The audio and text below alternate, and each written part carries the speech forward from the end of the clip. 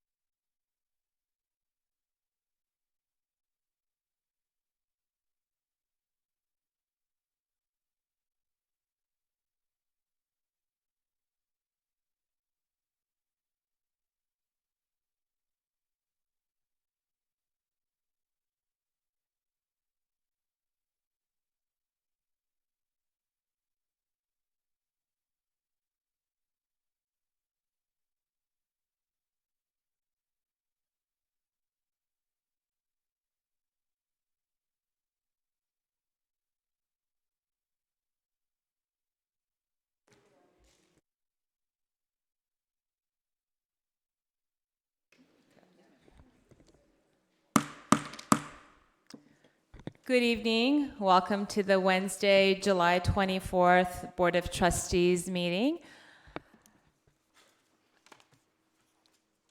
We'd like to start with item 1.2, Pledge of Allegiance. Trustee Baxter, can you please lead us to our nation's pledge? Happy to.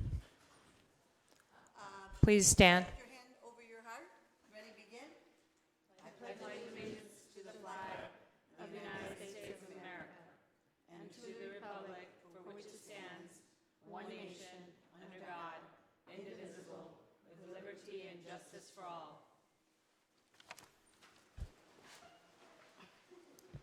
Thank you, Trustee Baxter. Roll call, please, Madam Secretary. Virginia Baxter, Here. Vivian Malauulu, Here. Uduak-Joe Intuk, Doug Otto, Here. Sunny Zia. Here. Item 1.4, public comment on agenda items. We did not receive any public comments notice. Item 1.5, approval of the minutes of the June 26, 2019 Board of Trustees meeting.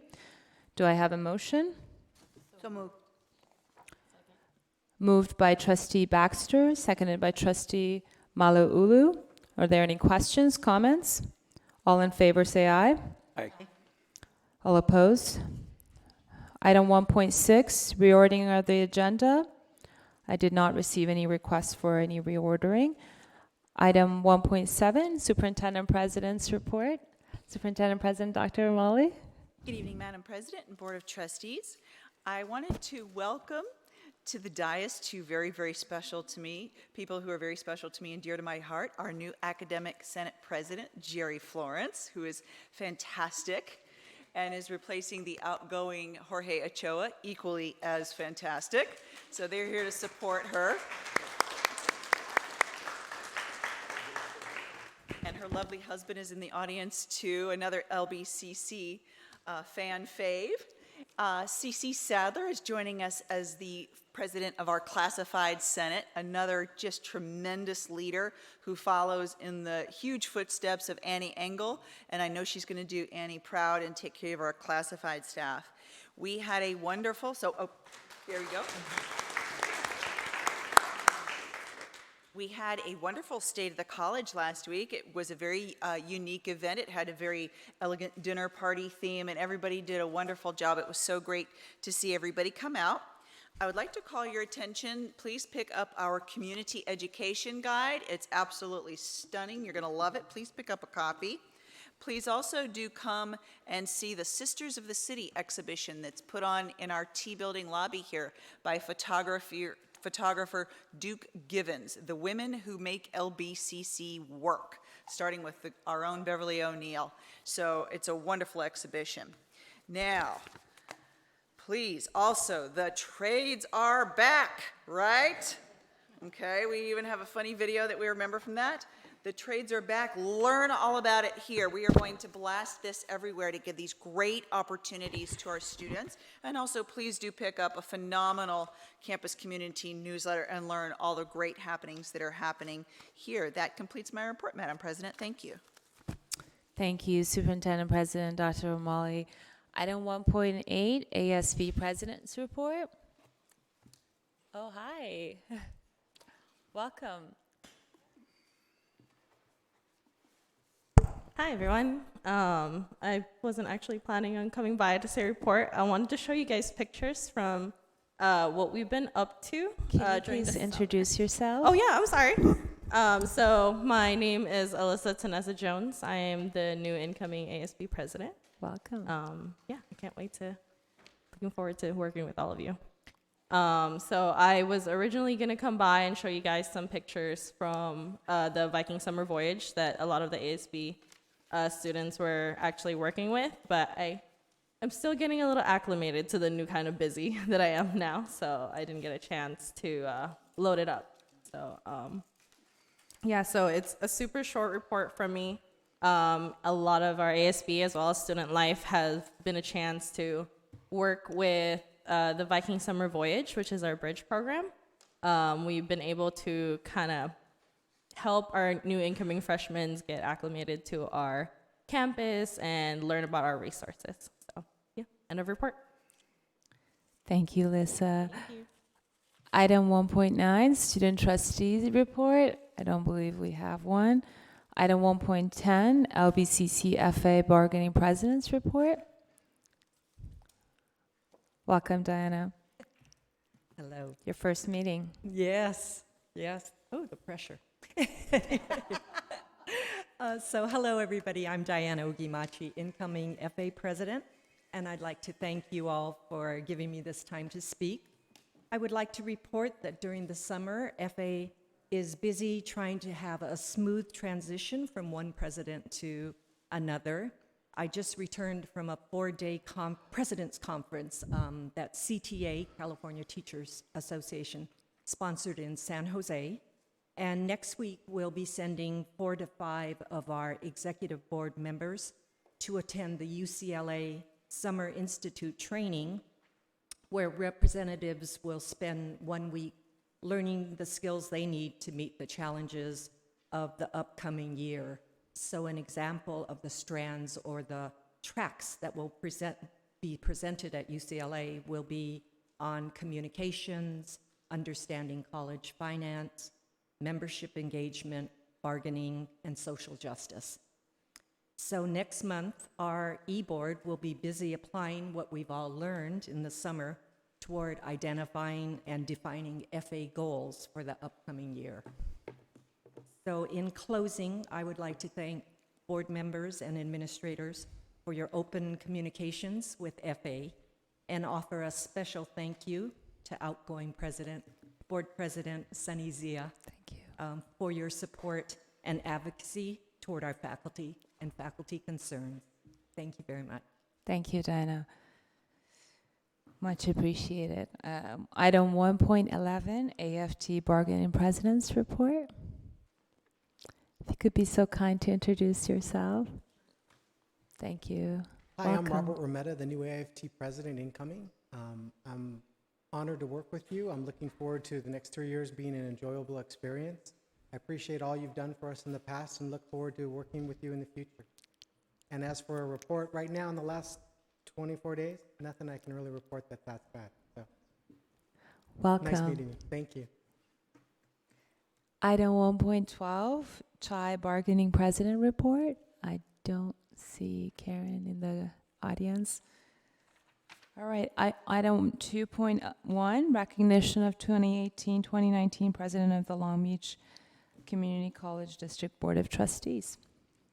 Thank you, Madam President. We would like to, on behalf of the whole Board of Trustees, present you with a thank you gift to honor your year term as president and the many accomplishments that you've had this year. There are too many to count, but the Maritime Center of Excellence, the Center for Community and Industry Partnerships, all of the work that you did with the homeless and the hungry, and the Port of Long Beach. We're very, very honored to present you this wonderful gavel here. And would you guys like to take a picture? Yeah. Thank you.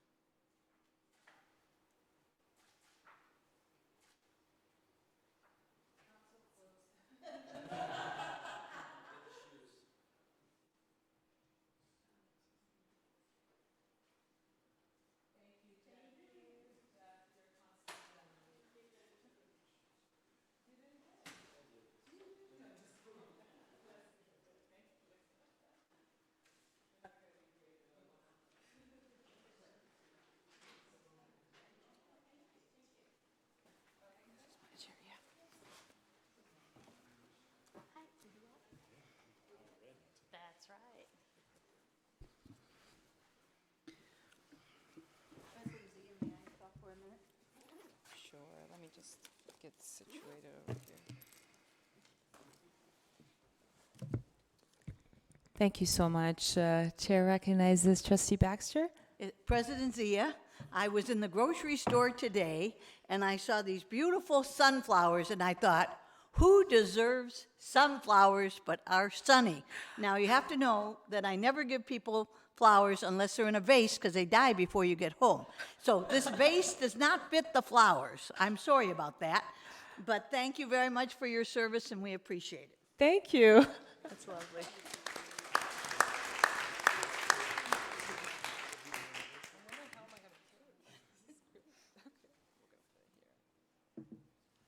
You could throw the vase out, there. It's from the 99-cent store. Thank you, Trustee Baxter, both for the flowers and the extra added information about the vase, and I'll keep it because it's served with love, no matter what the cost is. It's priceless coming from you. Thank you so much. I really appreciate it, and I'm humbled. And there's just no words to express my gratitude, and I really appreciate this beautiful plaque and the gavel. It's much too kind. Thank you. I'd like to move on to item 2.2, annual organization of the Board of Trustees. Nomination for president will be first, and then vice president. So I will yield to our superintendent president, Dr. Romali, to do the honors. Thank you, Madam President. We're going to do it slightly different this year. We're all going to stay in our seats, and then we will wait until everybody is done, and then we will do the shuffle of the seats. We've got your seat assignments, and we will also take a moment to put your new name tags in place. So pursuant to Board Policy Regulations 2015.1, at the annual organizational meeting, the Board of Trustees shall elect officers for the succeeding year. I hereby open the floor for nominations for President of the Board for 2019-2020. Are there any nominations?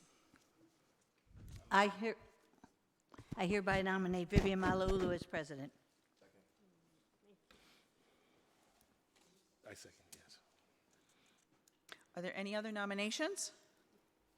Then I declare the nominations closed. All in favor, say aye. Aye. Congratulations, President Malauulu.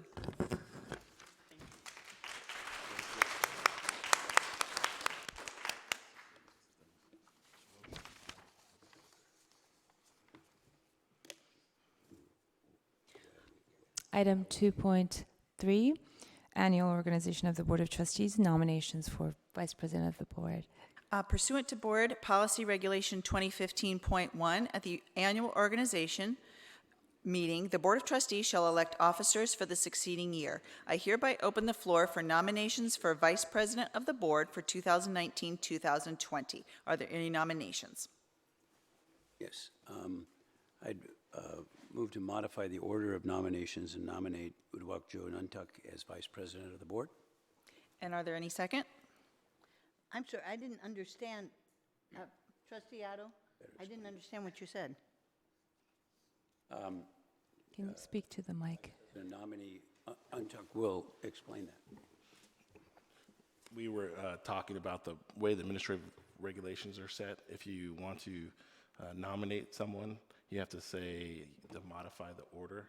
In the administrative regs, it says the board has the prerogative to modify, amend, or adjust the order. And so, in talking with Dr. Romali, the recommendation is the motion should say to modify the order. That is correct. So, So does that mean that my nomination is null and should be redone? no, yours is fine because yours is in order. However, if we pick a vice president that is out of the order, then we need the motion to amend the regulation to be able to take it out of order. Got it. Yeah. Thank you. I do have a first from Trustee Otto. Do I have a second? Okay, second. Okay. Are there any other nominations? Okay, seeing none, then I declare the nominations closed. All those in favor for Uduak-Joe Nuntuck for Vice President say aye. Aye. Congratulations, Vice President Nuntuck. Okay, now what we will, we will do is we will assign you your new seating and get your signs situated.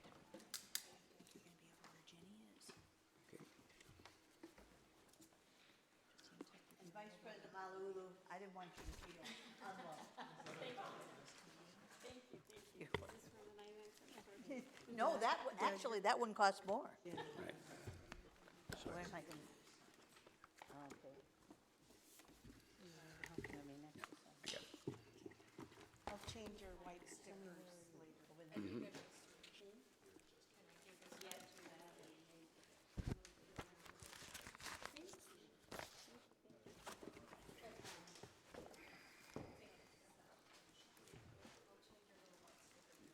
Sorry.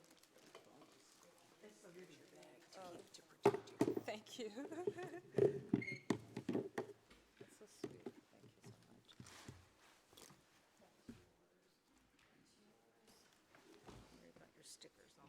Oh, no worries. It's all good. It's okay. Oh, you need a different chair? No, I'm good. It's just fine. It's fine. Don't worry. It's all right. We'll change them. I just have to get some water.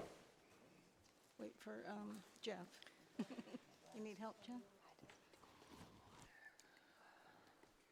You okay? Thank you.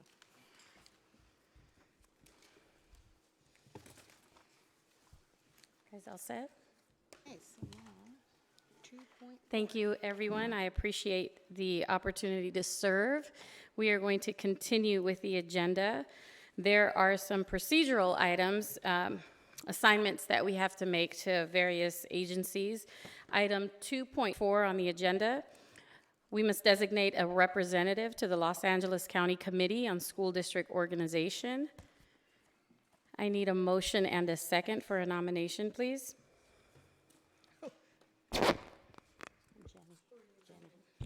I'll nominate Trustee Baxter. Can I get a second for Trustee Baxter? Second. It has been moved and seconded that Trustee Baxter would represent the district at the Los Angeles County Committee on School District Organization. All those in favor? Aye. Any opposed?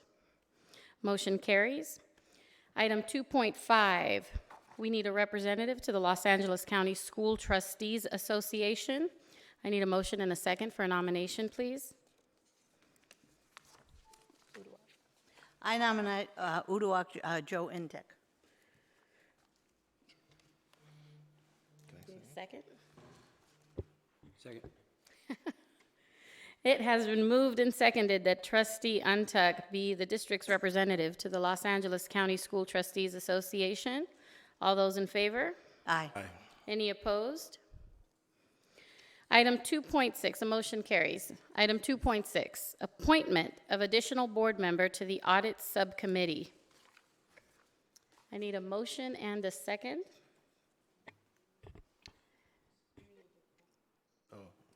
Are there any trustees who are interested in this appointment? We haven't had any discussion about it.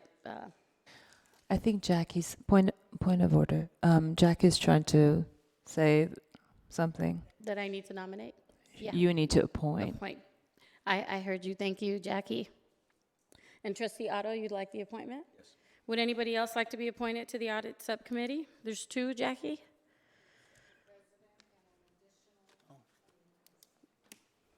President and an additional member. Got it.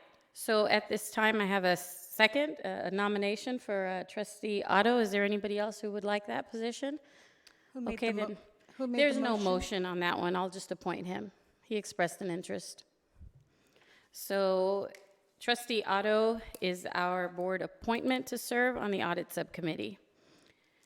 Any opposition to that? So I don't think, since it's a motion, I don't think we need a vote, right? It's just an Could we appointment? go ahead for the record? Sure, okay. Thank you.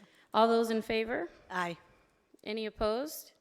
I need a motion. But there was no and- motion, Jackie. I need a motion and Yeah, second. we need a motion on that. I'll make a motion to appoint Trustee Otto to the Audit Committee. Second, please. Second. It has been moved and seconded accordingly to appoint Trustee Otto to the Audit Subcommittee. All those in favor? Aye. Any opposed? Motion carries. And now we will move on to item 2.7. Madam Secretary of the Board, do you have the additional, I have my regular agenda. Do you have the one that you had notations on? I don't have that.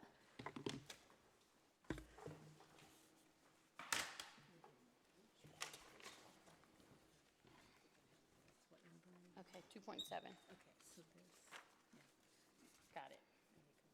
Thank you. All right, item 2.7, schedule the budget study session. This is a discussion and possible action item. And the recommended action is that the Board of Trustees may request that we're scheduling a study session to discuss and ask questions about the district's current and upcoming budget details. I have a question, President Malauulu. My question is, should this study session not be before our September board meeting, which I think is September 11, 12, something like that? Yes. Okay, so it has to be before then. Correct. So, Madam Superintendent President, Ma'am. do we have somebody that's doing that presentation, or is that just a discussion up to the board? It's a discussion item for the board. If you are interested in doing so, if you determine that you are interested in having a study session, then we will have Jackie poll for possible dates, and Marlene and her team will prepare a presentation. Got it. Whatever is the pleasure of the board at this time for that item. Sounds good. Yes. So I need a motion to make that an agenda item and to have that be brought back to the board. I move that we work on the setting of a date for a study session for the upcoming final budget for academic year 2019-2020. Second. It has been moved and seconded that we move forward with scheduling a budget study session for the 2019-2020 budget. Do we need a specific time frame on that? We will be polling, but you will want it to be before the meeting in September where you approve the adopted budget, and with plenty of time to make any changes that might be necessary. So should the motion be amended to say I'll put by in the August? language. I'll put in the language. It'll be before the September 11th board adoption. Got it. All right, we have a motion on the floor. It has been seconded. All those in favor? Any discussion on that? All those in favor? Aye. Aye. I'm I sorry. got a second from Baxter. Got it. Any opposed? Motion carries. Item 2.8, health and welfare benefits for members of the Board of Trustees and Personnel Commission per Board Policy 2002. This is another possible discussion action item that the board, whatever is the pleasure of the board, can make recommendations and add additional requests of the superintendent president for this item. Any discussion on that? I'm confused. Should we have a motion to bring that item up for discussion? Well, the question is, what's the item?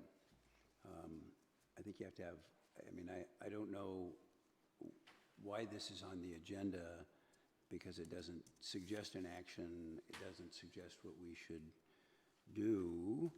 And I have a question of our council about this, because I note that in the, I think there's no suggested action at all, and so I don't have a motion that I want to make. I think I raised a question offline about what we're doing. Yes, individual trustees and/or groups of trustees may request to place items on the agenda at any time, and we have received a request to place this on for discussion, just a general discussion, and whichever trustees are interested may have whichever discussion they would like about that particular item. I guess what threw me was it says discussion action, and I don't see how we could take an action if we didn't have something that that the public was put on notice about. Yes, you are correct. We left the action in there in case you choose to take action based upon your discussion. It allows us to do so, but you do not necessarily need to. It's up to you. So let's go ahead, Trustee Untek. Yeah, thanks. No, look, I read through the attachments and the policy, and I know we're always looking for opportunities to reduce expenses, and I'm not sure how prevalent other districts do it for trustees and commissioners of healthcare. And then also I looked at, there's, the majority of us don't get help. You know, we opt out, we waive it, which is a cost savings for the institution. But it's, you know, some people get a benefit and other people don't get a benefit. And I'm not sure, and it didn't look like anyone on, I think the person, I don't have the handout in front of me, but the Personnel Commission didn't waive, no one on there seemed to waive it. And so I know there was a discussion I was interested in talking about. And I think there was some additional information that Dr. Romali was going to get from I think it was first agendized in May. Yes, it was first agendized in May, and then it was requested to move it over so that we could add some information to it, and we did. I'm just looking for that here. 2.9, okay. Here we go. While you do that, Superintendent, Dr. Romali, I was just wondering if perhaps Trustee Untek could just let us know, do you have a particular goal in mind by bringing that policy up, or is there some action that you would like to have happen? I'm just as unclear, but I'd like to know what the purpose of having it agendized is. Yeah, I was hoping to have an opportunity to discuss changes to it, but I think what's most appropriate would probably be a report back from staff on what other districts do and what options do we have. Dr. O'Malley, while you're looking at that, may I ask a question? Sure. Trustee Untek, I receive benefits, okay. So the amount is taken out of my district paycheck. When you waive your benefits, do you get the whole amount? Are you willing to answer that? In other words, there isn't a cost savings if I'm paying into it. I don't understand how that saves money unless, you know. Well, and on the individualized basis, Yeah. I don't get it, so I don't know how much. I think there's a The quarterly. $170, I know, $170 and Quarterly, 17 cents a month. No, Monthly, okay. for 10 months. But that's just the individual contribution. The institution, I believe it was on there, is what, $25,000 or $26,000? Yes, the institution, in your backup materials for item 2.9, you'll see a listing of each board member and each personnel commissioner and how much the district annual premium is for each, ranging from roughly $16,000 up to approximately $26,000. And it indicates the type of insurance. Board Secretary Jackie Hahn did find a survey from the league that indicated that the bulk, over 70% of the boards across California, do receive these medical benefits. And we have also attached a little bit of a historical perspective from former board members, so you can see those as well. And we have attached, for your information, in case you want to make any suggested changes, we have got the admin reg and the policy present in case you want to make any suggestions or make any inquiries.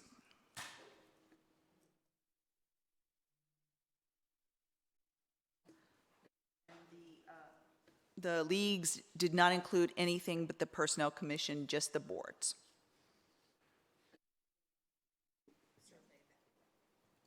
I'm sorry, Jackie, I didn't hear you.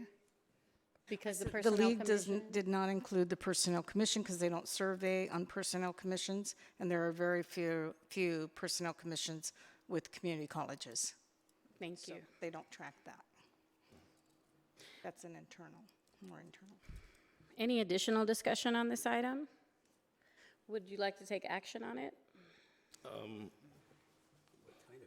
Yeah, I guess what I thought when the report back, and I don't have my iPad with me today where I usually have all my attachments. I didn't get a chance to look at the league's report. We can pull that up for you. Yeah, we can pull that up.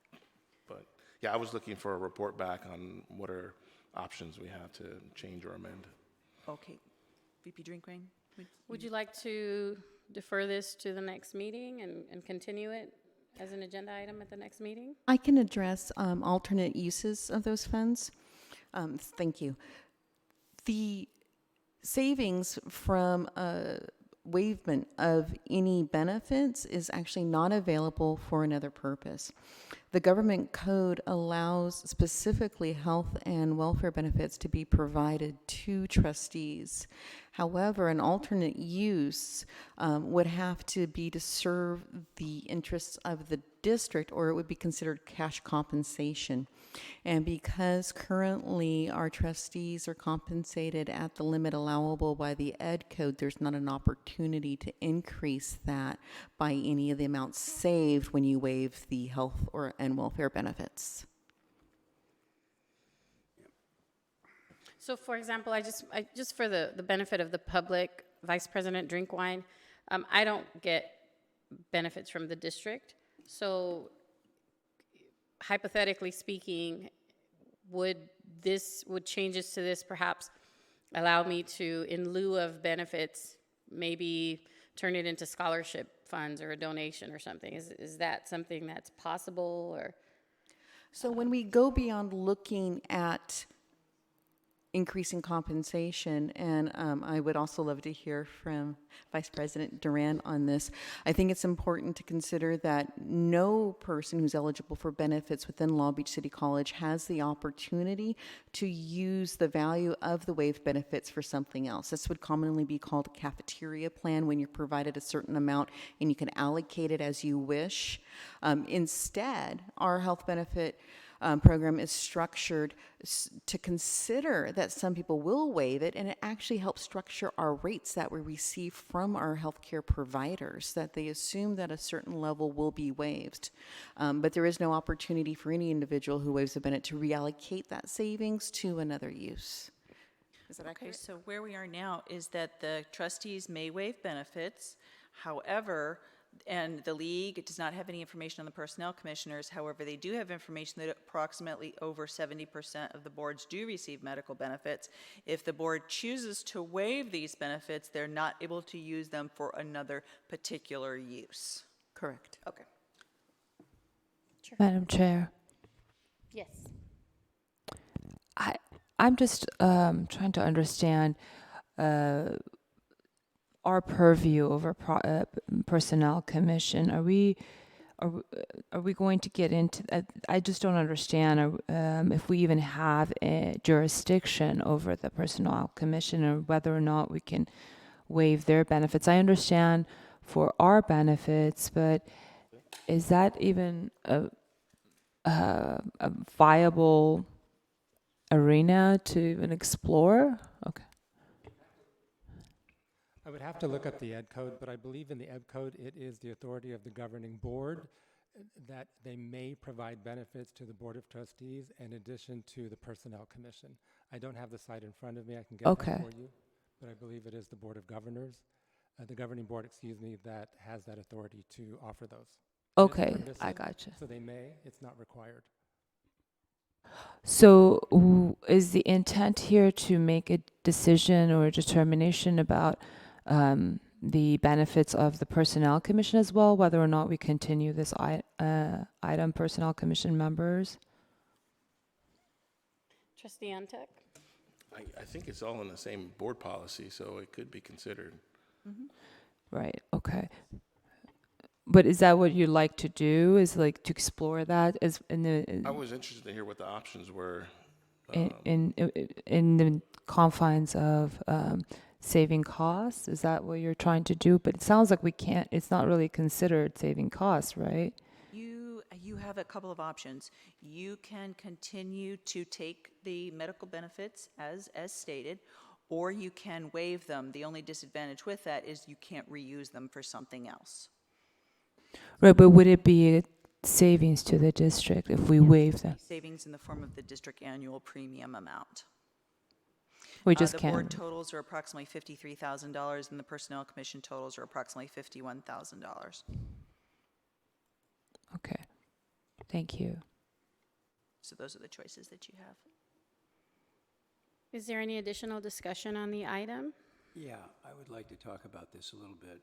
And I must say I'm somewhat taken aback because the way that I take this is that without a staff report, without anything other than a listing of who gets benefits, I think you're talking about taking away the possibilities of taking away my medical benefits, which I've had for quite some time, and they would be very difficult to replace given my medical history.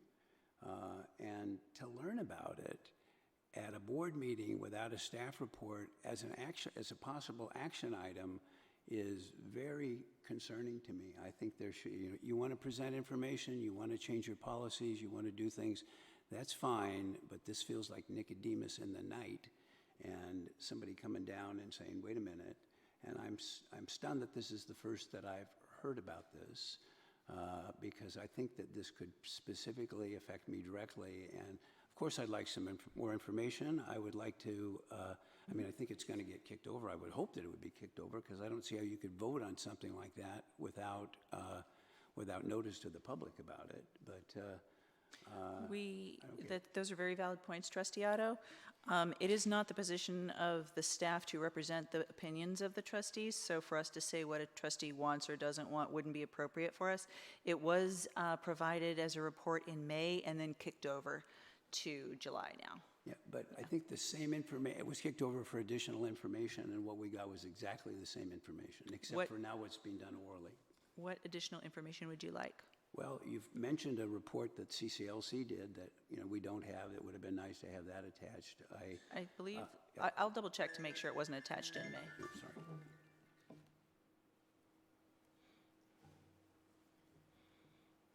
Sorry. Trustee Otto, if I may, while I personally am not involved or in favor or necessarily against this item, I'm kind of indifferent to this agenda item.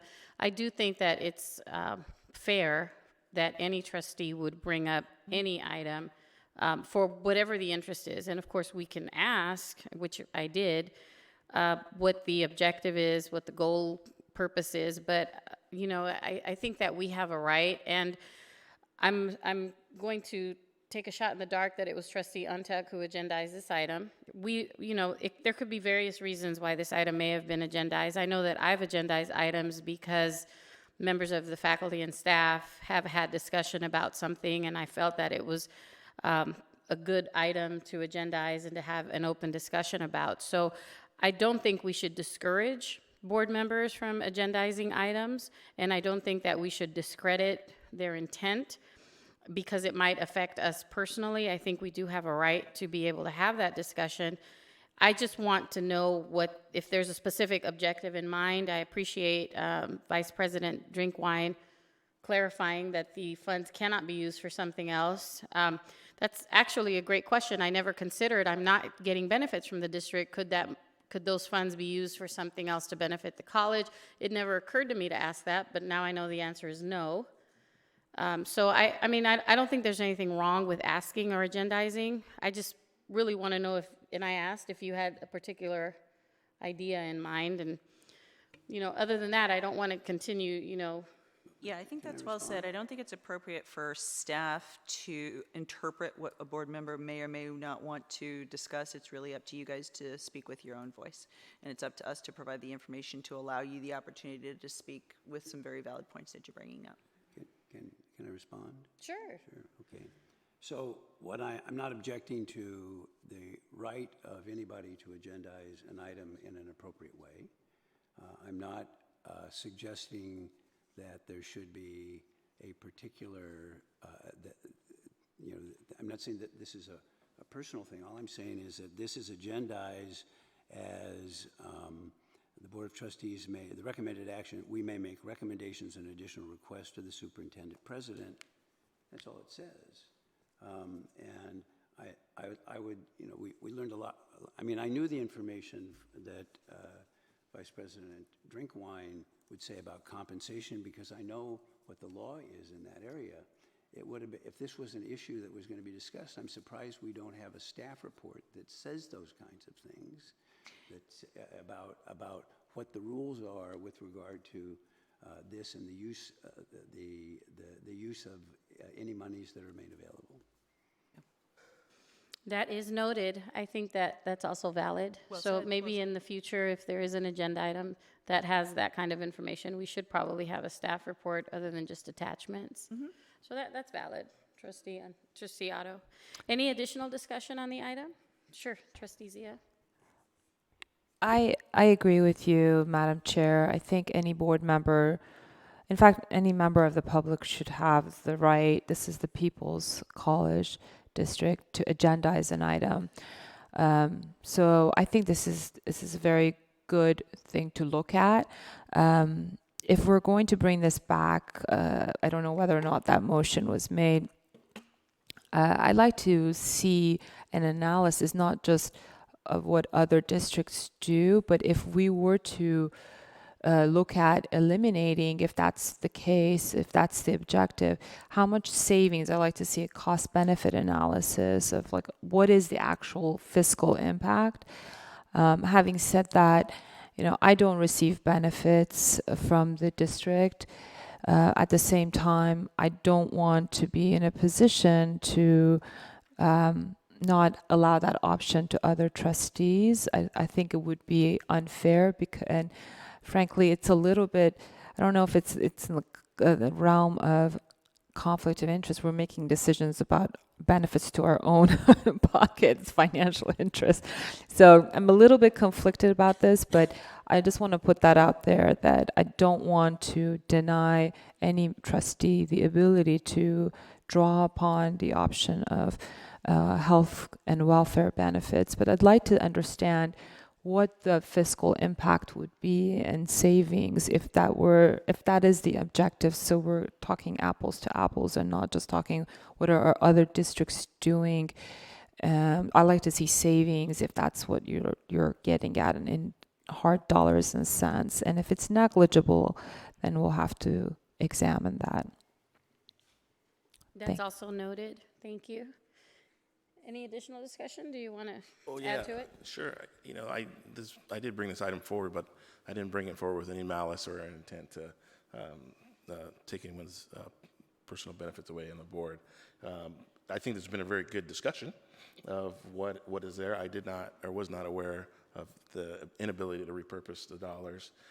It's good to hear their savings. And just to clarify, we do have a tangible fiscal savings when we waive the benefit, right? Okay. Yes, it's approximately $53,000 for the board this year and $51,000 for the personnel commission if you were to save. So that's approximately $104,000 in hard dollars.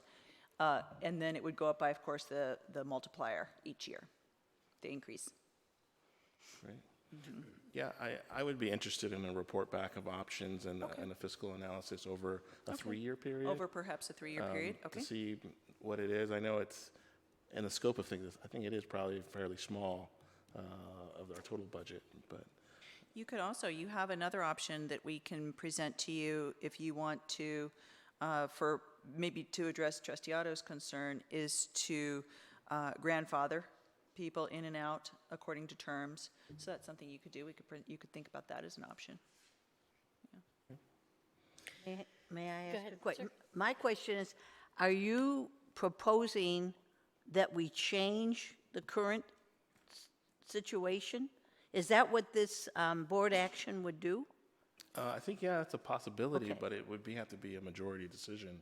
Okay, because this sounds crazy, but I waived my retiree benefits when I got elected. So you're going to pay the same to me.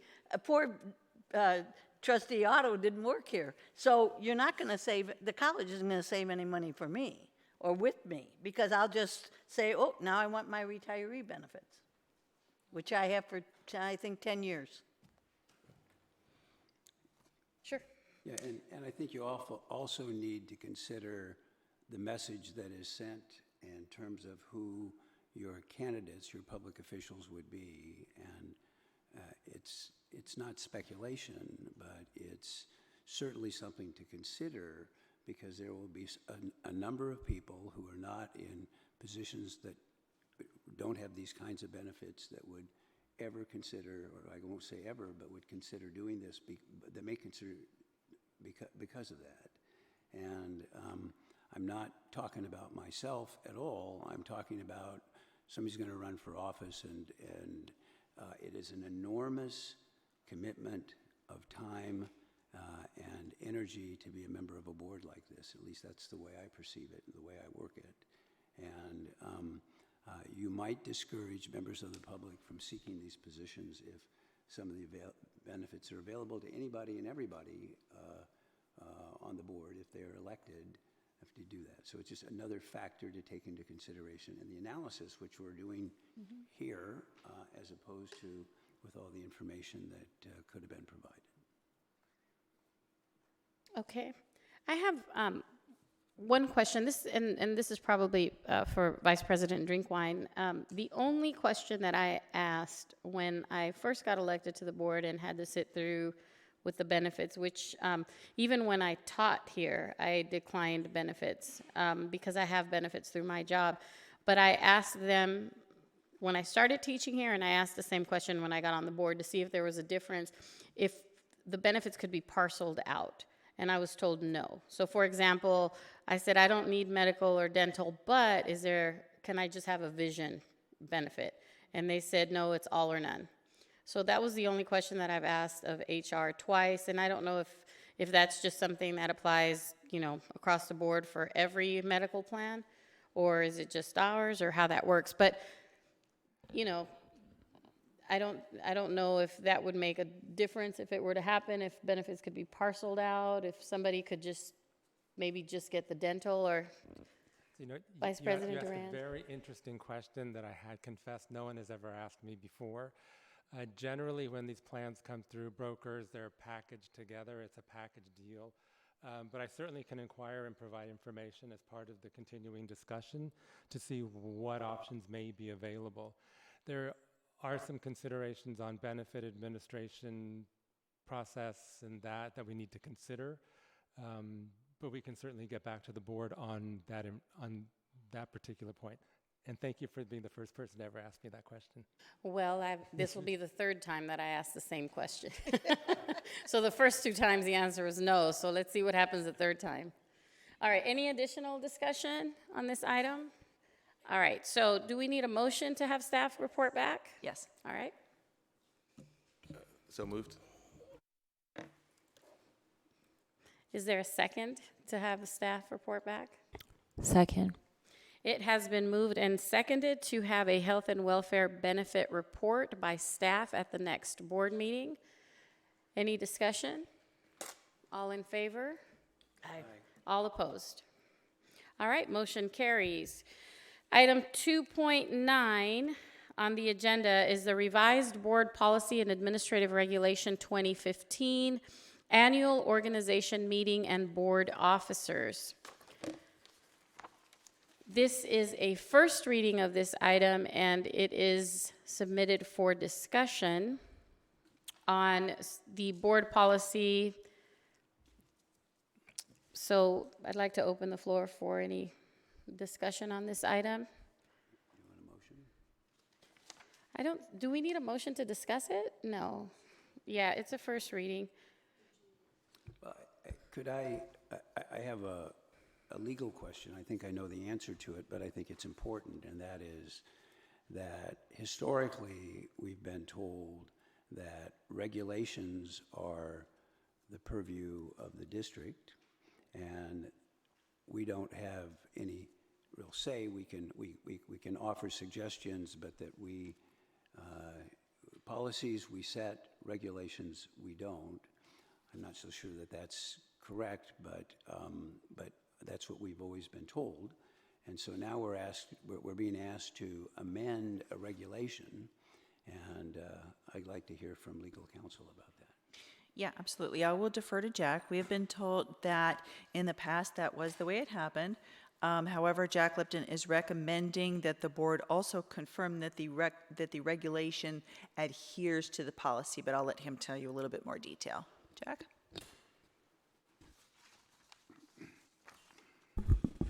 Thank you, Dr. Romali.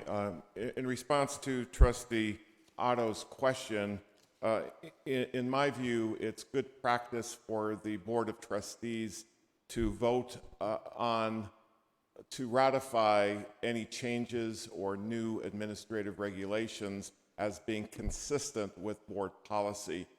In that regard, the board policy regarding policies and regulations would probably need to be amended to encompass that practice. In addition to that, though, with respect to the regulations in the Chapter 2 series of the board policies, I think those are very different types of regulations because they deal directly with the Board of Trustees, and in my view, those should be voted on and approved by the board itself because it deals directly with the Board of Trustees.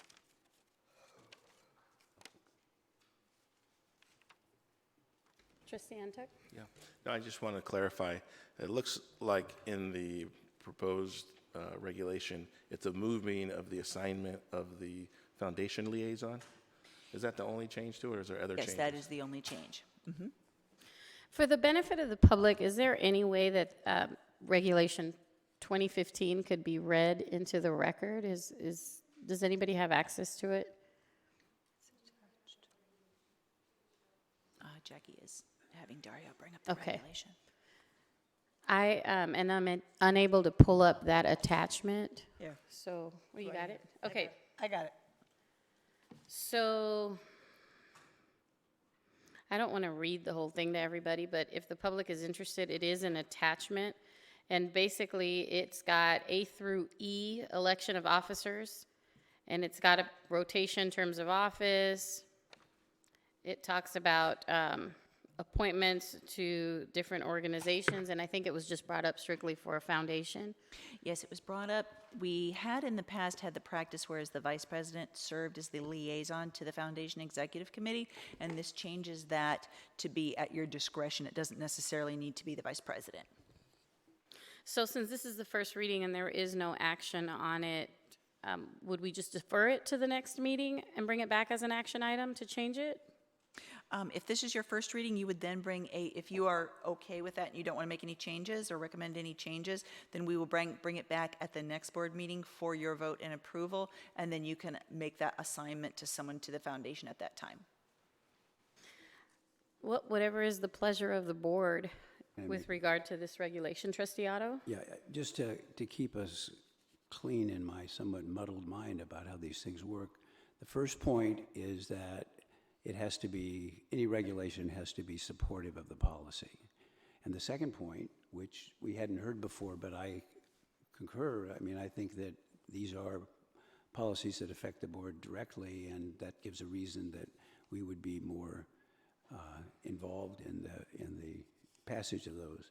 But the entire policy says it shall be the policy of the district to hold an annual organizational meeting of the board, generally on the fourth Tuesday of July. At the annual organizational meeting, the board shall elect from its members the president and vice president of the board. Officer terms shall be 1 year. The superintendent president shall act as secretary of the board. So I don't think there's any argument that what's being proposed is inconsistent with that. It doesn't deal with it directly at all. So it really falls to the idea of we're involved in this because it directly affects on how we do business. So, I mean, I think that's a good way to think about this. And it's a little bit new. I'm agnostic as to this change, but if we're kind of plowing a new furrow here because we've never talked about the importance of our more extensive control over those things that function, that affect the way we govern. And so I hope that's not too much in the weeds.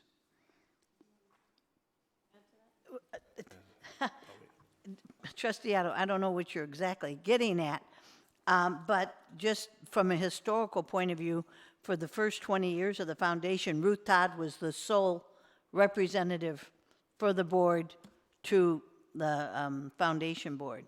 And when she left office, then this other policy came up. So that's a kind of history of the situation. I've got no dog in this race. Like I said, I see it.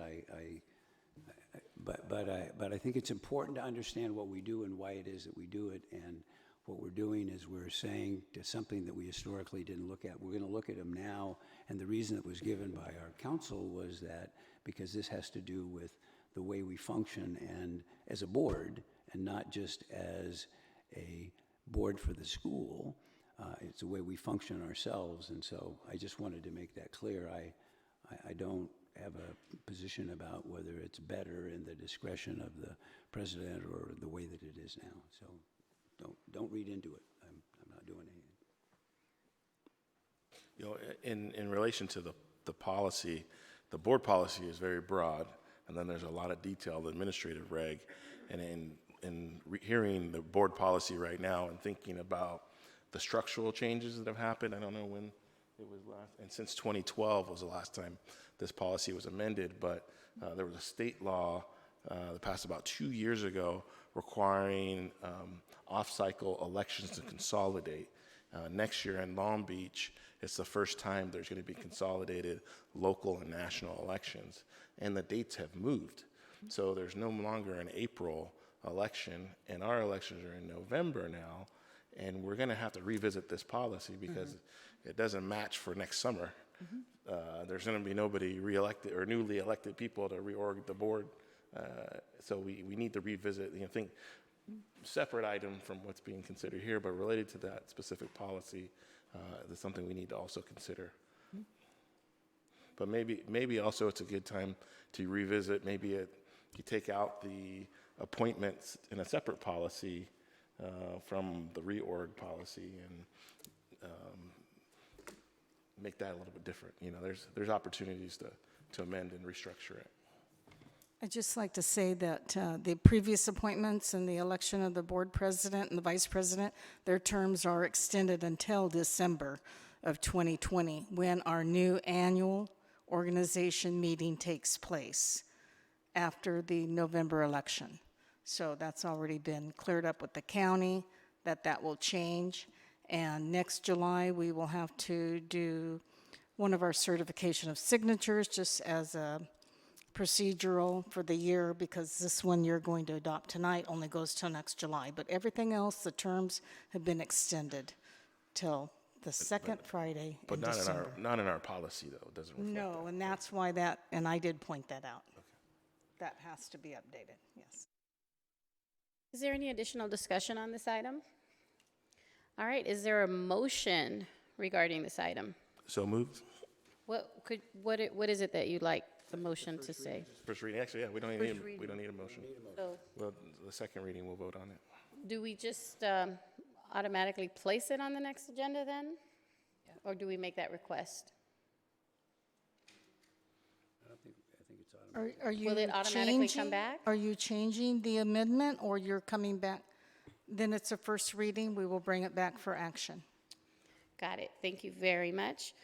So agenda item 2.9 will return at next month's meeting as an agenda, as an action item. Item 2.10, Community and Student Workforce Project Agreement. This is also discussion action, and I understand that we have a presentation. Vice President Drinkwine.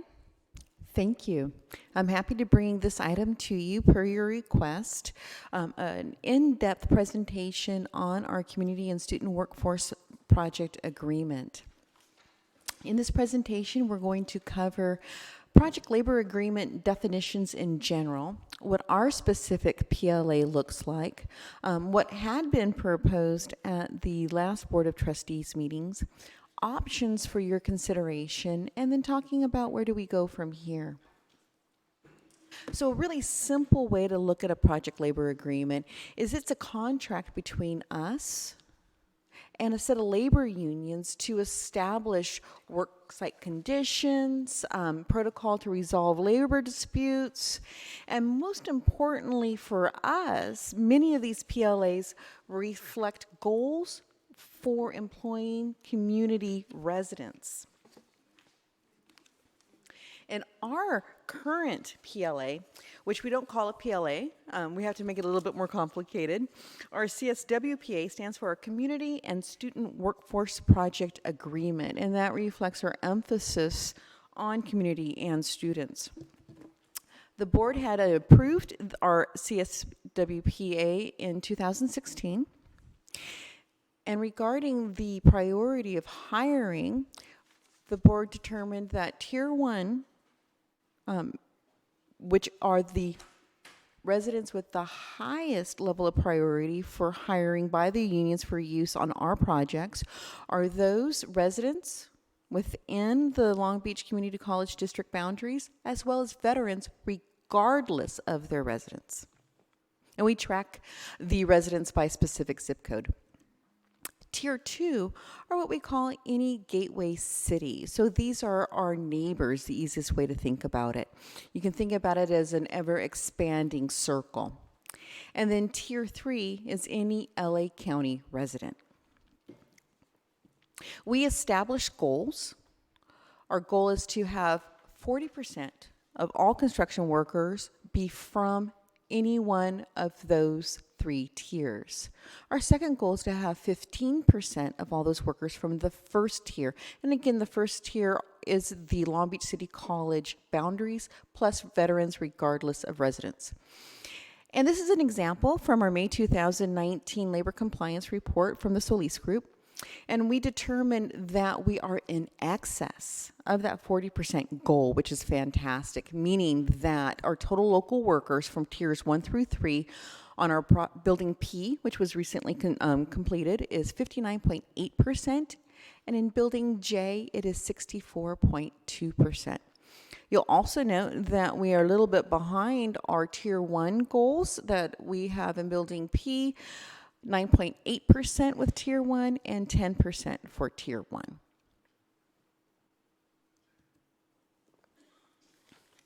Our current... Excuse me, Vice President, sorry to interrupt. Dario, this half of our monitors just went off. I don't know if there's some technical issue. Sorry for the interruption. Not at all, not at all. I don't mind pausing. Somebody on this side kicked something. Turned everything off. Yours works? Yeah, mine works. Mine does not work, so it looks like from my monitor down. I don't know if we need it, but can you give him a moment to see? Yeah, it'd be, I think, a little helpful if you were able to follow along with the presentation. The slides do contain a great amount of detail. Did we pay the bill? Yes. We forgot to pay the bill. Yes. Which trustees don't have paper printouts? Perhaps we can get them for you? No, we have them. Oh, you have them? Okay, good. So since we do have them, should we just move on and Okay, great. continue? But as long as they're able to see that. Is there somebody there manning his, so they can get to the next slide? Oh, I can control the advancement, but please, audience, let us know if this goes out because we'll all be looking at our paper. We want to make sure we're all on the same page literally. Perfect, thank you. Thank you. So going back to slide 7, our current CSWPA does require a project labor coordinator. This coordinator is responsible for a few critical tasks. The first is to monitor compliance, and then the second is to assist the district, us, with the development and implementation of the programs and to provide us additional services. And so what I'd like to do is dive a little bit deeper into our project labor coordinator and first talk a little bit about how we decided on our current project labor coordinator, the Solis Group. We did do an RFQ in April 2016 following the approval of the agreement by the board at that time. We had several primary criteria, including, of course, first, competitive pricing, but truly a demonstration of experience with community colleges, with working with labor markets and PLA agreements. That was incredibly important to us as we made that decision. The involvement of our project labor coordinator begins at the very beginning of the process, meaning before the project has even started. So they're with us doing outreach to contractors. They're with us at the pre-bid meeting, and they're with us at pre-construction kickoff meetings. So they are there before we break ground, before we award the bid, to ensure that we are in compliance with the agreement and to assist us in making sure that we have all the available workers from our priority areas and that the trades unions are working with those workers. Now, when we're in the middle of a project, our project labor coordinator is responsible for that compliance reporting. We do share those compliance reports with you on a quarterly basis. We receive them on a monthly basis. They track every single project that is under the agreement. They also work on any compliance violations and resolve those according to the agreement specifications and mediate any grievances or disputes. Anything that is identified is reflected in those monthly reports from the Solis Group. And then lastly, and this is really critical, and it's almost an invisible event for most of us, but it is not invisible to our community and to our contractors within our community, and that's the outreach. This is the third year that we've partnered with Long Beach Unified to have an annual joint construction outreach event. And at this event, which is also attended by the Solis Group, we reach out to those firms within the community and talk about our upcoming projects, talk about what's the process to get on the rolls for our projects, talk about our agreement. I will also say that our current project labor coordinator does coordinate with other agencies in our area, including the city, because we are looking at the same labor market. So we necessarily have conversations with them. When we look at what's included in our current agreement, this is the list that is reflected in the agreement itself. I want to point out a couple of things on here, that since we established these projects in the 2041 master plan, some of the names have changed. So when you look at security systems, we commonly refer to that now as our surveillance system. When you look at projects 4 and 5, we've actually merged those and merged the budgets into a singular project. We call it the Kinesiology Lab and Aquatic Center, or CLAC for short, because it's a lot easier to say. And I will come back to this point, but when you look at the estimated cost, those specifically are the construction cost portion of the budget. It's not the entire budget, because we have planning costs, we have design costs, we have administration costs. So these reflect the construction costs, and those estimates were as of April 2016. Sure. And so I can be clear, I think I know, but I'm not sure about this project list. I think that 1, 2, and 3 are completed. Those are all done. Then we're combining 4 and 5. 6, the building is at the state architect at this point. Is that right? Yeah, and to your point, Trustee Otto, I actually will have a slide in a few that shows the current status of each of those. But you're absolutely right that this agreement, its intent was to be for 5 years, beginning in 2016. So obviously we haven't gotten to all of them. And I'm also going to talk a little bit about one project that has been delayed beyond that point to accommodate projects that receive state funding. So it's important, your point, to note that when we establish this project list, it is with the best of our ability to look forward in the future. But obviously things happen, priorities change, and I'll talk a little bit about how costs can escalate. Great, thanks. That's helpful. So on slide 13, the duration of our current agreement is an intent for 5 years. When you read the language talking about the term, normally when we see a contract, we see a very easy to read. It starts this date, ends this date. What this language boils down to is that it is for a 5-year period beginning at the award of the first project. So if we do have a project that for some reason has been rescheduled and falls outside of that 5-year, it would not be covered under the PLA because it falls outside of that 5-year term.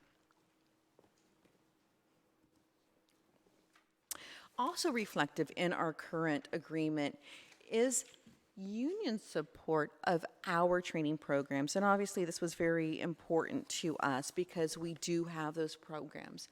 And the trades unions agreed that we do have excellent programs. And you can see here the wording is the explicit understanding to use the opportunities provided by this work to have training for our district residents and students in the construction industry. So that's the commitment from the trades unions to providing those opportunities. It further talks about the importance of the apprenticeship programs. And then lastly, talks about their support of our specific training programs. So although our current agreement does not give priority hiring to our students, it absolutely recognizes the importance of training our community as well as the excellent programs that we provide. Separate from the agreement, I do want to mention that we have entered into an MOU with the Trade Council's Apprenticeship Readiness Fund, and this was done through our workforce development. And this MOU specifically allowed us assistance in developing our current MC3 instruction curriculum, and it allowed us to work with those trade unions directly to develop our trades programs, and that is currently happening as well. So we do have an MOU specifically to support those unions by providing the relevant training that they require for their pre-apprenticeship and apprenticeship programs. Next, I'd like to talk and clarify a little bit about what had been proposed to the board at the last meeting, and to clarify a little bit about the error that was made so that we can be on the same page for that as you move forward with your considerations.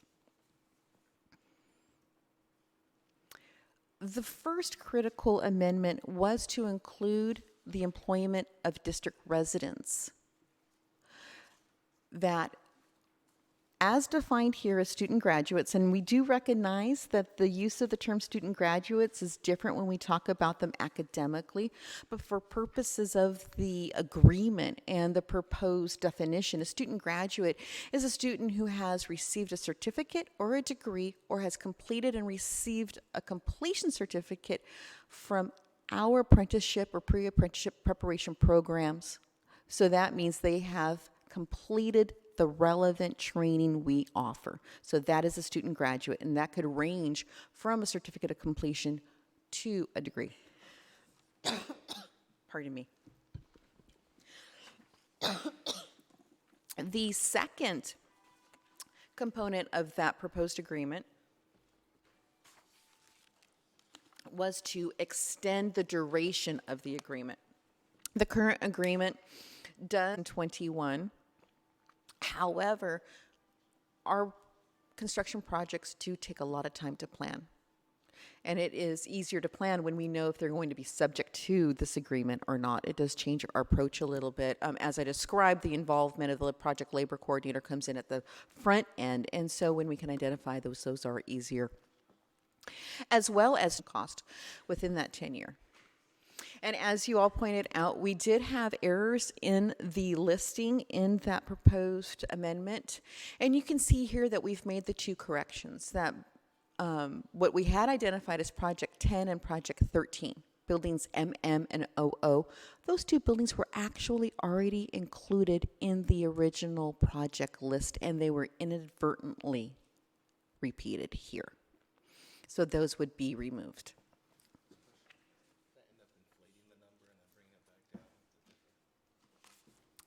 Sorry, the question was, did that end up inflating the number and bringing it back down when we had the different versions of the lists, and that's why the numbers were changing? Correct, thank you. Yes, that because they were essentially duplicated in the list, it overstated the value in total of those projects because they were duplicated. Part of the cause of the error is that when we first identify the project, we identify it with the general title, and as we get into it, then we're assigning project numbers, and so at first glance, we didn't realize that we had already reflected it. But as the correction, we would be, if I had brought back the same exact agreement to you now, and I'm going to be presenting you with very many options for your consideration, but if you had settled on this, we would actually not be adding 8 projects. Instead, we would have been adding 6 projects. Madam Chair. So, but you had corrected that in the list you gave us last time, is that right? That's correct. So it wasn't duplicated, it wasn't overinflated as was suggested, okay. And I would say that because the projects were duplicated, it would not have affected our obligation to have those projects under the labor agreement. They would just reflect it twice, but the same projects would have been subject to it. But it absolutely caused some great deal of confusion. So that covered what we currently have in place, and as well as what was proposed in June.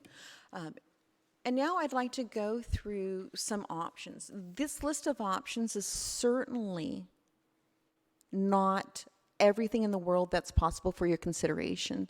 But what we did try and do is capture the most likely options to be considered. And I will also remind you that this is not a unilateral agreement, that we do need to negotiate with the Trades Council. But certainly it is our goal that at the conclusion of this discussion that we get some negotiating parameters to start that conversation. So obviously your first option is to do nothing. And if you do nothing, the current agreement continues for an additional 2 years, and you can certainly take action at some future point to have an extension. There is no provision for an automatic extension of the agreement. The second option is to adopt the June proposal with those corrections. So again, that would include a 10-year extension with the list of specified and defined projects, as well as adding student graduates to Tier 1 priority.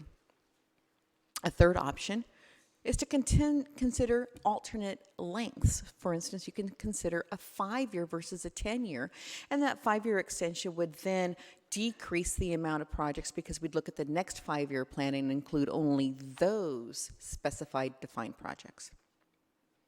Another option is to move from a defined project list approach to a threshold approach. The threshold approach has some positives and negatives, and we'll talk about those a little bit more in depth in a moment. But basically, any project funded by the bond over that threshold would be subject to the agreement during the time period. So you would establish both a threshold as well as a length of extension of the agreement, be it 5 years, 10 years, through the completion of the 2041. And again, each of these items we're going to go into in a lot more depth in a moment. Another option is to consider your student graduate options. Those are not mutually exclusive. This is almost like a menu where you pick and choose. Mutually exclusive items are terms of length. You have to pick one, and whether you go project list or threshold. But these other ideas that you can certainly have out there as preferences. So there's student graduate options. There's stipulations that trade unions actually advocate for our training programs. Options to consider how we define our Tier 3. Right now, Tier 3 is the entirety of LA County. And we're going to show you a map about how close Orange County is. And perhaps with more competitive labor markets, that might be valuable. Option 8 are considering different ways to approach the use of our project labor coordinator. And some of these are really interesting ideas. And 9 is how do we work with other agencies in our community that also have PLAs. So option 1, no amendment. The last project is Building 00. I mentioned we did delay this project. We now estimate construction to start in 23-24. It was delayed to accommodate other projects that receive state funding. And as a reminder, when the state awards us money, which I love because it's free money, we have, as a stipulation of accepting that money, a requirement to complete that project within 3 years. And so in order to actually have some buildings where we can hold classes, we have to delay the project. And that's exactly what happened with this building. So it was delayed. Without an extension to this amendment, at some point prior to the expiration in 2021, that building would not then be subject to the PLA. The other thing I want to mention to you is that in April, we estimated the construction cost to be about $156.5 million. We currently estimate that to be closer to $164.5 million. We do indeed project out what they call escalation costs. So when we developed the plan, we said, okay, we think we're going to start this project 10 years from now. And we use an escalation cost multiplier that is commonly used at that time. What we now know is that a great many educational and public agencies were very successful with their bond issuances. Everybody has a bond program. That means labor is higher in demand and becomes more expensive. At the same time, the supply of the raw materials we use, steel from China, has its own issues and costs have been rising. And so that's why you see the current estimate so far above the estimate in 2016, because escalation costs have tripled in that time period. And then we're also going to talk about a project labor coordinator and their cost estimates. Those are estimates. I will say that there is basically a level when you have a project that you have a fixed cost with the coordinator. There are certain things they have to do regardless of the size of the project. They have to be on the job walk. They have to do initial work there, and they have to do some level of compliance. But then as the project grows in size, that level of work grows. So you'll see that there's kind of like a baseline, and then it goes up with the size of the project. So when we look at no amendment, what I've done for you here is reflected the status of the project. So Trustee Otto, this is where you can see the status of those projects, as well as what the actual project labor coordinator or PLC cost and the estimated PLC cost. So projects 1 and 2 are complete. Building J, as you know, is in progress. That's our auditorium. And I'm really looking forward to that opening for classes for fall a year from now. But we anticipate being able to have those year-end activities in the auditorium next spring. The items in Form 5, again, combined, there are CLAC, the Kinesiology and Aquatic Center. Those are in planning. We are waiting for DSA approval in August, and then we will do a bid project. We anticipate doing a traditional methodology with this one, which is the design bid build. Buildings M and M, we have 2 phases. The first is in planning. The second has not yet started. And those are the trades buildings. So you commonly hear them talked about as trades 1 and trades 2. Item number 7, that is the PCC parking structure. The first parking structure to ever beautify a neighborhood, because it's going to be awesome. That is done with the design build methodology. We have already awarded the contract. Because it is design build, the process is a little bit reversed. As you saw with the CLAC, we have to get DSA approval first in planning, and then we go out to bid for the construction. The parking structure, because it is design build, was all together. Makes it a little bit more quicker. It's great for projects that have a really specific and easy to do design that's really combined. That contract was awarded, and we expect construction to follow DSA approval shortly. And then lastly, the classroom building, that's the one that I mentioned has been delayed. So another option was to adopt the essential components from that June proposal. It would add on 6 projects with an estimated construction cost of $127.8 million. And again, that is a portion of the total cost, so it does not include the planning, the design, the administration, all of that. That is literally the construction cost. If we looked at the same approach, but instead of an extension of 10 years, if we looked at an extension of 5 years, adding on those projects within those 5 years, it would be the addition of 4 projects instead of 6 projects.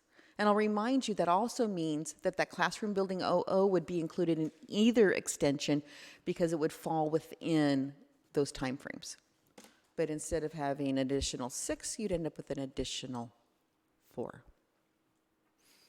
So that's with extensions, including a specified design project list.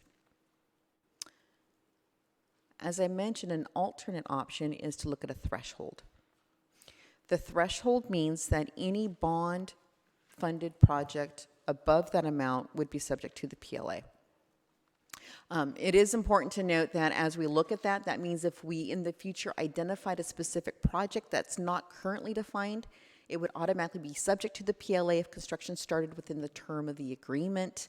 Of course, all that takes a lot of consideration, and we kind of listed those out here for your reference, but any project above that threshold funded by the bond would be included. And as a disclaimer, as we look at these lists, these projects we identified are those specified identified projects. There's a great many projects in the 2041 master plan funded by bond programs, that are not specifically identified. And those come up throughout the year. We will have $25,000 and $50,000 projects. Those projects go through the Facilities Advisory Committee process and are approved. They fall under a general umbrella project in the master plan. And those ones are where a threshold with a very low threshold can be problematic because those might pop up and be very simple. But if they're above the threshold, we immediately have to bring a project labor coordinator and have it comply with everything else. And those ones are not listed. So what's listed for you are the specified projects in the program, but that might not include, for instance, adding a shade structure over at our Child Development Center at PCC. It may not include what we intend to do and convert some of the former smoking areas to student gathering areas. It may not include the update of the student union here at our Building E. And all those projects fall under about $100,000 to $200,000, but they are not listed. But if you went with a low threshold, they would be subject to the PLA. So this is what it would look like if you went $250,000 through 2041. Again, not an all-inclusive list. Anything above that threshold would be included. And then when we move to $5 million and then $10 million. I will say that with the original PLA, all projects were above $8 million. And if we wanted to zip back to what was included in the June proposal, those ones include a demolition of a building of only $1.5 million, but the remaining are all over $15 million. Buildings are expensive. The other option to consider is how do we address our student graduates? I reflected here, again, the exact language we used in the amendment. That language had no errors. And really this just says we want our student graduates to have the same priority as those folks who live within our district boundaries and veterans. And then secondly, we can consider asking the trades unions to grant our student graduates preferential entry into their apprenticeship programs, meaning that if our student graduates have completed the training and if they have passed the union apprenticeship and pre-apprenticeship eligibility requirements, then they be given preferential entry. A second option there, and again, we wanted to make this really broad, was that you could say all students. However, a student who receives a degree in accounting may not be best suited for one of these construction trades, so I would consider that as you consider your options. Option 6 is asking the trade unions to advocate for us. I will say that other PLAs in the area, including the city and the ports PLA, do reference our training programs already. But we can certainly ask the Trades Council to specify that we have industry-recognized programs. I want to make sure. Option 7, this is what I talked about, expanding our Tier 3 from Los Angeles County residents to Los Angeles and Orange County residents. I will first say that nearly all the PLAs for agencies in our area combines them, LA County and Orange County residents. The reason for this is twofold. When we're serving our community, communities such as Seal Beach and Los Alamitos are right next door and certainly are part of our community. And while when we talk about adding student graduates, those students can live anywhere. As long as they graduate, they'll get Tier 1. Veterans can live anywhere and they still are Tier 1. Here we're talking about expanding Tier 3 and including those. The second benefit is because we do have a very tight labor market. And although we currently are well in excess of our goal for employment of Tier 3 residents, this allows us flexibility in the future as that labor market potentially gets even more tight to still be in compliance but have a broader reach. So that's a consideration for you. The next few options talk about a project labor coordinator. That although our current project labor coordinator does indeed have coordination with other PLAs, we can certainly specify that in our PLA as the defined definition for a project labor coordinator and specify what that looks like. Option 8B is to consider exploring partnerships with the city to share their project labor coordinator. What I will say is that it would be my recommendation that if you choose to do this, it be separate intent language and not combined in the project labor agreement itself. Our agreement is with the trades union, and so if we wanted to consider an MOU or an agreement with another third party, having that as a separate agreement is likely the preferred way to approach it. Also considering the engaging a jobs coordinator in addition to a project labor coordinator is an option. You should know that this would increase the cost of administration of the program because it is an additional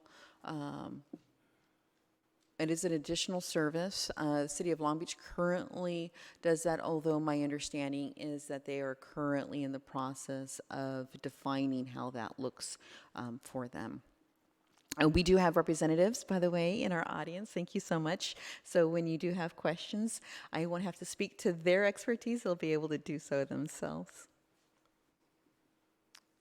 And then another option is we understand that Long Beach Unified is considering adopting a PLA themselves. And so again, we could have separate intent language that the board would consider after there's actually a PLA that Long Beach has adopted, if we in some way or another want to partner with them. As I mentioned earlier, we certainly do partner in that annual event that's advertising our opportunities to local community firms. And so our next steps, we would like to follow the direction of the board in both when we resume negotiations with other parties and what the board parameters would be for negotiation. This contract, unlike the other contracts the district engages in, is policy, and so therefore it does fall within your scope to determine what those parameters are. If we could accomplish this quickly, and if it's the board's desire, we could certainly try and bring it back to August, assuming that the parameters are ones that both parties agree to. But again, I am happy to follow your direction. Thank you, Vice President Drinkwine. I'd like to just open up the discussion by briefly thanking you and Dr. Romali and the rest of the staff who really listened. I know we had one meeting last week, I believe it was, and we went over almost line by line with some of the corrections, some of the minor corrections that needed to be made. And I'd also like to thank the members of the building trades who did reach out to us and offered suggestions. And I'm very happy to see that some of those stipulations were also included in the options. So that's great. There are some things that we discussed and then some things that we didn't. So I'm very grateful for that. I know that some of us here have questions, so I'd like to open it up for discussion.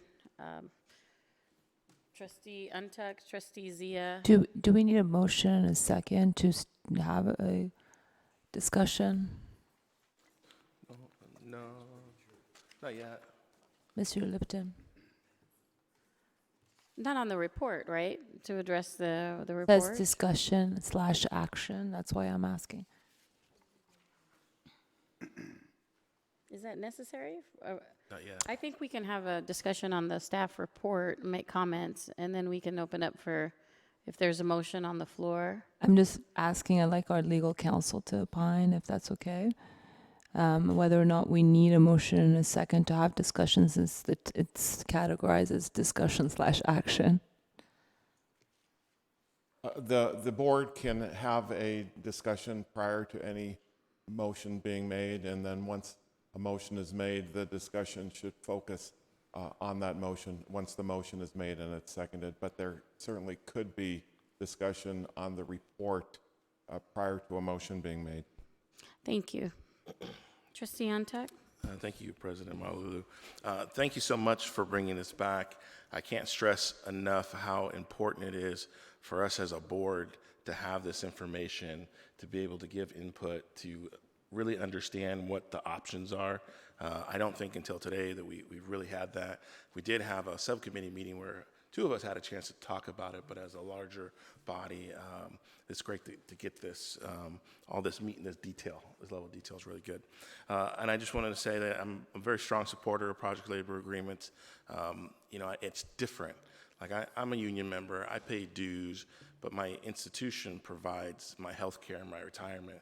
When you're a member of the building trades, you're a private sector union. Your employer doesn't provide health care and retirement. You're reliant on your union to provide that. And why it's so important to have these agreements is it gives certainty, it gives relevance and opportunity for people to know that, yeah, jobs are going to be available for 10 years or 5 years or 20 years, and you can count on that for your contributions and when you're trying to calculate your retirement time. And as a public institution that we're using taxpayer dollars, it should have a direct community benefit, and policies like this do that. Also, I did look at the numbers and I saw that since our community student workforce agreement has been put in place, our labor violations have been reduced, which has been another benefit. And it's wonderful to see that we're at nearly 60% local higher achievement.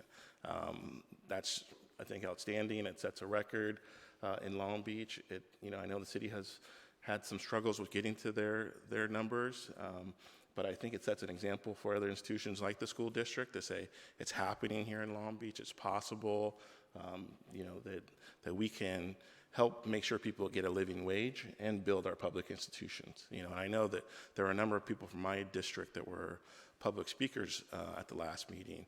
You really think about the sentimental value that I helped rebuild my alma mater. I helped build that building that I drive by on Carson every day.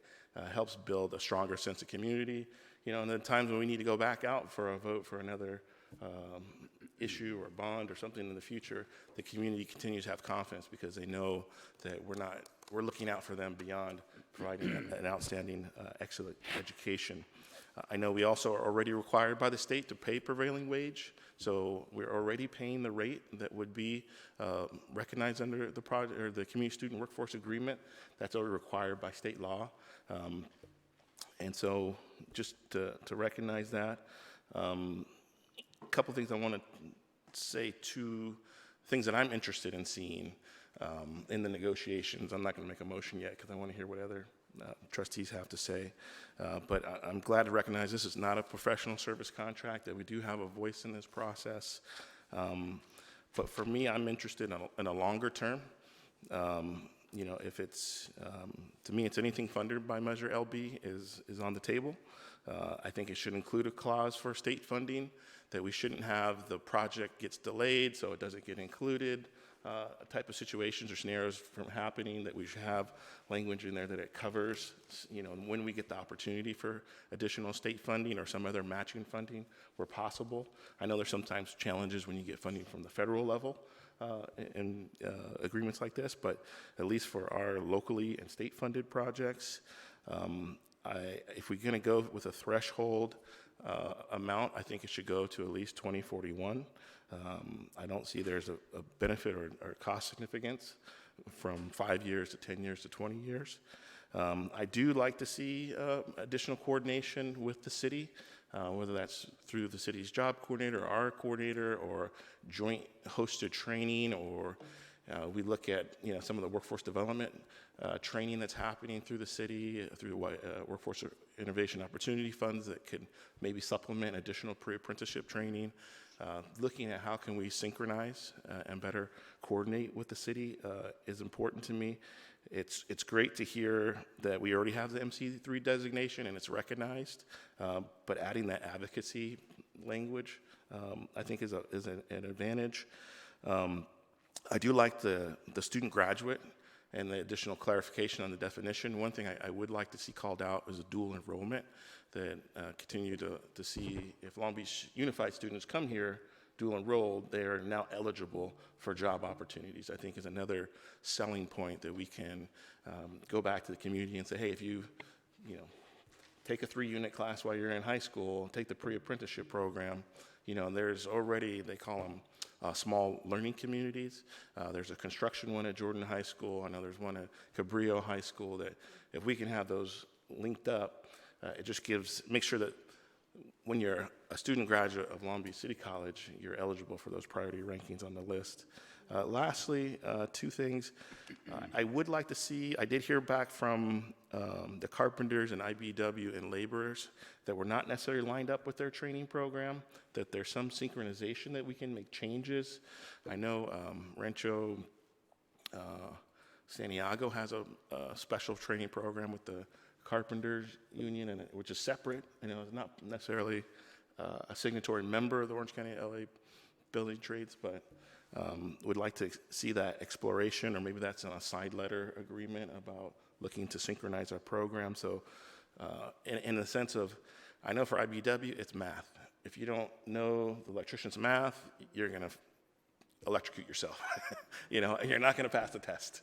And so if there's a way that we can make sure that we're offering math for union members or math for electricians that is not necessarily, Math 140 college algebra, I think is a great partnership opportunity. And then finally, any way we can coordinate with Long Beach Unified further, to let them know that we're here as a partner, that we have training programs, that we don't have a SAT, ACT requirement for students to come here and get a job. I think I would be supportive of that. I did have a couple questions for the city, and I'm not sure if Marlene or John knows. So I understand the city's going to do an RFP for their job coordinator position. Would we as an institution be able to apply for that or bid on that proposal? Is that what's going to be happening in the way the city is going to be addressing the job coordinator role? John, would you mind? I'd like to introduce John Keisler, who is the Director of Economic Development for the City of Long Beach. Welcome. Hi, good evening, trustees, and thank you. It's always nice to sit on this side in the audience and hear other organizations go through their agenda. Absolutely. So where we are right now with our PLA is we're actually finishing up the 5th year this spring of a 5-year PLA. So we're tracking a very similar schedule and calendar as the City College. We're also, we've had some discussions with our City Council about exploring the use of an independent jobs coordinator for the first time this past spring. And because we're in the last year of our agreement with the trades, when we spoke with the trades about the options similar to the process you're going through, they declined to open up the agreement to make any substantial changes. But they did allow, as part of our joint administration of the agreement, for us to actually run a pilot in this last year. And so we are in the process right now of writing the specifications for our request for proposal. we will be only able to focus on the final 2 construction projects of our current PLA term. So there will only be 2 projects that will apply this pilot to. And we're likely going to see our RFP go out toward the end of this summer so that we can, over those next 6 to 9 months, try working with an independent jobs coordinator to supplement the work that the trades are doing for job outreach, the work that we already do as Pacific Gateway, which is the federal workforce innovation network that's covering this area. And we would be more than happy, once we've completed our process, to share not only the RFP, the specifications, the scope of work, et cetera, but oftentimes what we find is government agency to government agency, we've piggybacked on the contract awards or the terms and conditions that we're able to negotiate with the contractor that we ultimately choose to help us with this pilot. So more than happy to work with your staff. Our executive director for Pacific Gateway, who is managing this work as well as implementing the project labor agreement for the city, Nick Schultz, he wasn't able to make it tonight. He is aware of this discussion and will be more than happy to follow up with staff and see where we can partner. Thank you very much. Vice President Drinkwine, is there anything else you'd like to add before we continue in response to that, or? No, I would say that as we move forward, either with the city or Long Beach Unified, it is difficult because everything hasn't been fully baked for those agencies to say to what extent can we have that partnership. And that's why what's driving some of the suggested language that we can certainly have the board vote on intent to explore those partnerships, so you're able to say, yes, we absolutely want to partner, we absolutely want to take advantage of serving the same community with the same citizens and with the same result, but acknowledging at the same time we don't have enough information at this time to have an actual agreement because we just simply don't know enough about where it would end up. Got it. Trustee Untuck, were you done or did you have more? I had one last thing. I just would say I'm not supportive of expanding to Orange County. I think we're doing a great job with LA. Our demographics more match LA County than they do Orange County. And I think if the pressure and the cost escalation, we have no control over. But if there's additional tightening of the labor market, that continues to make us focused on Long Beach and LA versus being expansive to Orange County. And I would just, that was my only last comment. Thank you. Trustee Zia? Thank you. Thank you, John, for being here and for your time. So I am a little bit confused, and bear with me. I'm looking at, so this jobs coordinator will be, is in addition to what we already have as our project labor administrator, project labor agreement administrator. Is that correct? Am I understanding that correctly? That is the option. We can continue our current structure that has a singular project labor coordinator. Or alternately, we can separate out a jobs coordinator from the project labor coordinator. I provide on slide 36 a simple definition that this is the designated person that would facilitate the local hire referral process with the city, the unions, and other organizations. So rather than having the entirety of the responsibility for the monitoring of the compliance, for the job walk, all of that, this person or agency would focus on that specific item. Again, this is an option. We currently have a project labor coordinator, but it is something for your consideration. Does a project labor coordinator do these types of efforts, or is it different? Oh, they do? If I can, we have Joe Carroll in the audience. He is representing the Solis Group, and he works specifically for us. We had one of his colleagues present in June. He was unable to be with us, but he can talk specifically to what he does that fulfills this role. Good evening, trustees.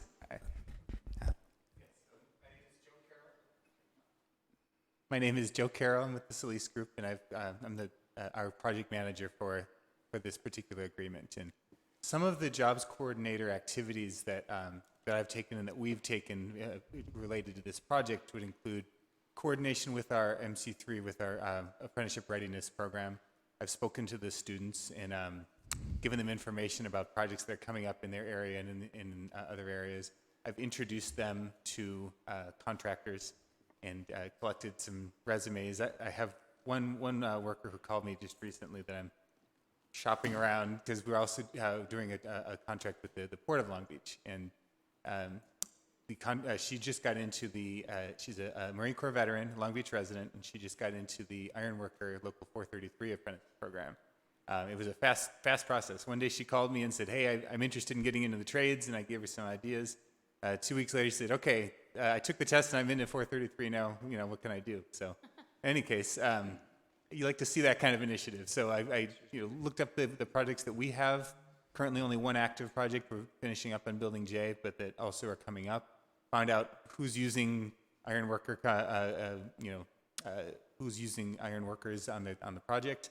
Contacted those workers. Hey, I've got a good candidate for you. Here's information. Told her, this is who I gave your information for. Here's their phone number. You can call them too. So that kind of coordination happens pretty regularly. In addition, there's also the just tracking. You saw some of the numbers. Novus at Building J is doing pretty well. I think we presented at 10% district graduates as of 2 months ago, and they keep pushing it up. We're now at 12, and I still think we might get to the 15 by the time the project ends. But in any case, we'll give them a breakdown by subcontractors so they can know who's ahead of the game and who's falling behind. We're monitoring the look-aheads. The contractors will present, here's the work we have coming up in upcoming weeks, so that we can say, oh, look, there's a finishing contractor about to come on. Let's give them a call and say, you're about to get a crew on. You do remember you have a local hire requirement, don't you? Please think about who you're going to use. If you need recommendations, please please ask us. We have people we can refer. Also, make sure to know that you can talk to your union. If you can, that's actually the easiest way to do it, is to turn in a craft request form to the local union hiring hall and say, hey, please, this agreement requires us to give priority to district residents first.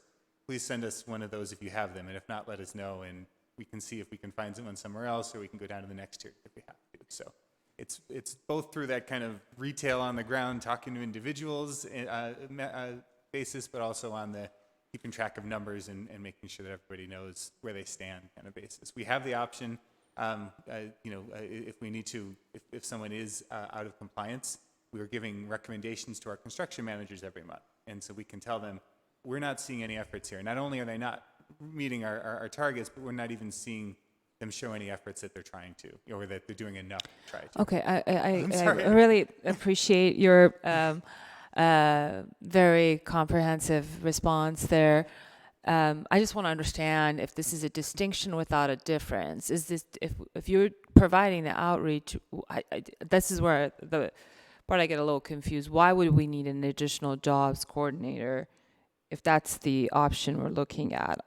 I mean, if someone can distill that from my simple mind, I'd really appreciate that, especially when you have about up to 0.8% additional project costs. I just did a rough math of, we have about $36 million, so that would be over $250,000 of additional expenditure for something we already do, and it seems duplicative, or am I missing something?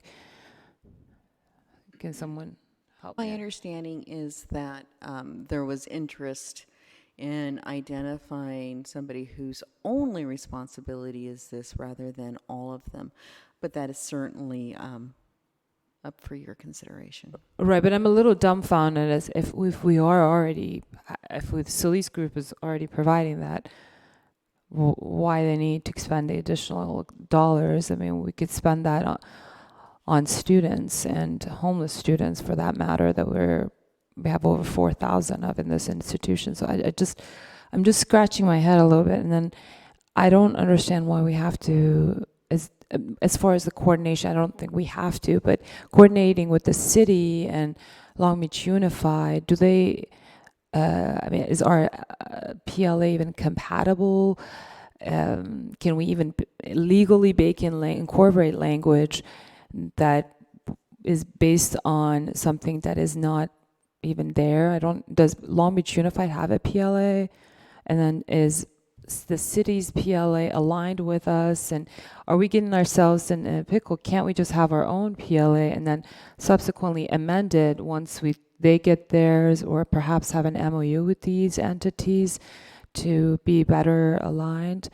I don't understand the need to incorporate a language in this agreement as one of the options to do so. What are we proposing to achieve?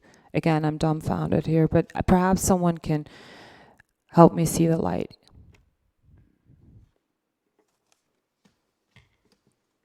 Anybody?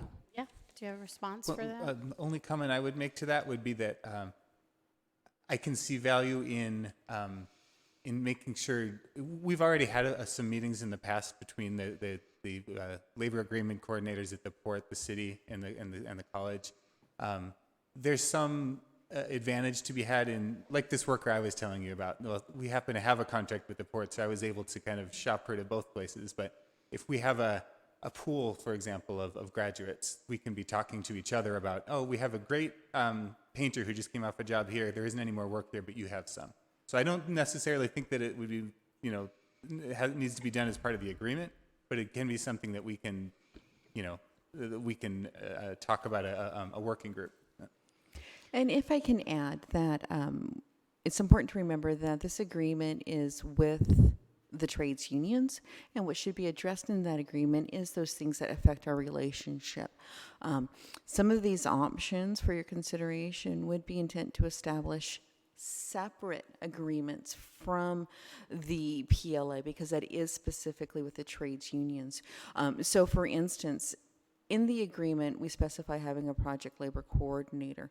We can certainly, when we retain our project labor coordinator in our contract with them and in our RFQ, specify that we want to add coordination with other community PLA coordinators. That requirement doesn't need to be in our PLA. That would be in the contract we have with the project labor coordinator. The extent to which we coordinate with other agencies' PLA, I would recommend, if you choose to do so, would be through a separate MOU between us and them. And if their PLAs are in some level of transition or creation, then that's when we talk about the intent language to consider to do that once we have enough specificity that we can actually construct an MOU. Okay. But absolutely, I think remembering that this agreement is with us and the trades union, and any other agreement should, my recommendation, be in a separate MOU with that specific agency. So the amendment that was brought before us on June 26th would have been sufficient. And there would be no need, as is, to add language to coordinate with other cities in the PLA itself, correct? Is that a yes? I see your head nodding your head. The agreement would, as presented, not require us to have that consideration in the future. As always, there's an opportunity to have the board adopt intent language to have that consideration. I will add that both the city and the port PLAs do recognize our student graduates in our programs. Right. Okay, I think I understand, but I think it's not a good business practice for us to have vague language in our contracts, assuming our dancing partners, the building trades, will even be amenable to it. Have we asked them if they would be amenable to coordination with the city, having a language as Trustee Intook suggested earlier, in the PLA to coordinate, and whether or not they would be amenable, or is that even a viable option for us to even examine or explore unilaterally? I don't want to speak on behalf of the trades unions. Ron Miller could not be here tonight, but I believe Chris is in the audience, and perhaps you'd like to address the inclusion of an agreement with another agency in the amendment. I also want to be careful, too, that we don't try and negotiate the contract in public at this stage. And so I want to make it clear that I'm not asking you to try and negotiate your contract with us at this stage, but if you could provide just a little bit of feedback. Welcome, Chris. Good evening, Honorable Board President, Vice President. Congratulations on your election this evening. Trustees, staff. As far as, and my name is Chris Hannon, I'm a representative for the Los Angeles Orange County's Building and Construction Trades Council. As far as having coordination between the community college, the local school district, and the city, there's not a problem with it. But an agreement between the Building Trades Council, our affiliates, and the college doesn't seem like the most appropriate place for it.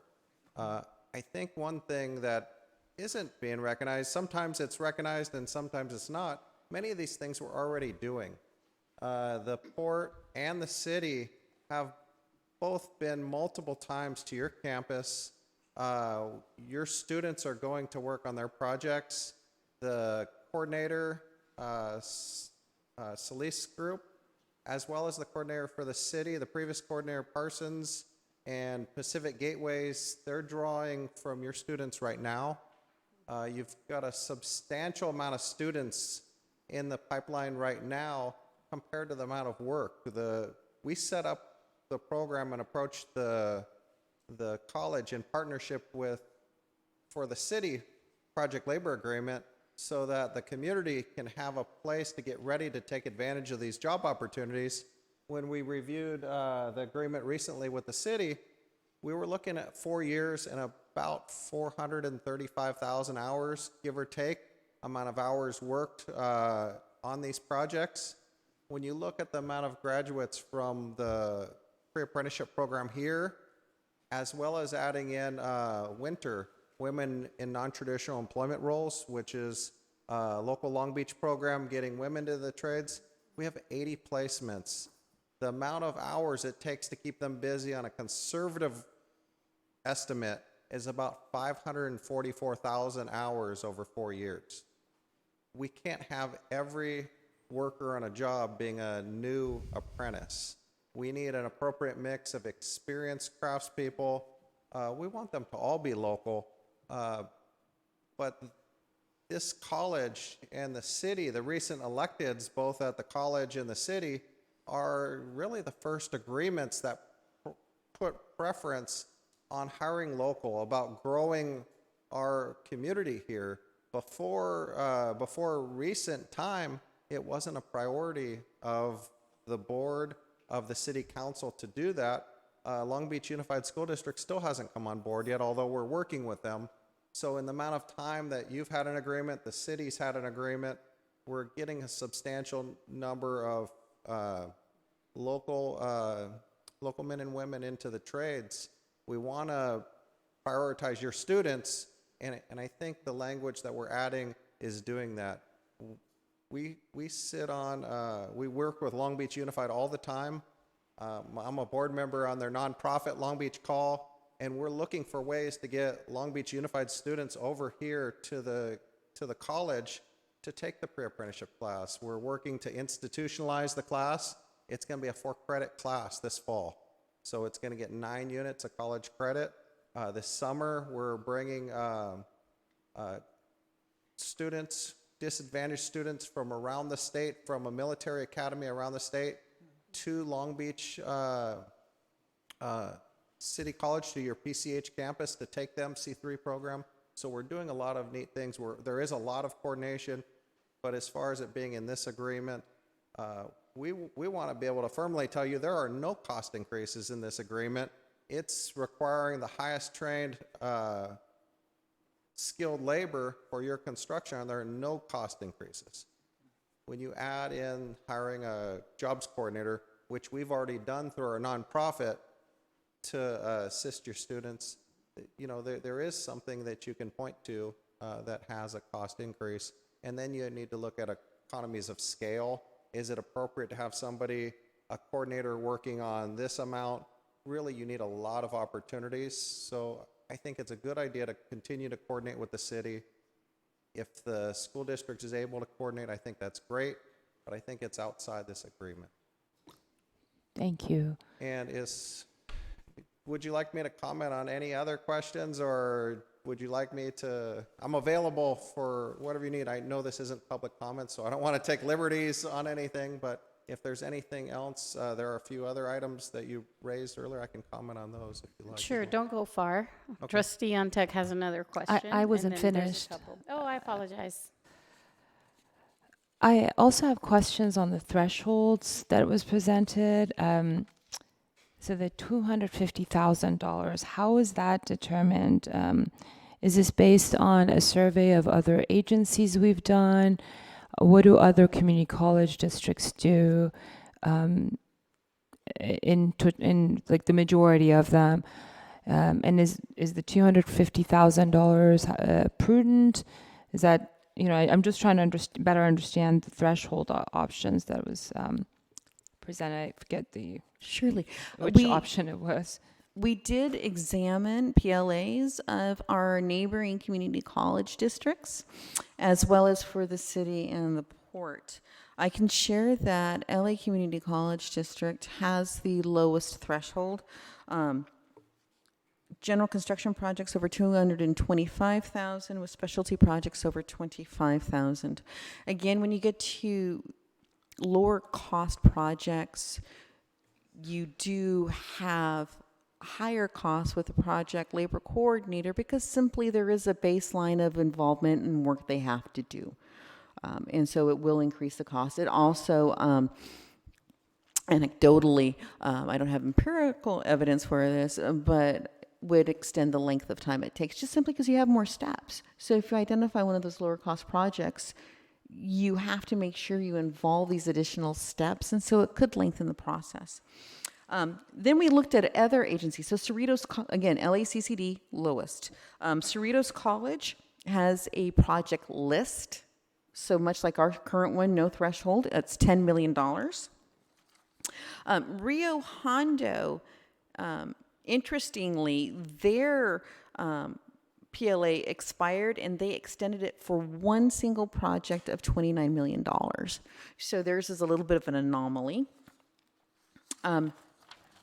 I will say that Rancho Santiago has a project list. So for community colleges, it seems like our neighbors lean toward the project list. The 4 projects on their list are $10 million. And then Coast Community College has a single project agreement, which is $20 million. We are different from those colleges in that we have a program that's in excess of $1 billion. So we are incredibly privileged to have a bond program the size of ours.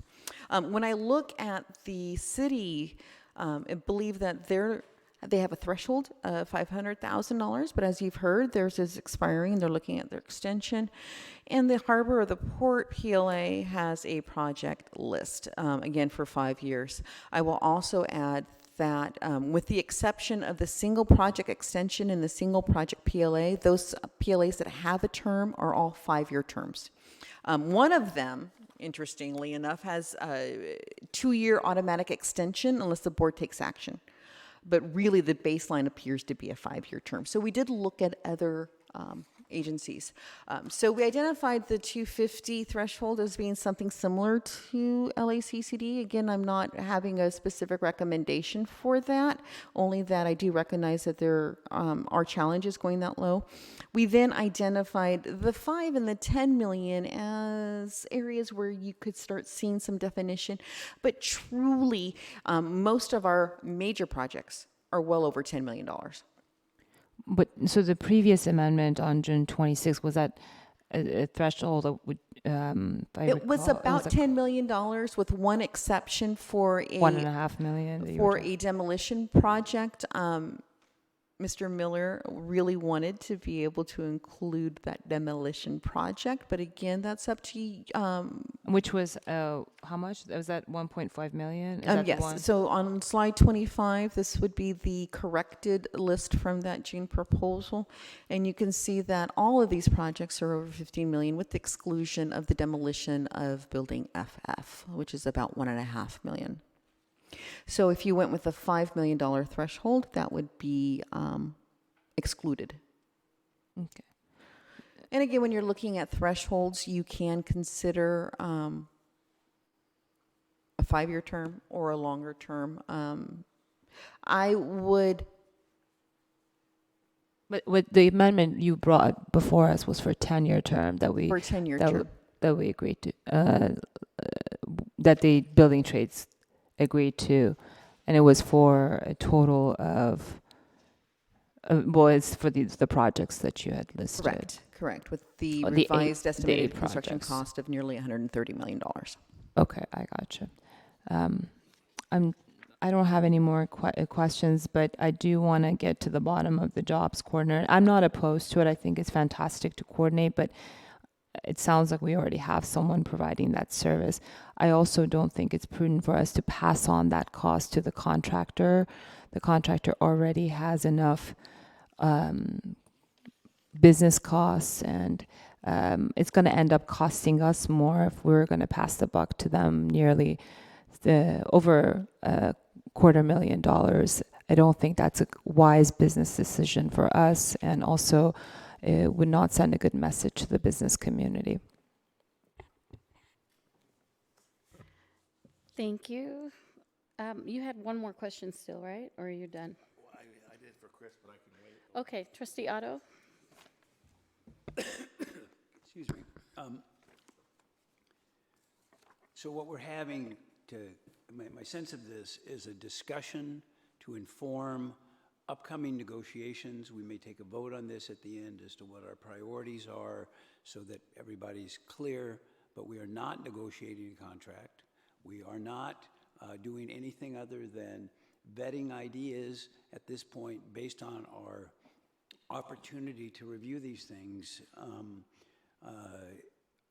with this additional information that we've been given since the last time. So with that said, I'm going to try and simplify this because this could take forever to even have this discussion because there's so many moving parts to it and things to take into consideration. So my 3 main considerations here are, first, we're looking out for our students. That's what we do here, and we've got agreements, and we're going to try to do to the best of our ability, help our students out with regard to these things. That's what we do all the time.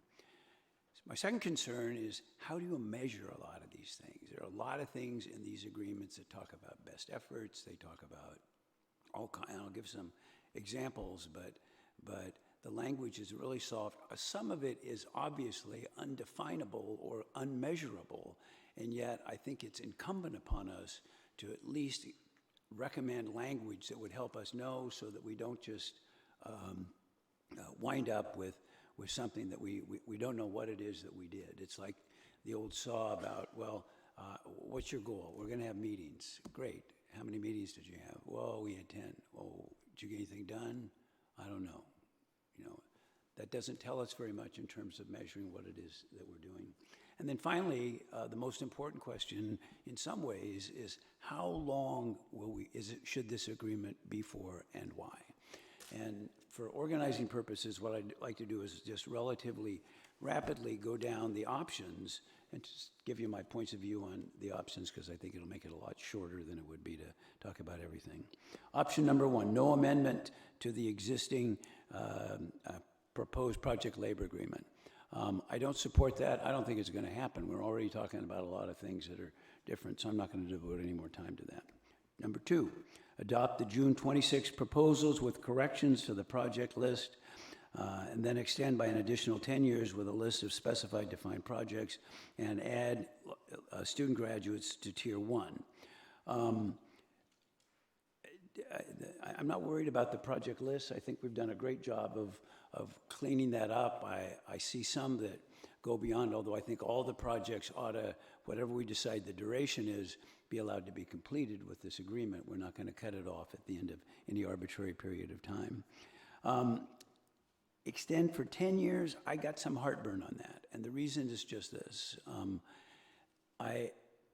We have a 5-year agreement. We're 3 years into the agreement.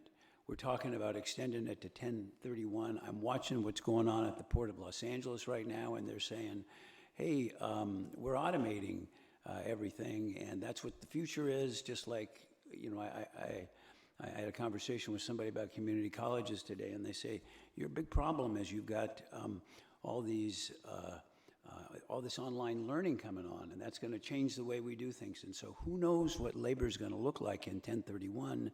And I'm uncomfortable about saying in 2019, yeah, we should do this because this would be great. We could wind up with contracts for particular kinds of labor at a reasonably high cost that we don't really need anymore, that we need to reconfigure. So my recommendation, for what it's worth, is that we ought to have points where we can reconsider what we're doing.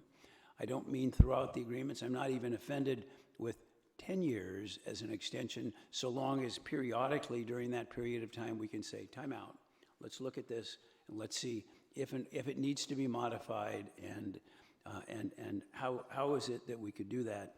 And then the third point under option 2 was add Long Beach City College student graduates to Tier 1. If what we mean by that is we're going to include graduates that are appropriate graduates, I'm for it. When I say appropriate graduates, I don't want all graduates. I don't want, I wanted to be a nurse, but now I want to be a crane operator. I think the likelihood of those things happening is very small, and we ought to incentivize people to go into these programs because they know there are jobs at the end of them, and those people we can help identify. If they do the pre-apprenticeship programs that we pay for, then I think that they ought to be added to Tier 1 regardless of where it is that they live. Number 3 is consider alternative extension lengths of 5 years. I kind of said that we ought to have an opportunity to look at it. We can talk about what the best way to do that is. Number 4, consider establishing an estimated construction cost threshold rather than a project list with alternate term limits. I don't like the idea of thresholds. And the reason I don't like the idea of thresholds is because our project labor agreement now seems to be working out pretty well. And to put a limit on it, I think just confuses it and adds a lot more work, and you don't know what. I had some questions too about the demolition contract. You know, who do you need to do demolitions? And I think I'll ask Chris before I'm done to tell me what his thoughts are about that. But my sense is, if you're building a building and you're doing a bunch of complicated stuff, you need sophisticated people to be doing this. But if you're tearing down a building, if you fail, the building doesn't go back up. You know, it's just coming down. But at the same time, I think I'm not in the construction industry, and I'd like some more input about that. So I don't like the idea of thresholds. I don't think that they're necessary. Then on to number 5, Long Beach City College student graduate options. Add Long Beach City College student graduates to Tier 1. I've talked about that. I think that we're looking out for our students first and foremost, and so that's a good thing to do. B, request that the trade unions to provide Long Beach student college graduates preferential entry into apprenticeship programs. I like that idea. I like anything that we can say to our students, you come here, you go through this pre-apprenticeship program, you do what it is that we say, you're working towards your future. There are students, the agreement's with us. I want to make sure that we get everything out of this that we can for our students, so I think that's a good idea. 6, add a stipulation that trade unions advocate the LBCC training programs when negotiating PLAs with other agencies. It sounds good, but I think it's unmeasurable or very difficult to measure. It's like, just the other day I was talking to somebody about this, and does that count? And do I have to fill out a form that says that? I think that what goes on now is pretty good in this area. I think that and it goes to the project labor coordinator question. I think what's going on is that informally, we're talking to Long Beach Unified. Informally, we're talking to the port. Informally, we're talking to other areas, and we're getting a lot of benefits from that. I think if you formalize that, if you make it into a more stylized thing to do, and I now realize I'm talking out of both sides of my mouth. On the one hand, I'm saying you can't measure it, and on the other hand, I'm saying don't worry about it. But really, there has to be some faith.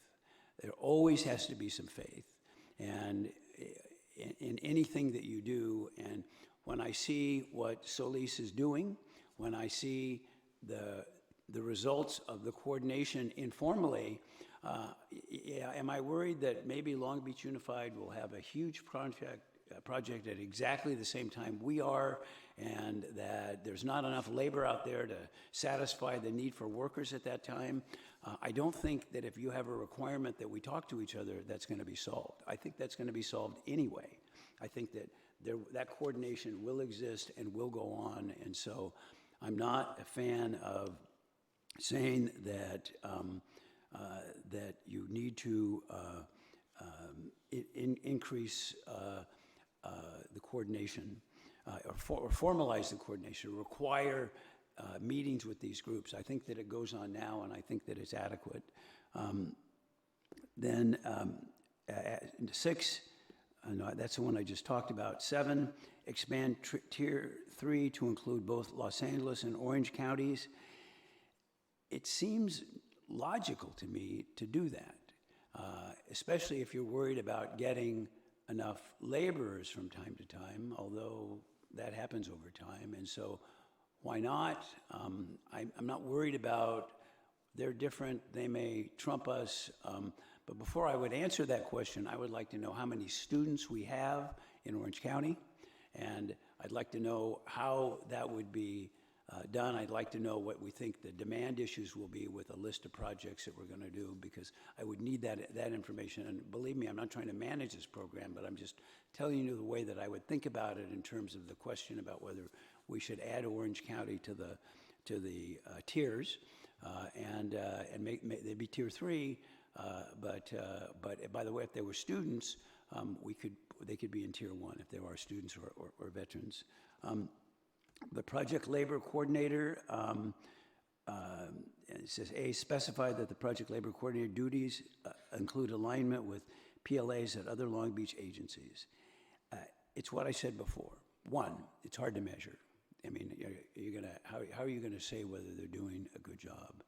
2, I think my sense now is it's not broken, and that if it's not broken, you don't have to fix it.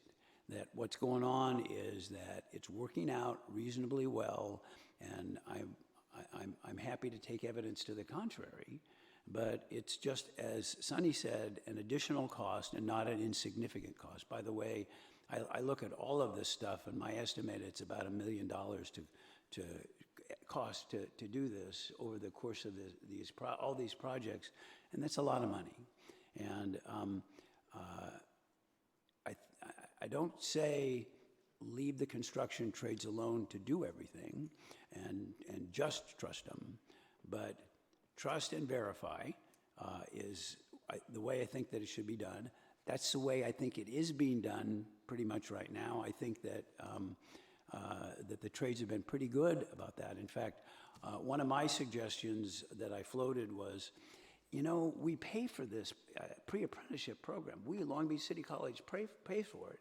And then what happens is they go to the unions, and the unions say, here's your app, it's $500, it's $600 to do it. And by the way, you got to get all your tools. And all of a sudden, we paid for all that stuff, and the unions aren't. And so I have suggested that the unions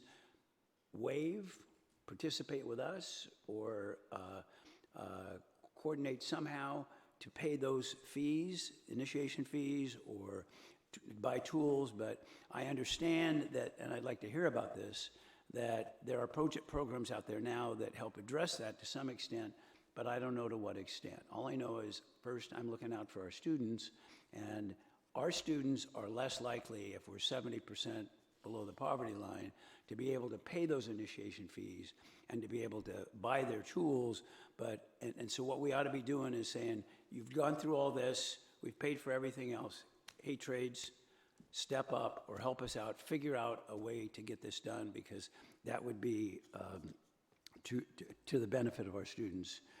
Then B is adopt separate intent language to explore partnerships with the City of Long Beach, to have a shared project labor coordinator.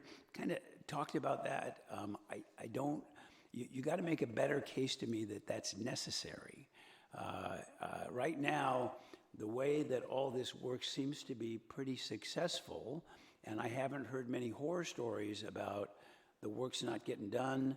I think that if you have a structure that's set up that says, hey, this is what we're looking for. We've got the numbers. We want, 15%, or we want 40% of all three tiers.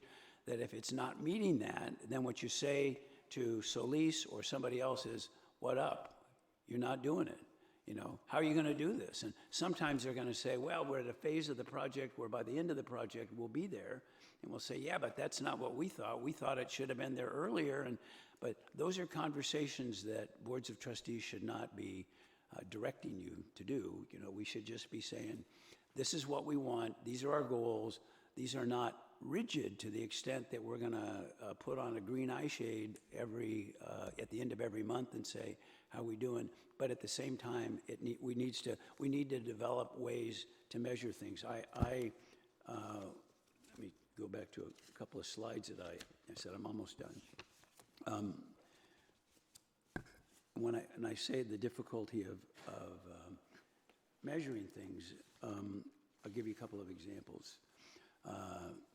Union support for training programs, section 15.1, importance of training.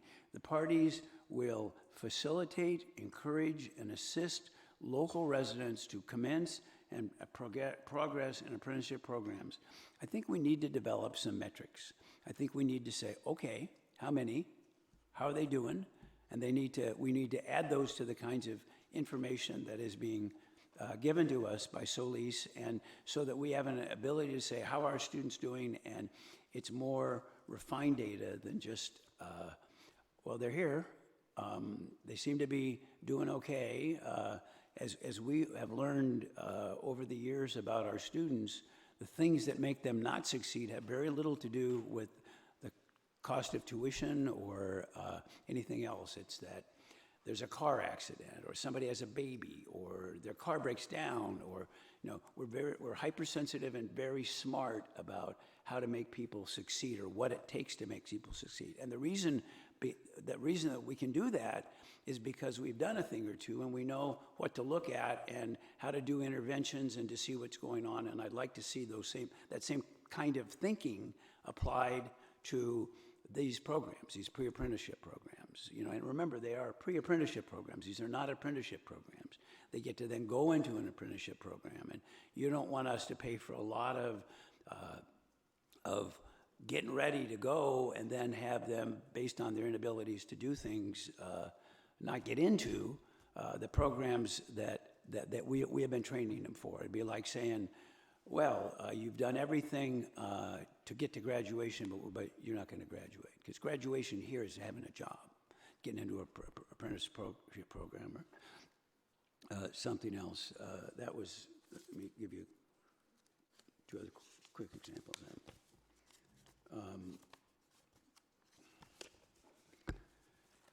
Article 22, work opportunities programs. Participate in, pardon? No. Oh, sorry. Participate in district-based job fairs, career days, and outreach events. I think we do that now. I think we do that in a pretty good way. Could it be enhanced? I suppose. But I'd also like to know what the people that attend those things, how many of them wind up with jobs, and what's the path to winding up at a job. You don't sit in a lecture and hear them say things and then walk out and get a job. And so we're an educational institution. We know where the momentum points are. We know where the places are where we can say, we need a little nudge here. We need to look out for our students. We need to figure out what it is that they're going to do. Likewise, it says assist district residents in contacting the apprenticeships training committee. Okay, but what's the takeaway? How do we know whether we're working on it? There are dozens of these here, and it's not a problem that's limited to this at all. Then the ninth one is adopt separate intent language to explore aligning with LBUSD if and when they have a PLA, and also coordinate with other ones. And I've kind of covered that already, and it's like, I think we do a pretty good job of informal coordination. Should there be not a formal, should we be able to monitor that in some way? Yeah, at some level, but I don't want to spend the money to do that. I want the good efforts that are going on now to be routinized a little bit and to be used. But I am encouraged when I hear Joe tell us that, yeah, I'm at this fair and I'm here and I met this girl and now she's in the. I mean, I think that's the way things get done in this particular world, the trades world, and so I feel good about that. And if Chris, you could address a couple of things that I've raised, I appreciate it. Okay, I didn't take notes, so if I missed something, please stop me. But I'm going to address a couple issues at the same time. The way that we create preference for your students is we're going to create demand for them. Most certainly, we could amend the standards of a program to give some kind of special treatment for your student, but we've done that really for veterans across the board. But we have 20 pages of programs that serve this area. So it would be very, very extensive to have every program amend their program. And then imagine if some of the neighboring school districts did the same thing, and then all of a sudden you get something that's unmanageable. So what we do is we create demand. And the local unions that are tasked with manning the projects here, they know that they have to meet these goals in Long Beach, otherwise the trustees aren't going to be agreeable to continuing to renew agreements, continue partnerships with us. So by having a longer agreement here, it gives our trades confidence that we're going to need to supply skilled labor in Long Beach for years to come. So we need to take in more Long Beach residents. We need to take in more graduates of your pre-apprenticeship program from this community. Remember, other communities are doing the same thing. The trustees and the school board members and the council members, you know, when we do a development agreement on a football stadium in a neighboring community, that's $3 billion, and they want to see their residents work on it. So other communities are doing that. So by doing a longer agreement, it creates more demand here where we know we have to meet these requirements. But on the flip side, you know, what happens if things change? Right now in Article 20, the amendment would keep many provisions of the existing agreement. It would just amend where stated. So in Article 20, amendments, the provisions of this CSWPA can be renegotiated, supplemented, rescinded, or otherwise altered only by mutual agreement in writing hereafter signed by the parties. So that means that any time during the life of the agreement, if we're both agreeable to amending something, most certainly we can do it at any time. We don't do it often, but we do it. We just did it. We do it from time to time. This is a partnership. We want to be successful, so we can most certainly do it at any time. For your partnership, and then for your cost of the pre-apprenticeship program, we actually partnered for the new round of funding for your pre-apprenticeship program with the college, with your workforce development department. We partnered a grant together, and we were successful in getting a chancellor's CAI grant of $500,000, which is funding that program. I can't tell you for certain that it only happened because you partnered with us, but I can tell you many people wrote great proposals, and we partnered with 2 colleges, and both colleges got them on consecutive cycles because it brings a stronger partnership. We have 92% of all opportunities for construction and apprenticeship. We're your partner on there. It makes for a better proposal when you have the industry leading in apprenticeship. So that we're already doing that. As far as somebody needing to pay initiation fees or needing hand tools to get into a program, and if that cost is ever something that they couldn't afford, that's why we partner with the city's Pacific Gateways. They have funds, WIOA funds and other funds that can take away those barriers. They can buy somebody their first set of hand tools. They can pay an initiation fee. If getting transportation was a barrier, they can even provide a card for gas so that they can get to work their first little bit to get some paychecks and then move on their own.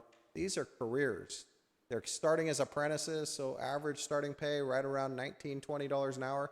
When they finish their apprenticeships, they're going to be making anywhere between $30 to $60 an hour on the paycheck without even considering benefits. When you consider the benefits, you're talking about 40 on up to just shy of $100 an hour. So these are great career opportunities. For your demolition job, you're on existing campuses, whether it be this campus or your Pacific Coast Highway campus, you already have to pay prevailing wage. You want somebody going in there with precision and only demoing what needs to be demoed. We need to be careful of utilities. We need to be careful of students and faculty and the community. So you want to have the best people you can work on. You're already paying for the top quality wage rates. Prevailing wage requires that. You might as well have the best trained because there is precision involved when you're going in between two buildings and you're only wanting to demo certain aspects. Not to mention, you get your local hire. So you get a provision when that company calls down to the Union Hall, their first priority is to send a district resident, a veteran, a student, as defined by this agreement. So you get the opportunity to get more students, more community on the job. So it's nothing but a benefit. The labor rates are all the same. I could be missing a few things, but I think overall, many things are already happening.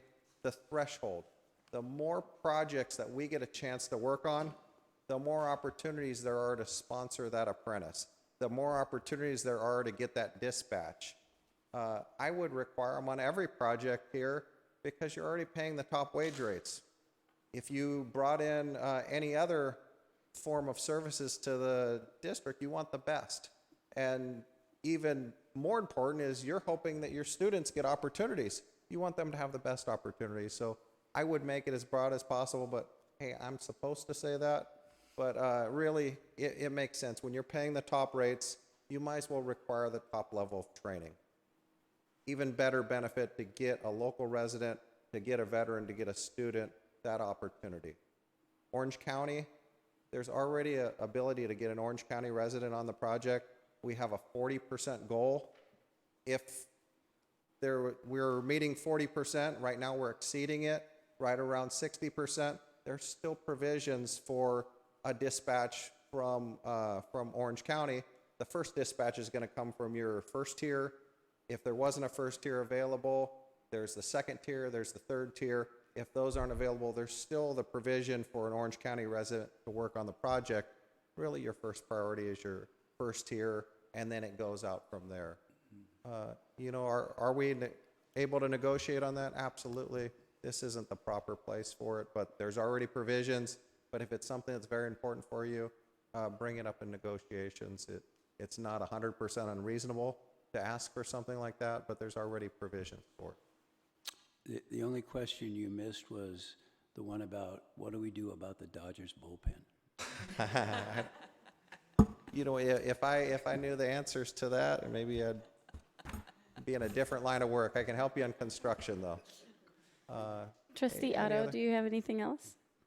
Thank you so much, Chris. You're welcome. Trustee Baxter? First of all, I want to thank Joe, who I know very well, and Chris for coming tonight and sitting here and listening to all our questions. And in particular, Chris, I think you clarified a lot of things in my mind, because my major objection was the 15 years. Because as Trustee Otto says, you don't know what's going to happen. I mean, we could all, the world could end in 12 years. So, you know, I appreciate what you're saying, and that makes me feel more comfortable in making a decision. So thank you very much for coming. You're welcome. Thank you. I am, and I do have some questions, but I'm also very cognitive of the time. And I just want, first of all, thank you, all three of you guys, for being here. Also, I'd like to echo that. I agree with what Trustee Otto said when he first began his questioning, that this is a conversation that will certainly take hours and hours and a lot more discussion. I'm happy that we've touched upon a lot of these specific questions. I love the options. So rather than go through my questions, which, you know, I don't even know if some of them have already been asked, a lot of them have already been discussed, but what is the pleasure of the board in terms of what direction you want to go from here? Because it is an discussion action item. I know that I do have a request in to have the facilities subcommittee meet, but with the reorganization of the board, do we need to reappoint people to the facilities subcommittee and then have them, you know, a stipulation that they meet prior to the August meeting? It would be the August meeting, so they can come back for an additional action item. So what is the staff recommendation on that? And do any trustees want to weigh in on that? I mean, I could go through additional questioning, but I think... I'll talk all night about our trades. Sure, and you know what? It's actually very interesting, and it is a great education, and I love talking about opportunities to improve what we already offer to our students. But what is the recommendation of staff in terms of the meeting? If Dr. Molly? if it's the pleasure of the board to have a facility subcommittee and you want to do it prior to us bringing it back at August, you can do so. You can bring a resolution to nominate 2 people to that committee and add those people to the committee. Okay, and then as far as the, is it required, and this might be for legal, is it required that I voice some of my questions and concerns now in a public setting, or is it something that could be done in the facility subcommittee meeting or just addressed by staff? I know I was able to ask some questions at a meeting earlier in the week, but what is the best route to take? From a Brown Act perspective, it depends on whether or not you're a member of that subcommittee. If you are, you can express your views then. If you're not, and there's 2 other members of the board on that subcommittee, then it would be a violation of the Brown Act unless that subcommittee had its meeting agendized as a public meeting. So from a Brown Act perspective, it would be best if you're not on the subcommittee to express your views here at the public meeting. Okay, and I think that we are going to reorganize, since we did reorganize the board, I think we will reassign trustees to the subcommittee meeting. If I may add, if you intend to have a facility subcommittee meeting, the 2 members assigned to that would have to have an opportunity to come back and present their recommendation to the board in full, so then the board could then express a position on that recommendation that I could then take and negotiate. So I think it would be reasonable to anticipate bringing back a PLA for your approval in September rather than August, to allow for that facility subcommittee to meet, to then bring back a recommendation for the Board of Trustees to consider that recommendation and give me board direction that I then could move forward and then look at September. Okay, and just full disclosure that is part of the discussion that we had with Dr. O'Malley and Vice President Drinkwine last week, where we did mention that having a facility subcommittee meeting report back to the board in August. Obviously, they would not have been able to meet and report back today. But I would like to move on the agenda, so in the interest of time, should the action item be the reassignment of a new facility subcommittee meeting now, or do we wait until we get to the trustee reports and trustee committees? Mr. Lipton, if it is the wish of the board to assign people to the facilities committee, but it is not on the agenda, how would they do so? With trustee committees toward the end of the agenda? It could be done then, or it could be done as part of this agenda item because it relates directly to the agenda item. And I also could point out that another option is to appoint a special ad hoc subcommittee, and that's sort of what I was thinking you wanted to do initially, rather than assign it to the existing standing subcommittee, which would be subject to the Brown Act. Having a separate one-time ad hoc committee to look into this issue and report back to the board would be another possibility. Trustee Zia? Thank you, Madam Chair. I do serve on the facilities the subcommittee, and I'd like to continue serving. 2, I don't understand why we need to delay this further until the facilities subcommittee meets.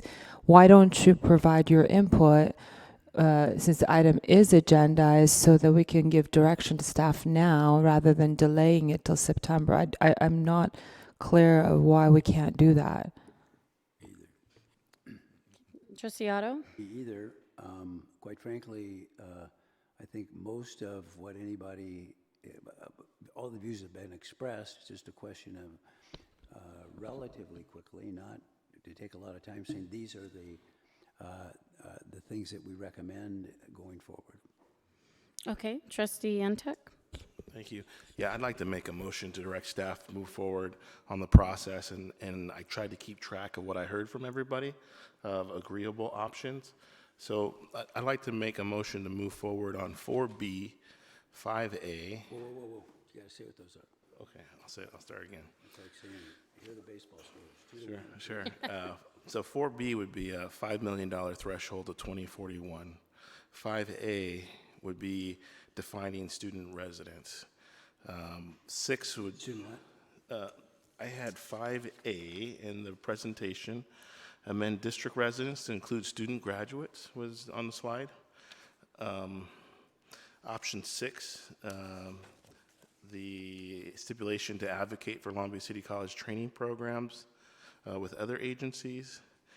8A was coordinate with project labor coordinator duties to coordinate with PLAs at other Long Beach agencies. 9 was an intent language with Long Beach Unified.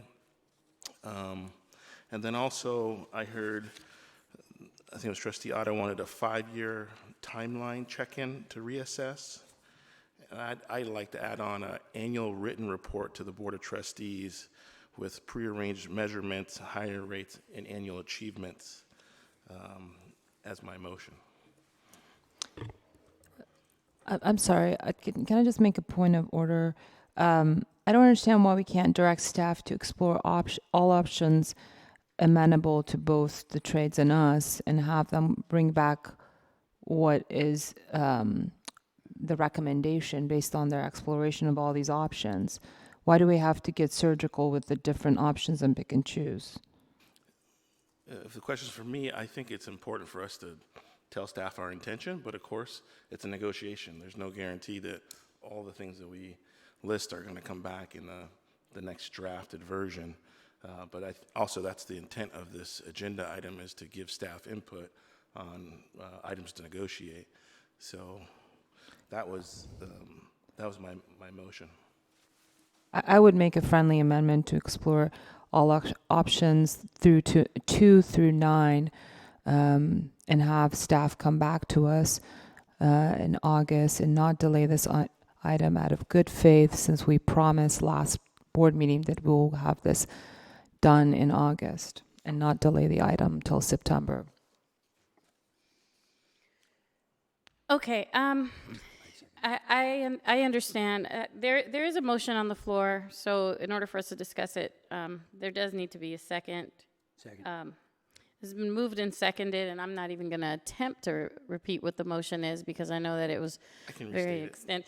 But and I might be out of line here, but I So I think pretty much everything that I wanted to ask was brought up. I do have one question though.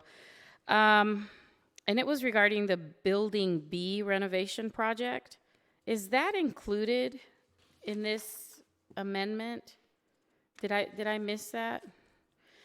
So this is regarding, it was approved on the June 26th BOT meeting. It was called a Building B renovation. It was $22 million. It showed construction starting in 2023, but I don't see it on this amendment. It is not on the list of the proposed amendment. I am forwarding to the larger lists to see where that lands. So Building B is listed on this table as Item 16. Item 16 to begin in 2034, 2035. These examples were constructed directly from the 2041 plan. So if we had moved that up, we can certainly ensure that we look at whether we can include that or not. However, I will say that if we started the design process or the bid process, then we'd miss the opportunity to include that building because we would have already done it without the benefit of the PLA. No, I do understand that, but the reason why I highlighted that is because I believe that it was part of the 5-year construction plan and the IPP that we had approved. Oh, thank you. So it was a part of the IPP, but it's not, and it was actually, it was moved up to 2023, but I don't see it on the amendment. So I think, and then the other one that I didn't see was, it was in the facilities master plan. It was Building X, the central plan. And I think that was also it should have been a part of the amendment. So to your first point, for Building B, it is on the 5-year plan. It's one of the projects we thought had the best opportunity to receive state funding, and that's why if it were approved, it would be moved up. And we can certainly add language to ensure that Building B, if and when, not if, but when it is constructed, that it be included. Since it's still early enough, we can certainly do that and make sure that Building B is on any list in either way. So that's contingent, sorry to interrupt, that's contingent upon state funding. Correct. It's one of those programs that we always make an evaluation annually with that 5-year plan, which of our programs is most likely to qualify. And truthfully, we think we're reaching the end of our ability to be eligible for state funding, but they are shuffling some of those criteria, so we want to keep our options open. So if it did receive it, we would shift it up. If it didn't, we would leave it where it is. For the central plant, however, the expansion of that has already been planned and had already begun. So it was excluded from the list in the original amendment, but it is necessary because it does support the expansion of construction throughout the campus. But since it was not included on the original agreement, then it was not subject to the PLA. Okay, all right, I appreciate that. Yeah, I would like to have the new amendment include language that'll address that contingency in the event that we are granted state funding, that those projects be included. Because I don't want anybody in the public to question why we're working on a project that wasn't included, but at least we have that safeguard to say that it was contingent upon state funding. Can I raise a point of order? I'm not sure, I mean, I know we have a motion and a second on the floor. We but then did, and I admitted that I might be out of order, but I didn't have an opportunity to ask my questions. So, but then there was an effort to make a friendly amendment. Did that just die, or what happened? Because I'm not unsympathetic to what Sonny proposed. I think it wasn't even entertained by the chair, so I kind of gave up. But I'm happy to I made the friendly amendment, but. I apologize, Trustee Z, I didn't even hear it.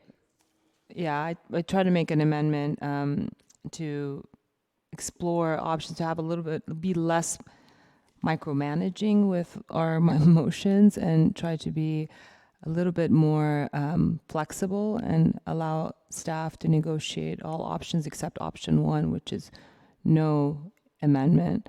and then report back to the board on their negotiation opportunities and conclusions with the building trades. Okay, I apologize. I'm sorry that got past me. Trustee Untuck, your motion does have a friendly amendment on the floor, so it's up to you to determine how you want to amend your motion.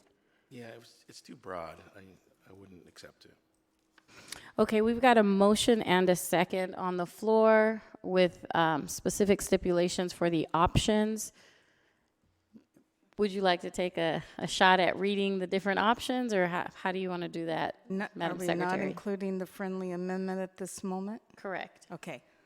Trustee Intook, motion to move forward with options 4B, 5A, 6, 8C, 9, and a 5-year timeline with annual reports to the board and bring back for approval in September.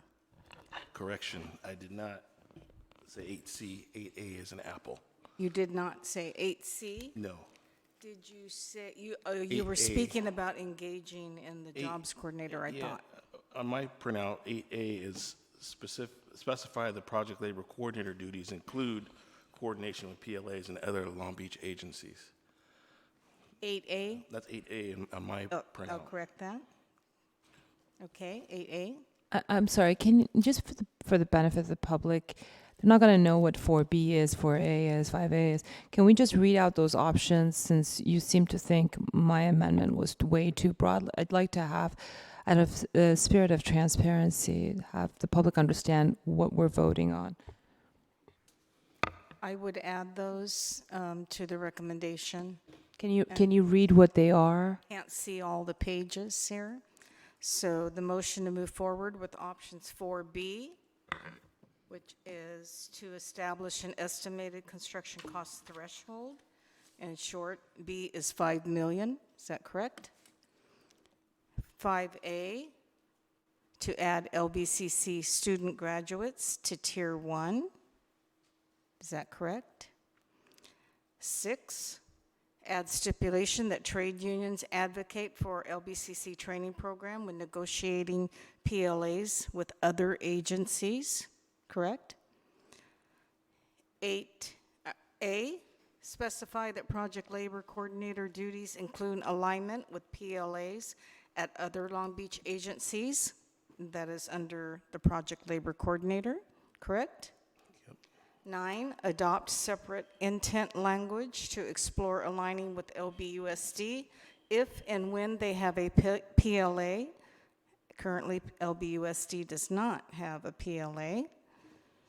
And add the 5-year timeline with annual reports to the board to bring back for approval at the September meeting. Sorry to clarify. It would be every 5 years reassessment. I'm sorry, what? Every 5 years reassessment.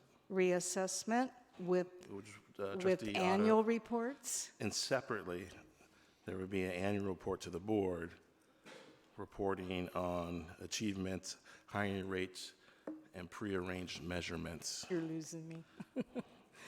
Okay, every 5 years, reassessment. I amended that there. Continue. After that, the next one would be an annual written report to the board, And annual written reports to the board. highlighting achievements, hiring rates, and prearranged measurements. Highlighting achievements, excuse me. I'm sorry, what? And Achievements. Prearranged measurements. Prearranged? Yeah, so we would agree what we're going to put in the report that's measurable. Arranged measurements. Mm-hmm. Did you want to do, Fred? I don't know about prearranged measurements. Well, agreed upon measurements, Yeah, maybe. We yeah, put it agreed upon measurements, yeah. Arrangements, okay. Madam President, may I ask a question? Absolutely. Okay, I don't agree with all that was presented, so would I not vote no? That's a double negative. The answer is Yeah, yes, you okay. wouldn't. So I would vote no, because I don't agree with all of them. And Correct. You could vote no. Why would we? point of order, if you had something that you wanted to change, I think now is the time to say what you're not agreeable to, and Well, I don't need to make a friendly amendment. Can I explain why? yeah. Okay, well, I'm against 4B because of the $5 million seems too low. Yeah. Okay, I'm against 8A because why should we have a project labor coordinator doing things in alignment with other PLAs? And I'm against 9, option 9, which is adopt a separate intent language. And again, it has to do with the Long Beach Unified does not have a PLA, so why are we even bothering with this? Because it seems to me that that's something we could do in the future if indeed that happened. So those are my concerns. The other ones I'm in favor of. I have the same concerns, and that's why I was trying to make it a little bit more flexible. I don't think we should have a minimum of $5 million threshold. That $1.5 million project that you were opposed to, Trustee Otto, and with your motion, Trustee Intuk, of $5 million, those are laborers' jobs that you're going to take away. Those are good union jobs. The $1.5 million is our very own laborers here, Trustee Intuk and Trustee Otto. I wouldn't support that. And why would you even not want to entertain option 2, where it would include that project? And I don't understand why we're not looking at giving preferential hiring to students. Why are we excluding 5B? I mean, and just doesn't make sense for us. This is micromanaging. This is what I'm a little bit upset about. Is it even within our purview? We're now getting into negotiating and getting too prescriptive. Madam Secretary, I can't hear myself. Would you mind? Would you mind? I can't hear myself. I don't think we should, like Trustee Baxter says, and with remarks I made, I don't think we should have intent language. If the jobs coordinator piece, who's going to be paying this person? I mean, it's too, what is this motion? What are we trying to have staff? Are we trying to have staff incorporate these options specifically in totality? And why are we excluding some of these good options? I really don't understand. Doesn't make sense to me. And to also rule out the lower thresholds as well. So if I can address what Trustee Zia just said, I actually agree with both Trustee Zia and Trustee Baxter's proposed changes and the notion that it is a little bit too restrictive. And that just speaks to my request to have a facility subcommittee meeting, actually meet with staff to iron this out. I mean, we're going into beyond the second hour of discussion on this item. And I get that at the June meeting, we said that we would take the time and bring back in August or whenever in the future a better agreement that was inclusive of all of our concerns. And that would be the opportunity. I stand by what I said a month ago. I don't understand what the rush is. We're not running out of time. I feel like we've talked about this for 2 hours, which is fine, but we all have different concerns. We all have different issues. I agree with pretty much, all the different arguments that have happened, in the last couple of hours. That's all the more reason why we should have a facility subcommittee meeting, sit down, iron this out, meet with staff, weigh the options, and let this happen in a 3-hour meeting there. And let everybody state their opinion, go back and forth, let the appropriate partners give input and see what can happen. And then if we have to have a report back in August, great. We agree on that then. We vote on it. We say, yeah, we like that, we don't like it, and then we come back in September. Are we required to have it come back in August for a vote? Can that be What we said amended? last time. That's what we voted on last time when the item came on. And then, Madam Chair, I did try to schedule a facilities committee in July. Trustee Intuk didn't want to meet in July. He wanted to defer till November. I don't think that's okay. I have it in writing. I'll wait till my time to speak. So, Trustee Otto and then Trustee Untuck, and again, you know, we could stay here all night. We can. But I don't think it's necessary to drag things out like this. I think that there's a time and place and a forum, and perhaps my understanding of board meetings is different than other people's understanding of board meetings. And I think that there's an efficiency factor that I would like to have happen during my board meetings, during my term as president, that I think a lot of this discussion and negotiating should happen during appropriate times and meetings outside of it, and that the board meeting, from my experience, board meetings that I've attended tend to move a little faster. The information is there. If the public wants to click on an attachment and read it, if they want to make public comment, if staff wants to be involved, that's my understanding. But to have 2- and 3-hour discussions this way, where we're basically negotiating a contract, is really what we're doing. I just don't think that's appropriate, and perhaps that speaks to my leadership philosophy, but I don't think that this is the time and place. And 40 minutes ago, when I suggested that we have a facility subcommittee meeting, so perhaps in June, when we said we might be able to bring it back, or we should bring it back in August, whatever the language was, well, look at how many options. We didn't have 9 options to consider. Staff didn't spend hours preparing 9 options at the time.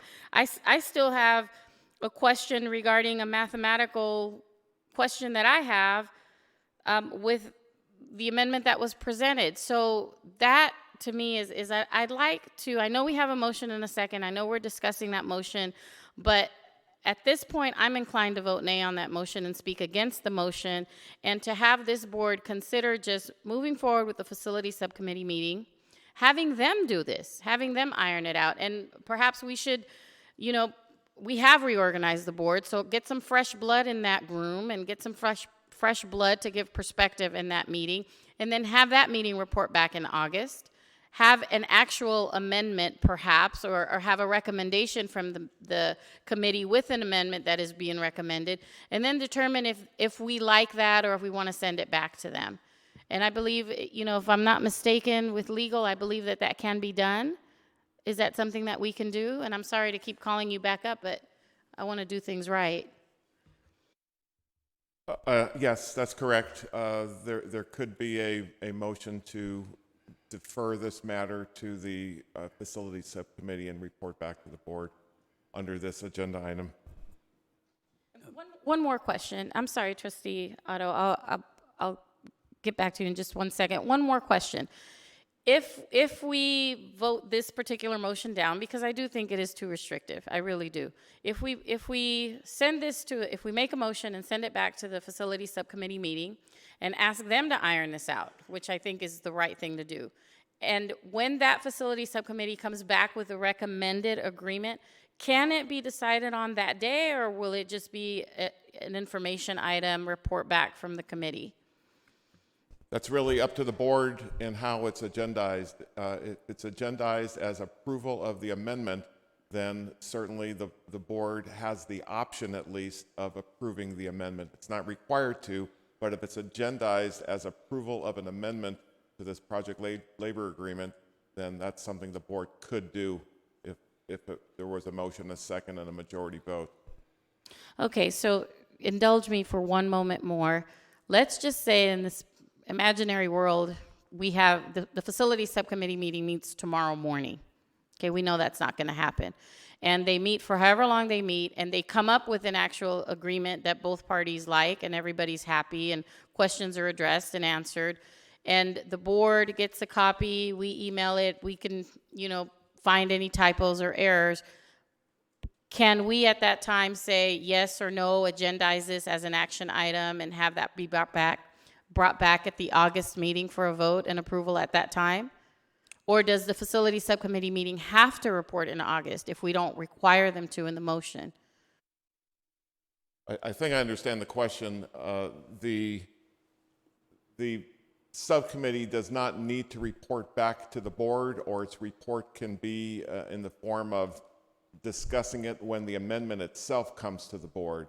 There doesn't have to be a separate item for the subcommittee to report to the board, if I've understood and answered your question correctly. And of course, all of this presumes that there's going to be an agreement with the other side to the contract, because even though the board could approve the amendment, it's not a valid amendment unless it's also agreed to by the other side.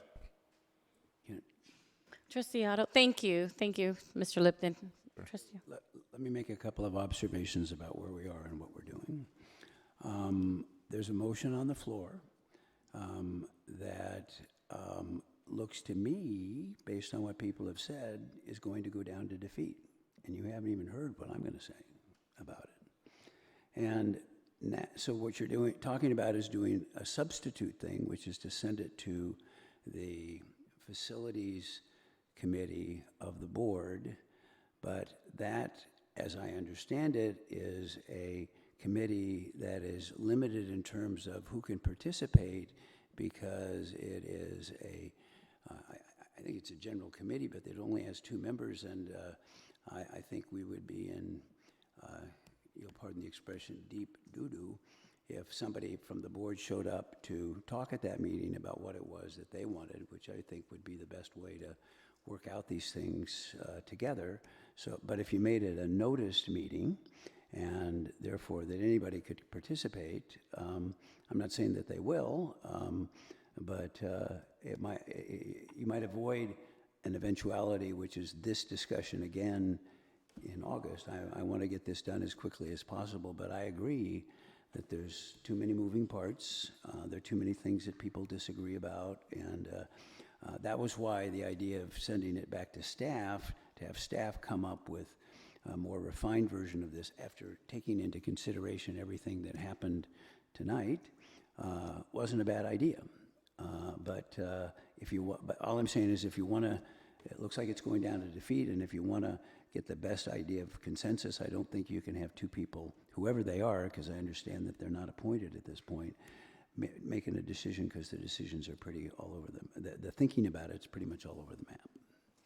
Madam Chair, I don't understand why you can't ask your questions now. We're a board meeting.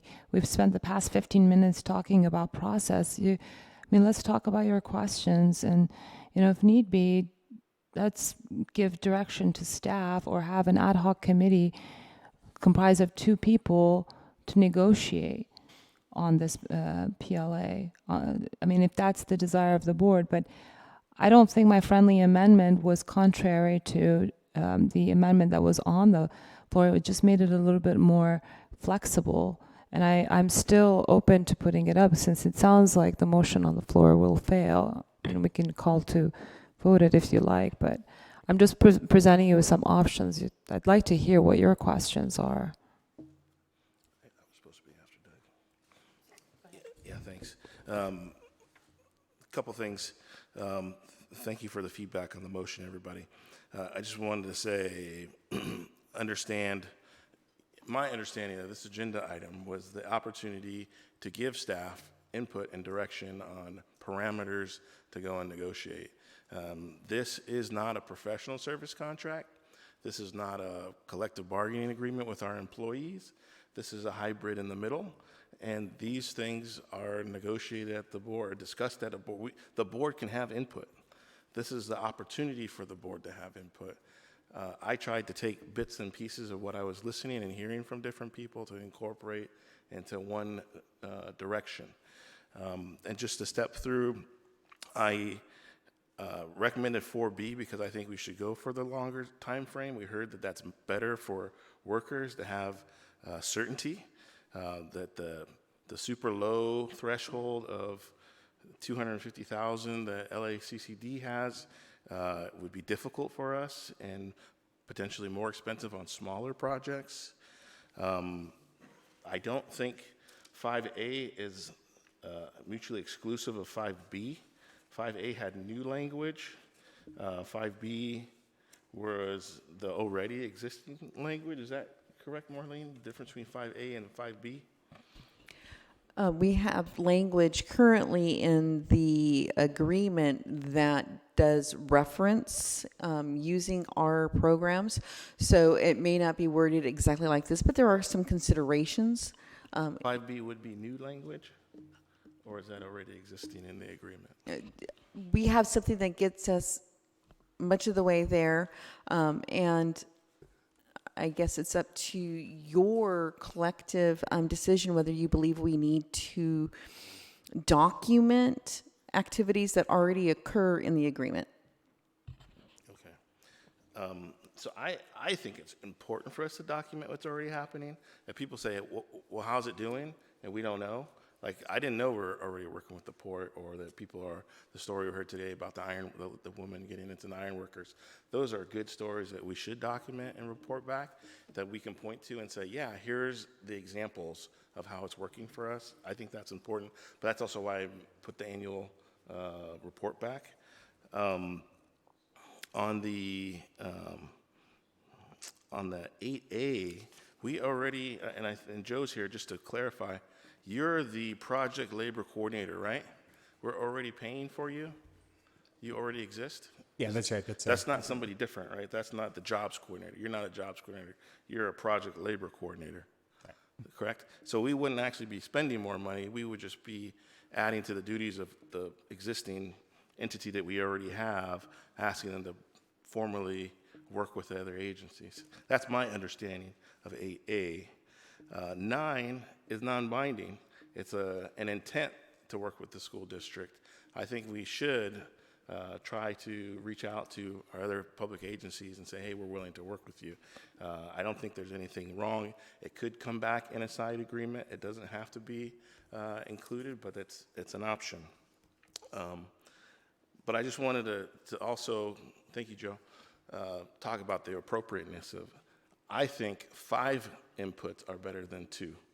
I think the most appropriate place for us to have these discussions is here at the dais with the full board. And I was going to ask Mr. Lipton, is there an alternative place that you can get more input that's more appropriate than a board meeting? I don't think that's in the. I think I understand the question, and I was hoping to have an opportunity to maybe outline for the board what the possible options are to deal with this situation, because it seems like the board is in a situation where sometime in the future, in August or at some later date, some amendment is going to come back for the board to consider approving. And now is a process that's taking place for the individual trustees to give their input on what that amendment might look like. So in my view, there are about 4 different possible ways that this can be done. One way is, as you're doing now, having the board discuss each of the 9 or maybe even more options and vote on them collectively or separately, and then give direction to staff based on that discussion as to how the amendment would look like.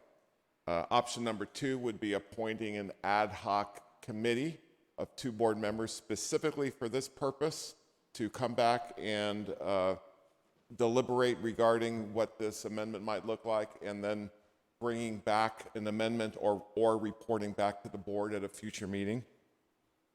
Option 3 would be to delegate this assignment to the existing facilities committee, and that would be 2 board members.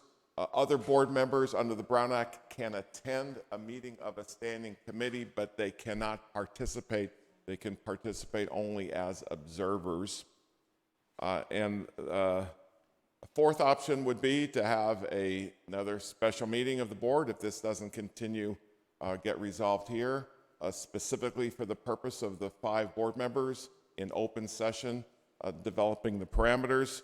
And I suppose a 5th option would be the board to delegate this authority to staff based on hearing this discussion and developing an amendment and coming back to the board for discussion at a later board meeting. So I think in a conceptual sense, those are the different options for the board to consider in terms of the methodology and how to deal with this.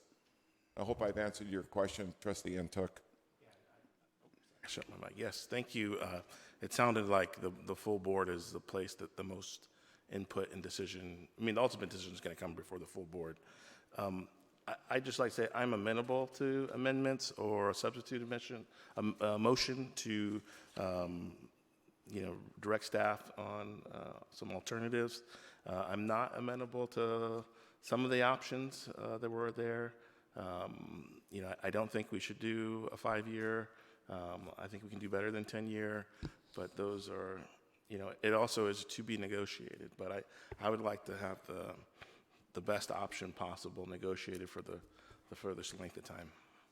But There's what I call Occam Razor's way of doing this, the simple way. Let's vote it down, and then after voting it down, agree to send it to staff to come up with a report, and then at our next meeting in August, we can have a discussion where we can do what we did a good job of tonight, and that is teasing out issues, seeing what it was that we preferred and whatnot, but have a leaner document or more thinking about it, and then we can arrive at decisions. I think it's preferable to other options. Okay, is there any additional discussion on this motion? Call the question. can I ask Dr.? He called for the question. You have a staff question? I did, yeah. Trustee Otto, would you yield? Trustee Antec would ask a staff question. He gets one. And you get 10 seconds. After all we've heard, Dr. Romali, what is your input on the process going forward from a staff perspective of time and ability and preference? I just thought of another option that we could do. We could make a quick grid and do yes, no, yes, no, yes, no on each option and count the votes. That's a good idea. So we vote on virtually every single option, yes, no, yes, no. That could work. It's an option. I would support that. Tonight? I'll support that Yeah, too. tonight. So we just go down from option 1 and roll call vote every single one. Yeah, let's do that. And see what makes it more I'm done. supportive of that. So I'm willing to do you think? remove my motion, and someone can make that. Well, I think you already called. That might- Called maybe for the that might motion vote. Call for the question, but a call for a question, Robert's So Rule of Order still he has to be can voted withdraw on. his motion. Yeah. He can withdraw his motion. So is anybody opposed to the withdrawal of the motion? No, it was going to fail anyway. Maybe we should keep it then. I think just for fun, some people like to antagonize and I agree. some of us don't. So the motion has been withdrawn. So at this point, Yeah, Madam Chair, you should talk. excuse me? I don't know what you're talking about when you say some people would like to antagonize, but that is not an appropriate comment to make. I was merely commenting on the vote. Trustee Zia, I'm sorry, I'm not going to engage the way you have engaged.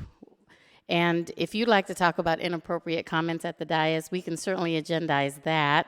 Oh, But certainly. I won't do that. Excuse me, I'm not going to act like you do. You So just- at this time, Vice You President just said that Drinkwine? some people like to make an antagonized comments. What do you mean by that, Madam Chair? Point of order. President Drinkwine, please, to the public, I have no intention of being that type of president that you may have become accustomed to in the last few months. You will not get that from me. So I have a little bit more maturity and decorum than to behave that way. So Vice President Drinkwine, would you like to go through the grid or? Certainly. I want to make sure that we have a motion. Sure. That I believe that the motion would be to go through all options and have the board vote on each, but please. And would Mr. Lipton, Jackie would be the one taking the roll call vote on each of these? Is that the way we want to do that procedurally? Marlene? We can start with number 1, and she can roll call each one right down the list. Madam President, just to point out that just for sake of efficiency, a roll call vote is not necessary. It can be done by simply all those in favor by a voice vote.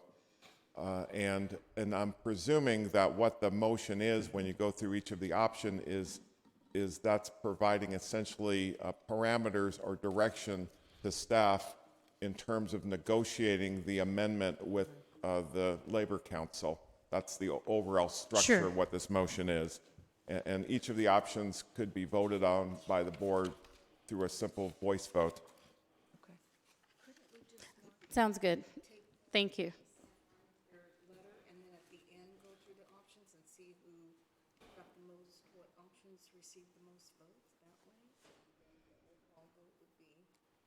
Yeah, if we just do it where you say, okay, option 1, all those in favor, aye, all those opposed, and count. Option 2A, all those in favor, all those opposed. Option 2. I think the I'd like to make a motion- motion to that extent. Would that So suffice for moved. you? Yeah, to do that process.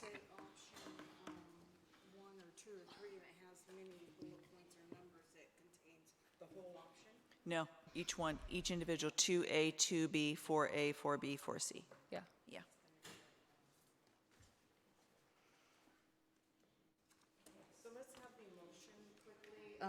Trustee Intook, motion to record Roll call vote on each option. take roll call vote on, Excuse me, so the motion is to do a roll call vote as opposed to a voice vote? option. Yes. That way she can track who voted yes or no for each Okay, item. do we have a second on that? Do we need a second now? And then we'll, We do need a second. All right, we have a motion on the floor to do a roll call vote on each option. Is there any discussion on that motion? Just to be clear, each option is proposed by trustee Uduak Nuntuck. No, negative. This is for This all. is, this is all the motions that staff presented to us in this presentation. So 1 through 9, Okay. Correct. right? Favor of this motion? Aye. Oh, you got to read through each one. Number 1? No, this is just a motion to have this vote. So all those in favor of the motion? Aye. Any opposed? Motion carries. And at this point, so do you want Vice President Drinkwine to read it, or Jackie, do you want to read each option? I think you're going to be busy recording the votes, so Drinkwine, since she presented it, have her read it. Is that okay? Certainly. All right, thank you. Certainly. Option 1, no amendment to the existing CSWPA. and you're including all of those bullet points as one option. No, option 1 is Jackie, just if I can one. refer you to slide 21, you can see that each of the proposed options is listed individually. Thank you. So, This printout's different, that's. fine. correct, correct. So it's easier to work off slide 21. So option 1, the issue at vote right now is no amendment to the existing CSWPA. All in favor? Are we doing a roll call vote? The motion was for a roll call vote on each item. I thought we decided I thought that. I thought we did just the opposite. I thought she was going to record who voted yes and Yeah, no. it was, the motion was to have a roll call vote on each option item. So we need a roll call vote on option 1. Okay, Virginia Baxter? Nay. No. Gonna get complicated here. Okay, Vivian Malauulu? No. Uduak Intek? No. Delgado? No. Sunny Zia? No. Option 2A, forgive me, I'm going to just have option 2 as one general option. Adopt the June 26 proposal with corrections to the project list. Virginia Baxter? Yes. Vivian Malauulu? No. Uduak Intek? No. Doug Otto? No. Sunny Zia? Yes.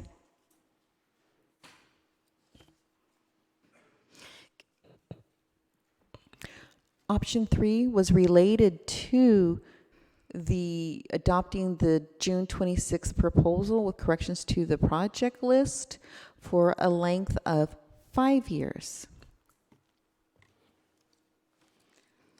Virginia Baxter? No. Vivian Malauulu? No. Uduak Intek? No. Doug Otto? No. And Sunny Zia? No.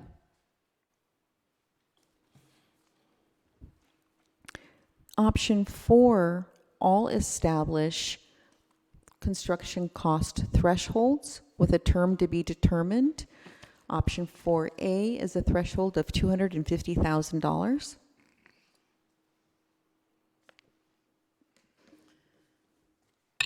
This is one option. Yes. Correct. Virginia Baxter, No. Vivian Malauulu, No, if it's just the one option. The option we're considering is a construction cost threshold of $250,000. No. Uduak-Intuck, No. Doug Otto, No. Sunny Zia. Yes. Option 4B is a construction cost threshold of $5 million. Virginia Baxter, No. Vivian Malauulu, No. Uduak-Intuck, Yes. Doug Otto, No. Sunny Zia. Yes. Option 4C is a construction threshold cost of $10 million. Virginia Baxter, No. Vivian Malauulu, Yes. Uduak-Intuck, No. Doug Otto, No. Sunny Zia. Yes. Related to option 4, although not expressly listed, I will consider as option 4D a length of 5 years. We need to establish a length of term. Isn't that in the other options? It's It was- written under option, it's written under the option, but I see what you're saying about asking for a term as D. So I'm okay with that because the language of option 4 does include 5, 10 years. So I think if you don't select it, then that would leave it up to the negotiation process to deliver you an agreement with one of those lengths of terms based on the feedback I've heard thus far. This is- I'm okay with making that 4D and either voting on 5 or 10 years. If, you know, it's up to the pleasure of the board, though. I'm sorry, I'm not understanding. Are we voting, what we just voted on was without regard to term? Correct. So now what are we voting on since we didn't agree on any of those options? What Although- is on the table? The on the table would be an option of a 5-year term length, a 10-year term length, or through the conclusion of the bond project. Since we didn't anticipate this approach to the vote, those were listed within the text of option 4 and were not delineated as sub-options. But in the absence of that direction, that means that I would negotiate a term and then bring it back to you as an amendment. A term for what? For a list of projects? Correct. Or When you have a threshold approach, you do have to have a term associated with it. So, for instance, if we went with a $5 million threshold, it'd be $5 million for construction projects that were started within the specific term. Right, in the absence of the threshold, then it could be all our project. Is what we're voting on right now for 5 years is all our projects that are currently on the PLA? I did not have the term as a separate option. It was embedded in either a project list option or the threshold option. And so since we're going with this approach, we need to add 3 options so that we can get length of term. Point of order. Yes. I thought, so am I tracking, and Jackie, correct me if I'm wrong, I have option 1 didn't pass, no options in 2 passed, 3 didn't pass, but 4B did have, oh no, it didn't pass as well, right? So we have no minimum threshold approved, okay. Now we're voting on a project list with a term of 5 years, correct? Is that what we're about to vote on? The option 3 that received 5 no's would have been a project list of 5 years. Okay, so what are we voting on now? 10 So, years? Related to option 4, So option 3 was 5 years with a project list. Option 4 is a threshold, and then the term of length for the threshold was undefined. And if I may ask for a little bit of guidance here from a standpoint, since we are in the middle of an option for a vote, that in lieu of any passage of any specific item, I would take the votes into consideration as I move forward in negotiating these individual items. Am I correct in understanding that none of the 4A, 4B, or 4C passed? Right. Well, point of order.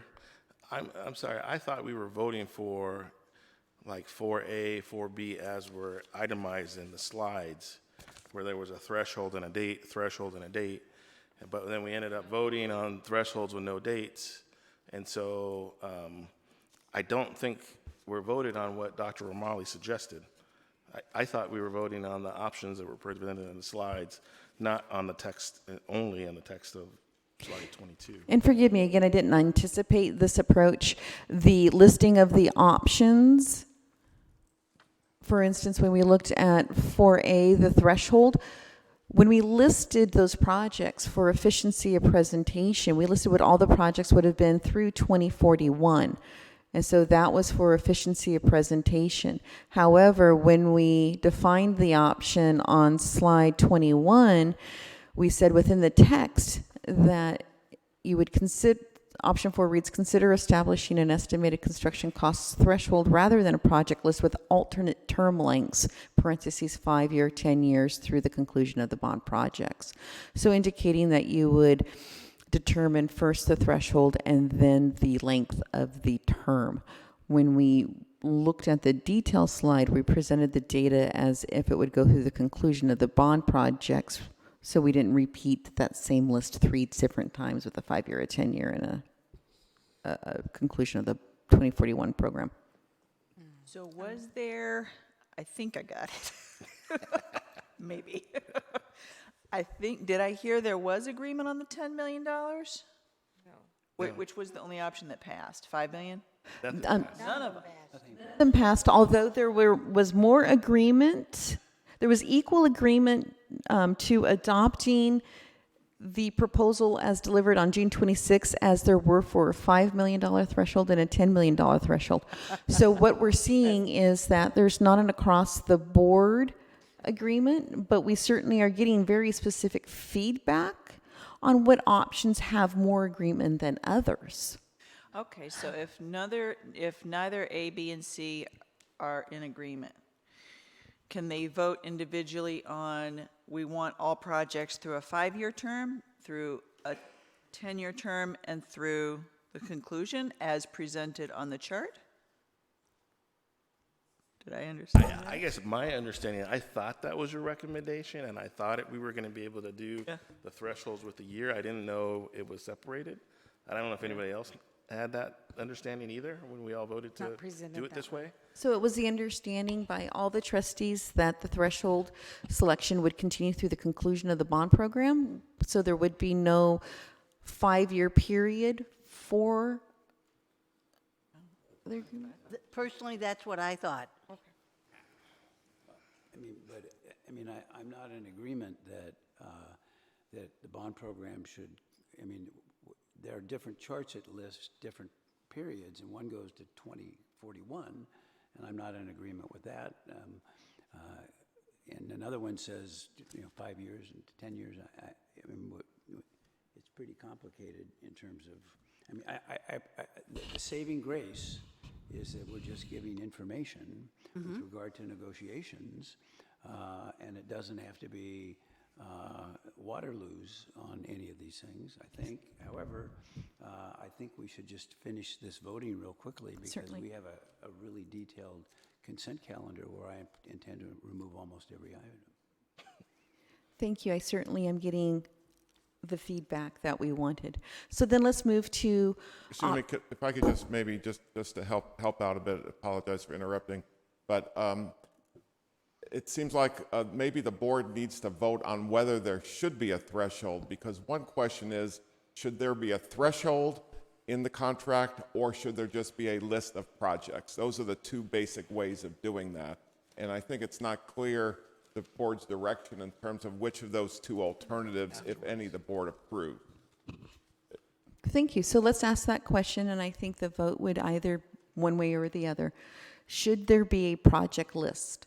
Point of order. I think we need to finish the votes we're You're doing, absolutely right. and then we'd have another. Well, that's on what that we're trying to afterwards. figure out. What are we voting on? Is your suggestion, Marlene, to have a project list for 5 years? That would be the next one we're voting on?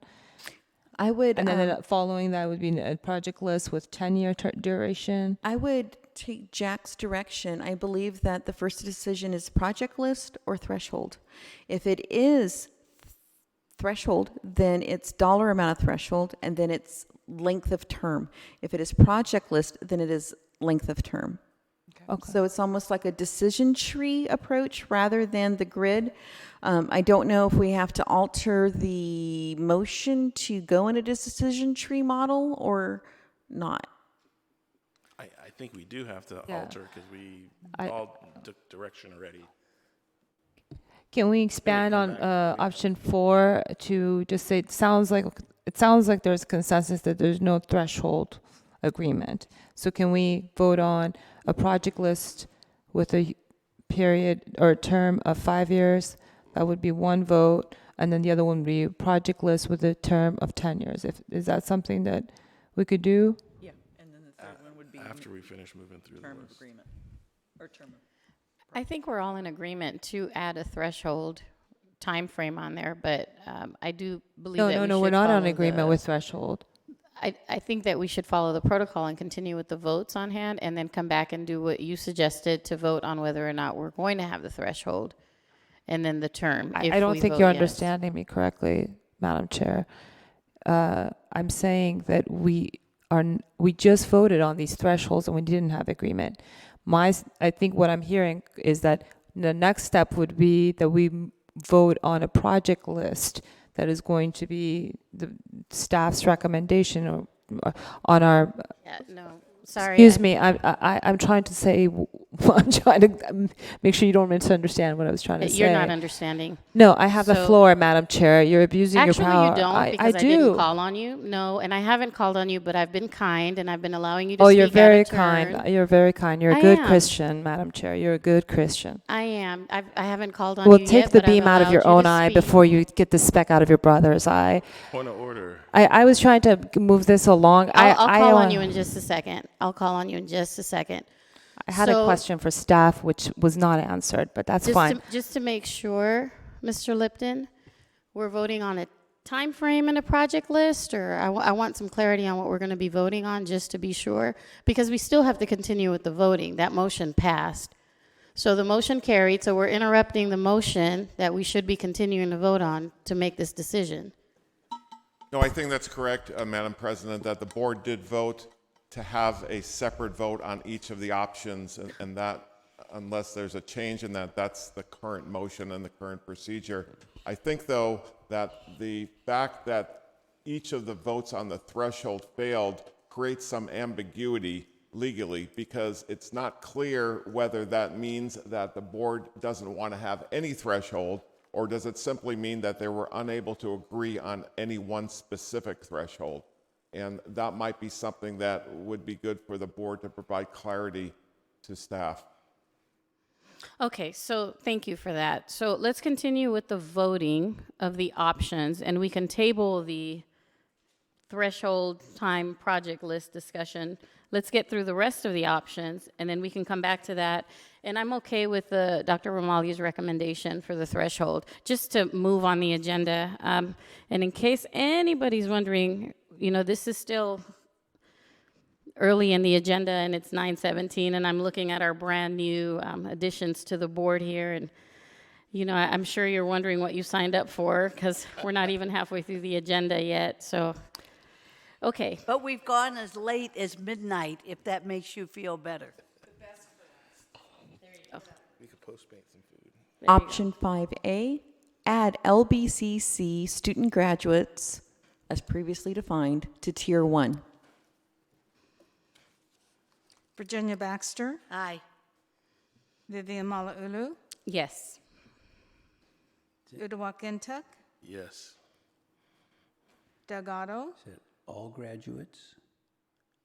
This is the This student is A, graduates 5A. previously defined as completing those related courses to the construction trades. Aye. Sunny Zia. Aye. 5B, request the trades unions to provide LBCC student graduates preferential entry into apprenticeship programs. Virginia Baxter, Aye. Vivian Malauulu, Aye. Uduak Joe Intuk, Aye. Doug Otto, Aye. Sunny Zia. Aye. Option 6, add stipulation that trade unions advocate for LBCC training program when negotiating PLAs with other agencies. Virginia Baxter, Aye. Vivian Malauulu, Aye. Uduak Intuk, Aye. Doug Otto, Aye.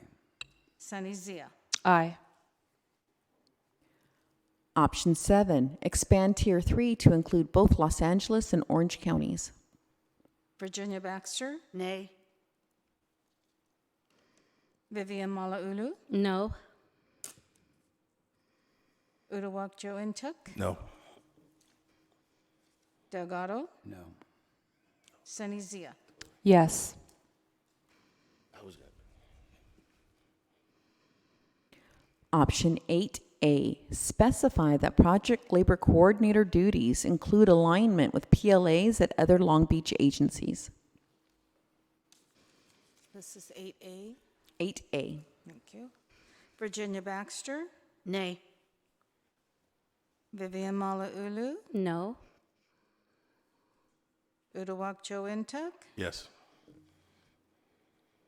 Doug Otto, Excuse me. No. Sunny Zia. No.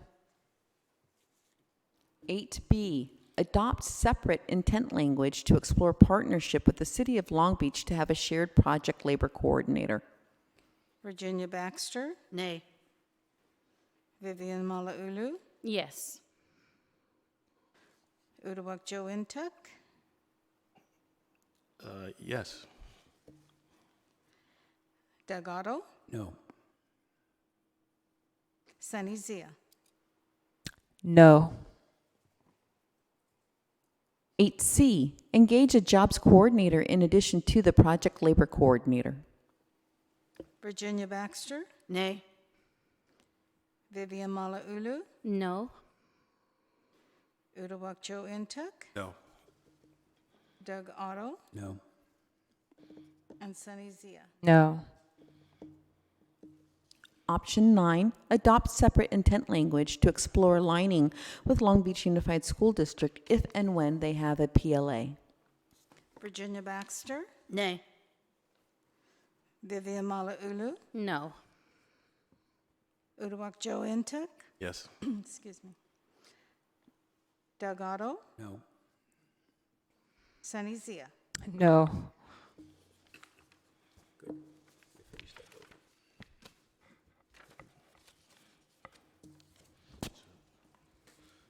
So now, Madam Secretary, if you can report back how each one of those options fared before we return to option 5, I believe it was. And then I'd like to take Dr. Romali's recommendation with option 5 and have a vote on that. Do we need a separate motion for that? Or do we just amend the current motion to have that particular item? Is a new motion in order?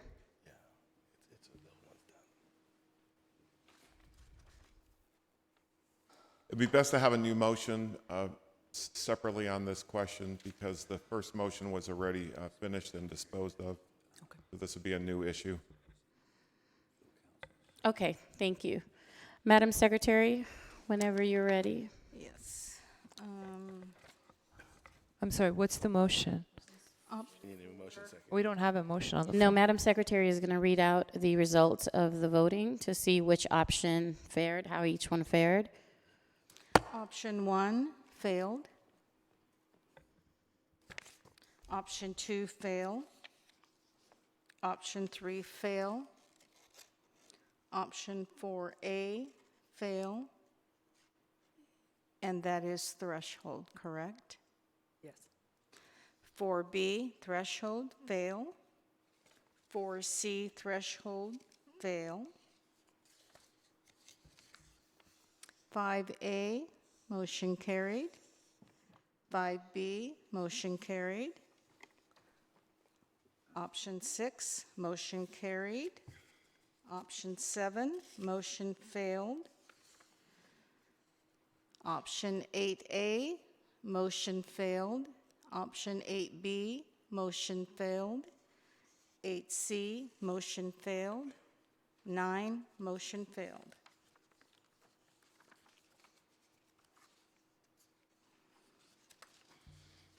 Okay, so now, thank you, Madam Secretary. So now I'd like to entertain a motion to return to, it was actually option 4. And Dr. Romali, would you like to give direction? Mr. Lipton, I believe if I have this correctly, the 3 options would be, do we agree with, assuming there is no threshold, do we agree with all projects for 5 years? Do we agree with all projects for 10 years? And do we agree with all projects through the conclusion of the bond projects? Are those the 3 options that they're voting on? Again, if there's no threshold, then it's just a list of projects. List of the projects. And there doesn't need to be a time frame because it's whenever the projects are finished. Okay. So the duration becomes irrelevant when there's a project list. Okay. It's whenever the project finishes. If I may, I believe we need to determine whether the board would rather have the threshold or a project list. Okay. That is the question at hand. Okay, so the first vote is, would the board like to have a threshold or a project list? What is that vote by a roll call vote? Do we have a motion on the floor, Madam Chair? No, there's no motion. It's pending a motion. I'm thinking, so we have threshold of projects. Projects technically doesn't matter the time frame, but it'd be good to get the input. It seemed like thresholds kind of failed. There was some consensus between 5 and 10 years.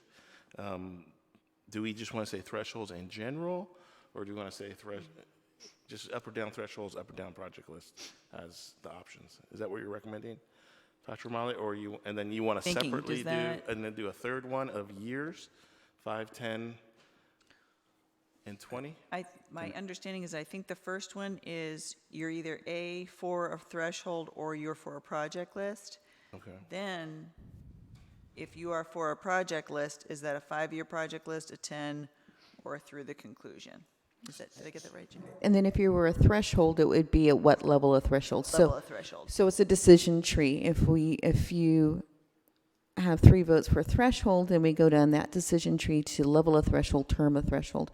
If we have 3 votes for project list, then it is for, then we go to the term. Wouldn't it just be simpler to vote first, whether you want a project list or not, and if you want a project list, then the rest of it becomes moot? I think that makes more sense. Yeah. Thank you, Trustee Otto. Would you like to make that motion? Yes. Second. Whatever he just said, right?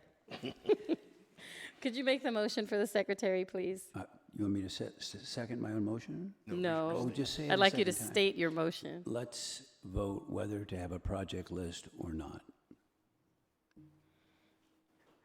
Do we have a second? Yes. I think Mr. Lipton has a comment on that. Well, just to clarify the motion, I think the motion would be clear if the motion were, for example, a motion to have a project list, for example, could be a clear motion to make and then seconded and voted on. Isn't that what I said? You said threshold, I thought. I said threshold? No, he said list. Okay. Yeah, I think that's what I said.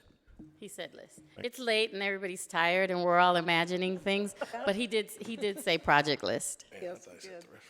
The motion is whether there should, a motion to have a project list in the amendment to the PLA. Correct, because we might not even need to discuss threshold if this motion passes. Right. We'll just have to discuss each and every project. All right, so yes, Okay, all those in favor? Oh, just a second. So we've got a motion and a second on the floor to vote on whether or not we should have a project list. Any discussion on that? All those in, I don't think anybody wants any more discussion for the rest of the night. All those in favor? Aye. Aye. All those opposed? All right, that motion carries, so we don't need to discuss a threshold. All right, so earlier, about a couple hours ago, I heard a request to move on the agenda. Is that something we can do now, or have we exhausted discussion on this amendment, or is there anything else that we need to address? I think we need to address the term. We need to address the term. Okay. So I think the question at hand, and you can either make the motion to say a 5-year term or a 10-year term, and then that's what I need to know. I'd like to make a motion that we vote on a 10-year term. Second. There's a motion on the floor to extend this amendment to a 10-year term. Any discussion on that? I'm not supportive of that. I was hoping to get the options to vote on 5, 10, and I was going to suggest 15 and 20, so that way we had a true gauge of all the options. You can't do all that. Any other discussion? Yes, Mr. Lipton. If there's a list of projects to be included in the PLA, then, as I said before, it may not make sense to have a term because the PLA will continue until those identified projects are completed. The problem with that is that then we have to talk about which projects are included, and I'm thinking that'll take us until about September. Well, that's right. The Trustee Otto's correct because the next question, logically, if there's going to be a project list, is to determine which projects are on the list. Yes. And then probably a threshold so that if you were remodeling a bathroom or something like that, whether that would be on the list or not on the list, and what the. I'm I can hoping. suspect a threshold. I'm hoping you're meaning that you're talking about that in jest, but I think let's just vote. My motion was to vote on all projects on our bonds that would go for 10 years, no threshold, just 10 years of bond projects that we have. Would you be excited? Does that make sense, Trustee Baxter, since you seconded? Yes, and that's what I agree. And I'd like to call for the vote. Any additional discussion on this motion? I've already called for the vote. Do we have a second? Yes, we do have a I second. seconded. All those in favor? Aye. Oh, I just lost my whole thing. I'm sorry, Jackie. Say that again. I didn't hear you.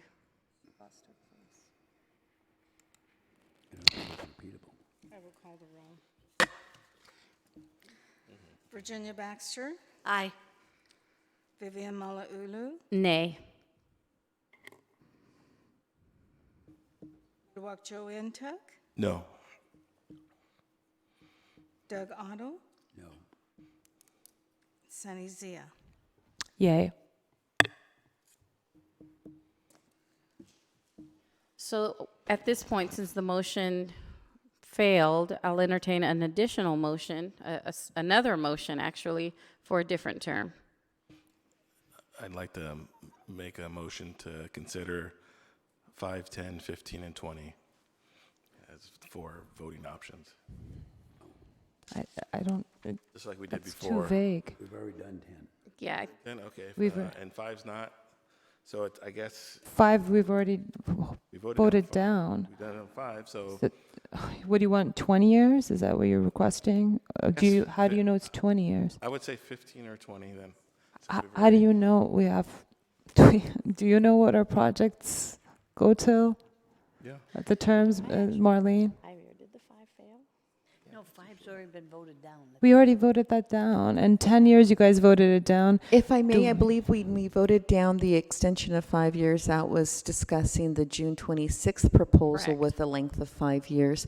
I don't believe you've yet voted specifically on a 5-year term, only with the project list. Correct.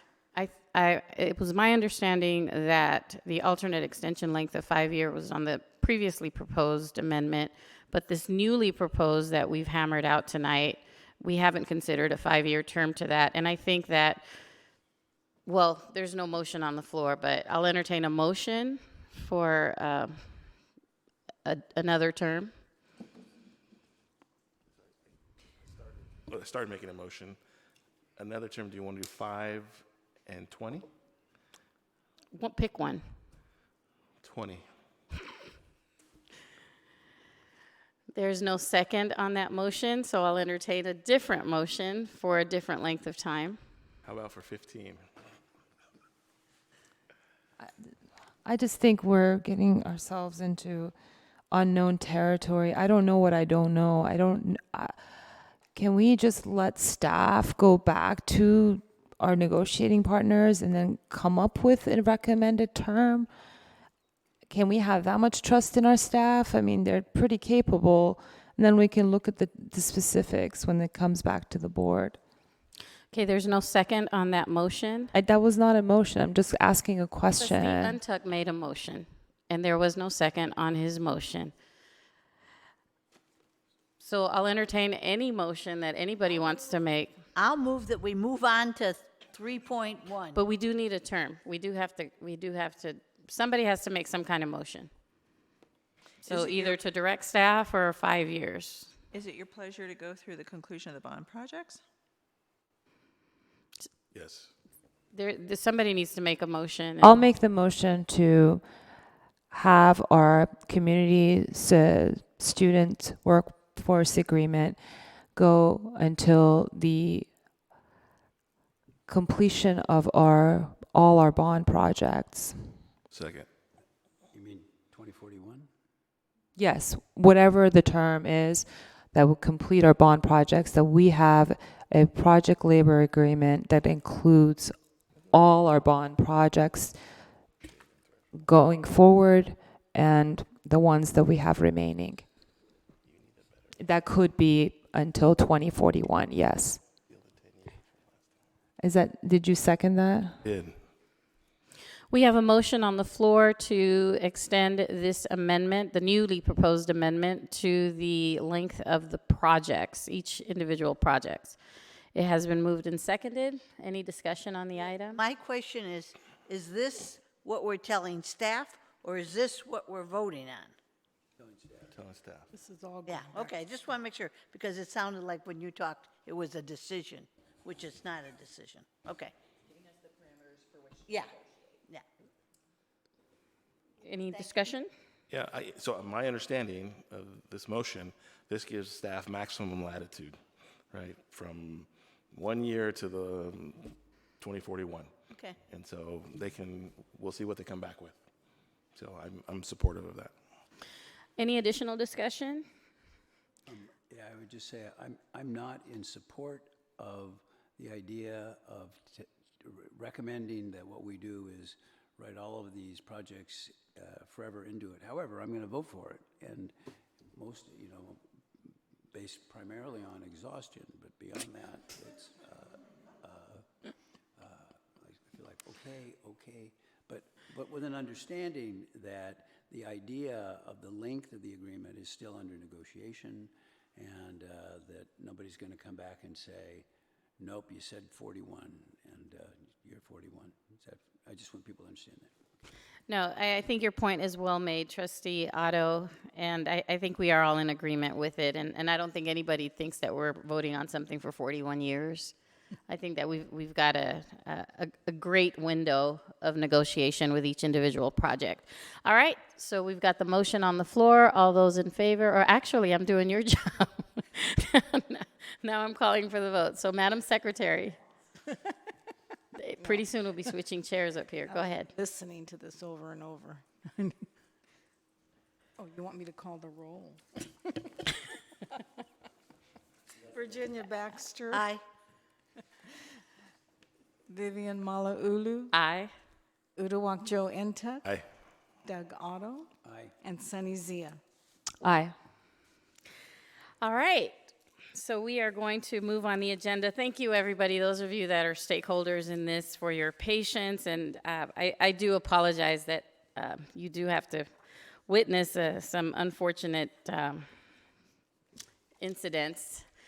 Have a good night. Thank you for being here. And moving on the agenda, I think we're on item 3.1, which is a report on the 2018-2019 athletic season. And we have our new athletic director here, and I believe this is your first time reporting to First time. the board. Welcome, and normally you wouldn't have had to stay this late, so thank you for staying. Thank you, and congratulations to all of you who are switching seats on the Board of Trustees and taking on new roles. Thank you for inviting athletics to come and give this presentation. I am mercifully going to be quick, and I am also mercifully going to ask the people who've been sitting here for 4 hours, please stand for the 5 minutes that I'm going to be speaking, if you so wish, and everyone here at the table as well. Again, thank you. And if I can learn Not to interrupt you, but they misunderstood your invitation to stand for an invitation to stretch.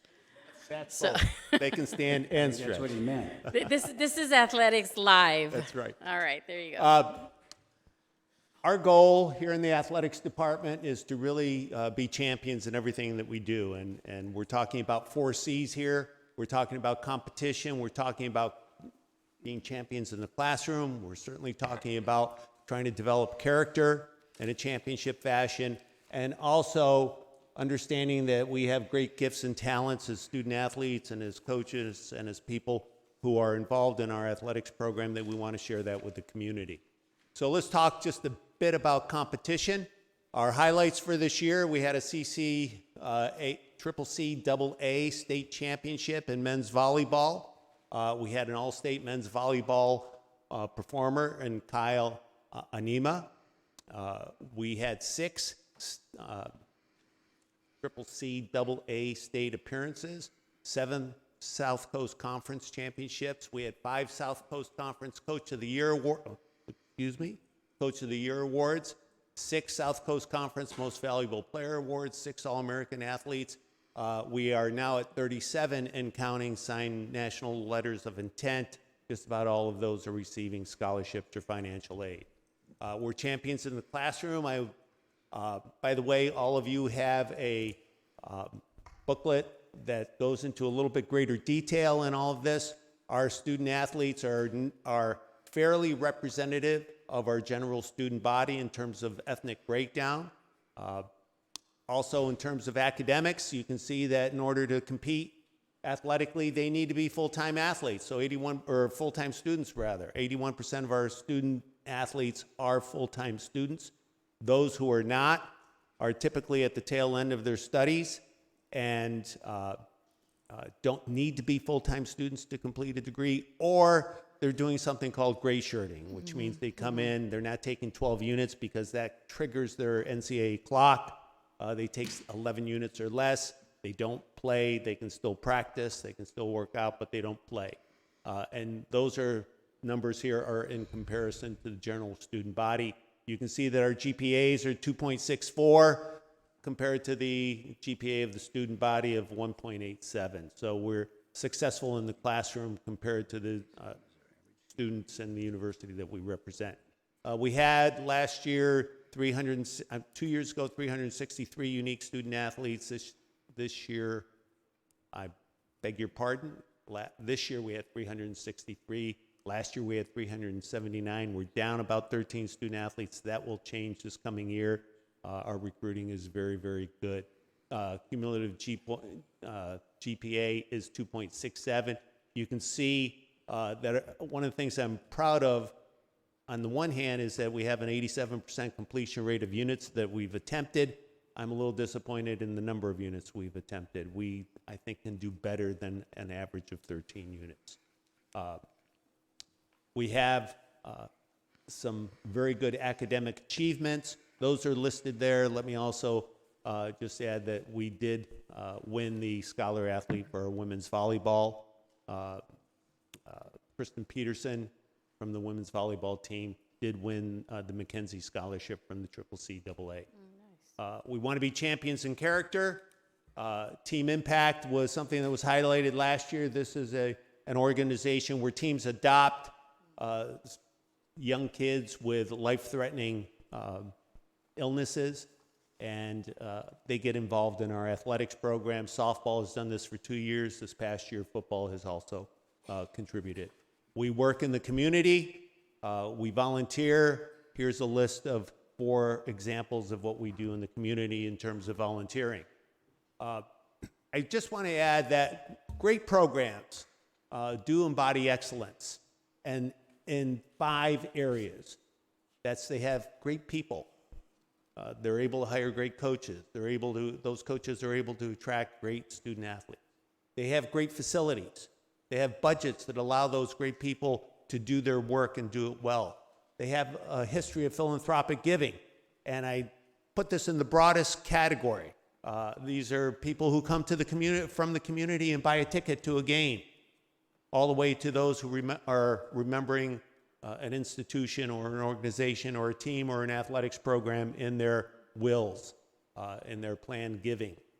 And finally, if you have those 4 things to some degree, you will end up with a tradition, and a tradition that you can be proud of. And these feed off one another. They're symbiotic. When one is not there, the rest will suffer. And so great programs always pay attention to these 5 things. And I just want you to know that I want to focus on just a couple of these areas here. And one is facilities. You've seen these facilities already demonstrated to you in previous meetings. We are later in the fall semester going to start construction on the CLAC. And for athletics, what that means is a new aquatic center, pool area that will be just absolutely tremendous. Southern California is in need of water for their kids, for their swim teams, for their swim programs. We will have 6 new tennis courts. We will have a new softball field that will be moved out to near where the baseball field is. We will also have soccer fields and sand volleyball courts. I also want to highlight tradition. We have currently 16 national championships, 93 state championships. We're in the 50s for state runner-ups, and it's not 100 plus conference championships. It's well over that. In fact, we can't count. We have probably somewhere in the area of about 130 professional athletes. We have 25 plus, probably closer to 30 Olympic athletes and coaches. A great tradition at Long Beach City College, and it's one that we certainly intend to go ahead and keep going and grow upon. But as I said in my little preview in your notebooks, there are other schools knocking on the door who want our position, and they are really knocking on the door. So we're going to try to fend them off as best we can. I want to invite you to our first football game, September 14th. It's against Mount Sac. Be there. We are having 5 football games. Every game will have a theme. The first one is Welcome Back Long Beach City College. So everyone associated, faculty, staff, students, board of trustees for Long Beach City College, we invite you to come back and join us for what promises to be a very exciting football season. Coach Brett Peabody thinks he has an outstanding team. I've watched them practice. They are outstanding. And so come back and get excited. I will entertain questions if you so desire. Thank you very much, Dr. Huzak. That was an excellent report. And I really appreciate the thoroughness and detail of it. I'm sure other trustees will comment as well. There's one thing that really stood out to me when you listed the players' cities where they come from. I noticed how many of them actually do not live in our district, which says a lot not only about our athletic program and students from around our district or outside of our district wanting to play for us, but also our college, that we have students who want to be here when they have an option. And I know that they can attend any community college, but the fact that they've chosen us and they've chosen to compete for us and put on the jersey, that says a lot. So thank you very much. And I don't think that component of your project, of your report, was highlighted enough. So I think that definitely let's highlight how many students aren't even from here, from our district, and they're playing for us. And the interesting thing is we're increasing numbers from students who aren't even from this country. Oh, I love that. So we're getting international students here as That's well. Outstanding, and that also falls in line with a previous conversation that we had with administration about that with some of our international students and being able to support them. So outstanding, bravo. Great first report. And I'd like to open up the floor to any other trustee. I'm just going to keep it brief. Thank you so much. We were both at the Mail Summit about a month and a half ago. I just want to, we're incredibly privileged to have you here. You're able to share and articulate your experience in coaching and athletics and LMU, and it was really powerful, I think, I think we had 500 students there that day. There was a student-athlete panel that the coach was on, and so it was really, really well received, and I look forward to getting our lunch together soon. Thank you, and I was only trying to match your comments at that panel, because it was a special afternoon for sure. It was, so thank you. Trustee Otto? Great.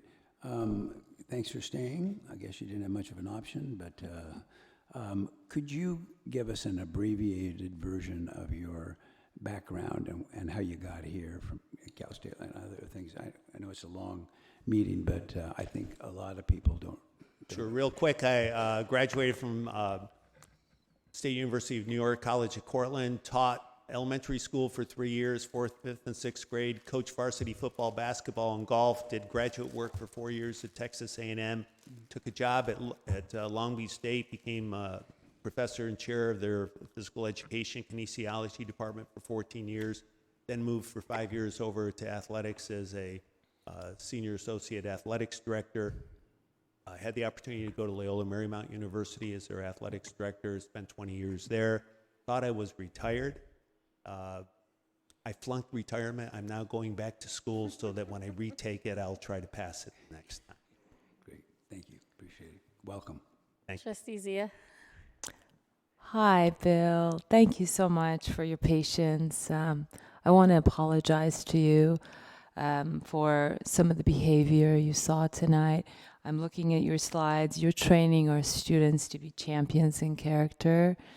I was recently at an event at the Jewish Federation, and I met a fellow member of my community, and he had such great words about you, Bernie Salmonson. And I'm just honored that you are coaching our students. And I'm, again, incredibly grateful to you and embarrassed that you had to see some less than champions in character conduct by people who claim they're holier than thou. They resort to name-calling their colleagues. They resort to scuffing and laughing at their colleagues, and I don't think that's up to par with good Christian behavior or good trustee behavior. So I want to apologize to you that you had to see that. I want to apologize to all the members that were here and who are watching tonight. That is not becoming of the conduct of this board, and I truly thank you for the service that you're doing to our students and this institution. Thank you so much. Thank you, and I'm glad you didn't hear the conversation that Jeff Wood and I were having, because we apologize for that conversation. Thank you. Trustee Baxter? Bill, welcome. You and I have had some wonderful talks together, and I'm so pleased you're here at Long Beach City College. I'm pleased we dragged you out of retirement. I think you're enjoying it, and I really appreciate all you've done for our athletic program. And I just want to point out one thing that maybe many of you are not aware of, but it was called to my attention that many of the student athletes use our showering facilities because they are homeless. And with Bill's permission, I put out a call for people to donate towels and soap and shampoo, and we were overwhelmed with donations. And the two locker room attendants, Susanna Mendez and Jimmy Flowers, they were so appreciative of all the items that were donated. And it's what I like about that is we're all working together to help students. And Susanna was so cute because she says, I'm only going to give them a little bit because I don't want to give them a lot. They got to come back, you know. And so they know the students who are in need. And I just appreciate your support in this effort to help our students. Well, thank you, and I hope I wasn't too verbose as opposed to that letter that I sent out in which you gave me some good criticism on. So thank you. Thank you very much. Thank you for your support, and go Vikings. Go Vikings. Thank you. All right, moving on the agenda. Certainly, that was a great first report. Item 4.1, we're going into the consent agenda. Any item may be removed from the consent agenda and considered separately if a member of the Board of Trustees so requests. Move approval of the consent agenda. Second. It has been moved and seconded to move on the consent agenda to vote on it. Any discussion? All right, Madam Secretary. Got it. All right, so all in favor? Aye. Any opposed?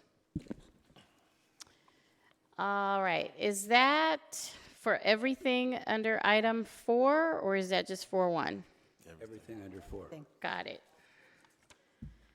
So we are moving on to 5.1. Academic Affairs, 5.1. Academic Affairs, item 5.1, revised board policy and administrative regulations 4010, open courses, prerequisite, co-requisites, and advisories. Move approval. Second. It has been moved and seconded to approve item 5.1. Any discussion? All those in favor? Aye. Any opposed? Motion carries. Item 5.2, are we itemizing 5.2? Item 5.2, revised board policy and administrative regulation 4014, study abroad residency courses. This is a first reading. It is an information item only. May I make a comment? Sure, President certainly. Malauulu? I just want to salute the college for bringing back the study abroad program. I think this is essential for any higher educational institution. I am a recipient of study abroad. I believe it really teaches people more about the world and an understanding of different countries, but also of our own country. So I want to salute the college for doing that. I concur. Any additional discussion? I agree. I went to Central China on study abroad in college, and it was a great experience. Awesome experience. All right, so we are going to move on the agenda since that is a first reading. Will that return to us next month as an action item? All right, good deal. Moving on to item 6, administrative services. Item 6.1 is a resolution to utilize design-build process for the Energy Efficiency Measure 2B photovoltaic project at the Liberal Arts and Pacific Coast campuses. This is an action item, so I need a motion. Approval. It's not an action item, it's an information item. No, you're talking 6.1. Is it? Am I in the wrong one? So I need a motion to move on the agenda, to move on that item, please. The motion. I'll make the motion. Okay, Trustee Otto has made the motion. I'll second. Trustee Zia just seconded. All those in favor? Aye. I'm sorry, I meant to call for discussion. I was distracted. No problem. I wanted to speak against this item. I'm concerned that, one, I do support the expansion of solar voltaic on campus, and I think design build is a good strategy.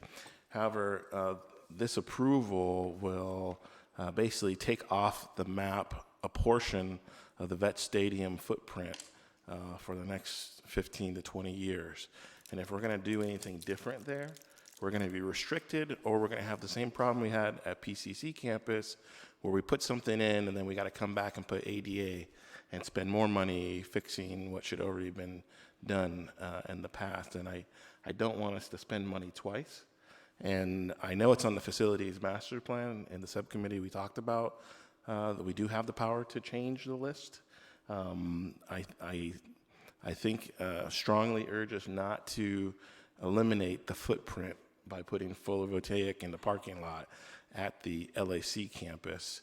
And I don't know if there's a way for us to split it off, or if we ask for it to come back as just the PCC campus and not the LAC campus, but I think that we are putting our foot in our mouth if we take this forward. And maybe Vice President Drinkwine, you could tell us what the spacing was. I know there was an email that went out that talked about the spacing and a picture of exactly how much would be lost from the parking lot.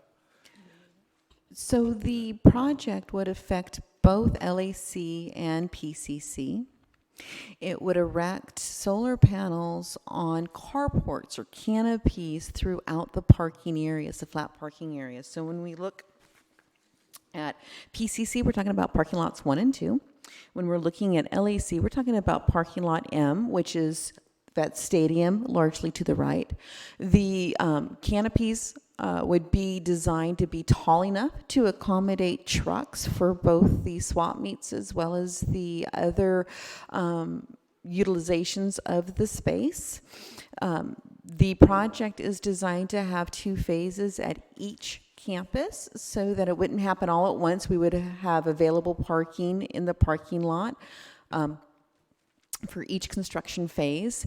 It is one of the primary initiatives of the Integrated Energy Master Plan, and so it definitely is a component of us being able to be a zero net energy usage by 2050. Okay, so why don't you ask your question first, and then I'll respond to the motion. Okay, thank you. Have you run this plan through the antique market? And the reason I ask is that this is a very big source of income for us annually, and it's also a community event. And many people know Long Beach City College, and they even think the antique market has something to do with us, but it's not. They're tenants. But have you received input from them regarding this? We have a lot of conversations with the Mogers, specifically right now because we have the Kinesiology Lab and Aquatic Center coming up, and it will have an impact on them. This project will not prohibit them from having the swap meet. It actually provides shelter for their vendors. So we are taking into consideration the use of that stadium parking lot for the swap meet so that the canopies will be high enough to accommodate the trucks that come in there. Yes, we will have a scheduling issue. We will have to make sure, and that's one of the reasons it's in 2 different phases, that we minimize the impact to the swap meet, because it is really critical for them that they be able to have their once a month events. As you mentioned, the community depends on it. I know that people travel statewide to attend the antique swap meet as well as the motorcycle swap meet. So that is a consideration for us, and we have informed them that we intend to place the solar panels there, and they are aware. We have not shared exact timing. What this resolution does is it allows us to move forward as a design build versus a design bid build. With approval of this resolution, we then move forward with the design build. We would anticipate coming back to you with a contract award in about 18 months or so. So you're not approving the contract at this point, you're approving the methodology for it. Okay, thank you. I just wanted to reiterate the question that Trustee Untuck asked, if there's a way that we can parcel out. I know that it's agendized as one single item for both campuses, but I think there is merit in parceling out the 2 different campuses. Is that something that can legally be done right now? Because it's agendized as one, but can we amend that and just split it up? I believe that you can. I would like to point out, in the email I sent out, I identified the potential energy savings on an annual basis for each campus. And so the PCC estimated savings would range from $310,000 to $440,000 annually. And the project at LAC, because it is larger, would provide between $610,000 and $850,000 in annual cost savings. Our current energy costs annually range about $1.7 million. So combined, both campuses, the total savings would be between about $920,000 to $1.3 million. So we're looking, if we did both campuses, a range of about $800,000 to $500,000 would be our eventual cost. So we'd save substantial amounts with both. If we only did the PCC, it would reduce our savings from $610,000 to $850,000 a year. I will also add that the construction of this project is made from bond funds. The savings affect our general fund because it is our unrestricted general fund that pays those energy bills. So as we delay the project or reconfigure the project, yes, you would be dedicating that space to that savings, but those are savings we would achieve immediately upon completion of the solar project. Okay, thank you for that clarification. That was going to be my next question, is for you to break it down financially, so I appreciate you anticipating that. Trustee Otto? Yeah, I saw this, looked at it, and reached a conclusion that I supported it for the following reasons. First of all, the energy savings are stupendous when completed. Secondly, we're always looking for ways to save money, and $1 million a year is not loose change, and that savings enables us to do more for our students. But the thing that really tipped it for me, although the savings might have done it in and of itself, was that what we're doing right now is saying design build. Let's just give us the approval to do that. It doesn't mean everything's designed. It means that we can go down that path. But secondly, it is a major part of our integrated energy plan, which is not only really, really good, but received statewide and even national recognition as one of the first of its kind. And I'm so proud of that plan and the work that our construction management people did, that I think they know what they're doing. I asked the same question of our vice president about what about the swap meet, and what I was told was they know about it. The trucks can get under what they want to do, what they want to construct, and so it won't be disruptive except maybe for a short period of time. And of course, it's a source of money for us, but that we want to maintain. But what I've heard in opposition is we shouldn't do this because we might find something else that we could do that don't want to take this off. And I don't think that's a good reason unless there's a really specific use that would generate, would be a better investment or a better thing to do. So I'm in favor of taking this first step in this process, and we'll have plenty of opportunities in the future to evaluate what the ultimate design looks like. Okay, any additional discussion? Trustee Antec? Yeah, just what's the cost estimate of the design build process going forward? The design build process saves us both on length of time as well as defining the process in a much more defined way that prevents change orders. So length of time means that once we move forward on a design build, we contract the firm who absorbs all costs and will design and oversee the build. I understand design build, but moving forward with this resolution, are we committed to a specific dollar spent? Or is this just to begin the process of soliciting contracts that you said will come back in 18 months? Correct. So there's not an actual financial attachment to this resolution? We Commitment. will be incurring costs for the development of the preliminary plans that would then result in the issuance of a request for bid and that process. So moving forward means that we start that process. Your next opportunity for approval will be when we present you with a contract as a result of that process. So if at that point you decided not to move forward, say at both campuses, then that would be a lost investment. If you move forward at one campus, it would only be the cost related to one of the campuses. Lost investment, that's the lost investment in the energy efficiency or the cost of construction? Cost of construction. It would be the initial design. Again, in the design build, the primary design comes after we award the contract. What is our cost estimate on the initial design build for this? We have not identified the entire cost estimate for this, one of the steps we have to do is complete working with Southern California Edison. They do have input onto the final size and placement, but that is part of the process as we get into design. This process does apply only to those projects that are in excess of $2.5 million. So we believe that it is going to be in excess of $2.5 million. Last question I got is, so if we hypothetically put student housing over there, would we be able to raise these solar panels and put it on top of the facility building, or is that, and repurpose them, or is that space not available for any structures after this is installed? I'm unsure of the answer to that.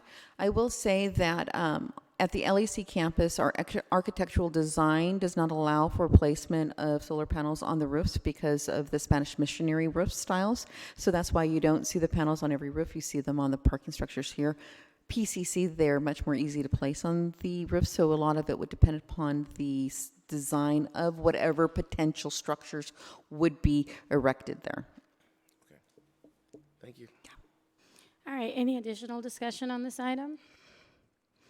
All Madam right, so we do have a motion and a second. Oh, I'm sorry, Mr. Lipton. I don't think we need to parcel it out. Sorry, I asked the question and then it was answered. Well, in response to that question, I was looking at the resolution and noting that the 8th whereas paragraph defines the project specifically as the Pacific campus, but not mentioning the other. If you wanted to bifurcate it, you could, is what you're saying. Well, the resolution, from my reading of it, pertains to the Pacific campus, although the agenda item itself, the title refers to both. So I was going to point that out. Oh, that's interesting. I did not notice that. Was that Vice staff's President intention? Drinkwine? I am disappointed to see that that is an error. So as written, if you approved this specific resolution as written, you would be approving it for solely the Pacific Coast campus. In general terms, when we refer to the energy efficiency measure 2B, that refers to the project at both LAC and PCC, but it does appear as though in the resolution we have specific reference to only PCC. That is a great observation, Mr. Lipton. I had not noticed that. So thank you for bringing that up. At this point, because it is a flawed motion, I'd like to entertain the withdrawal of it. So whoever I'm made sorry, that motion- I'm not finding where in the resolution it's exclusive to Pacific Coast campus. Page 1. What It's the 8th Is whereas it- paragraph in the resolution. I think Doug made the motion. Can't we just amend? I'd like to make a suggestion that we amend it to PCC and LAC on fourth whereas from the bottom, and and vote on it tonight. Since would you accept that, Mr. Otto, since you made the motion and I made the second? If it's legal. Is that legal? I would be happy to I think that was the intent, is just, the question is not what the intent is. The question is, was the public on notice? Do we have to come back to this? Or, I mean, I'm happy to amend it if we can legally do that without violating anything. Trustee Otto, in my view, it would be legal to amend the resolution, particularly in light of the fact that the title of the agenda item itself expressly refers to both campuses.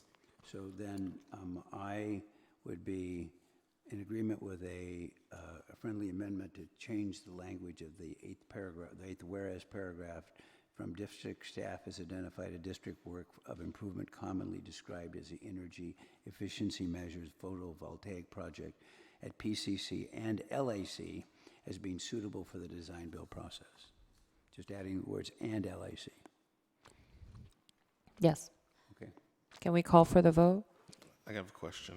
I do too. Trustee Untuck, sorry. Is the 2.5 million for both campuses or only the PCC campus that's listed in the two sections, the first and the ninth, the second and the ninth whereas? The 2.5 million was intended to refer as a minimum amount for both campuses. Both campuses, okay. We refer to the project as a singular project located at two campuses. Is the LAC 2A and PC 2B, or they're both 2B? They're both, the energy efficiency measure is 2B, which contains the solar project at both campuses. Trustee Baxter?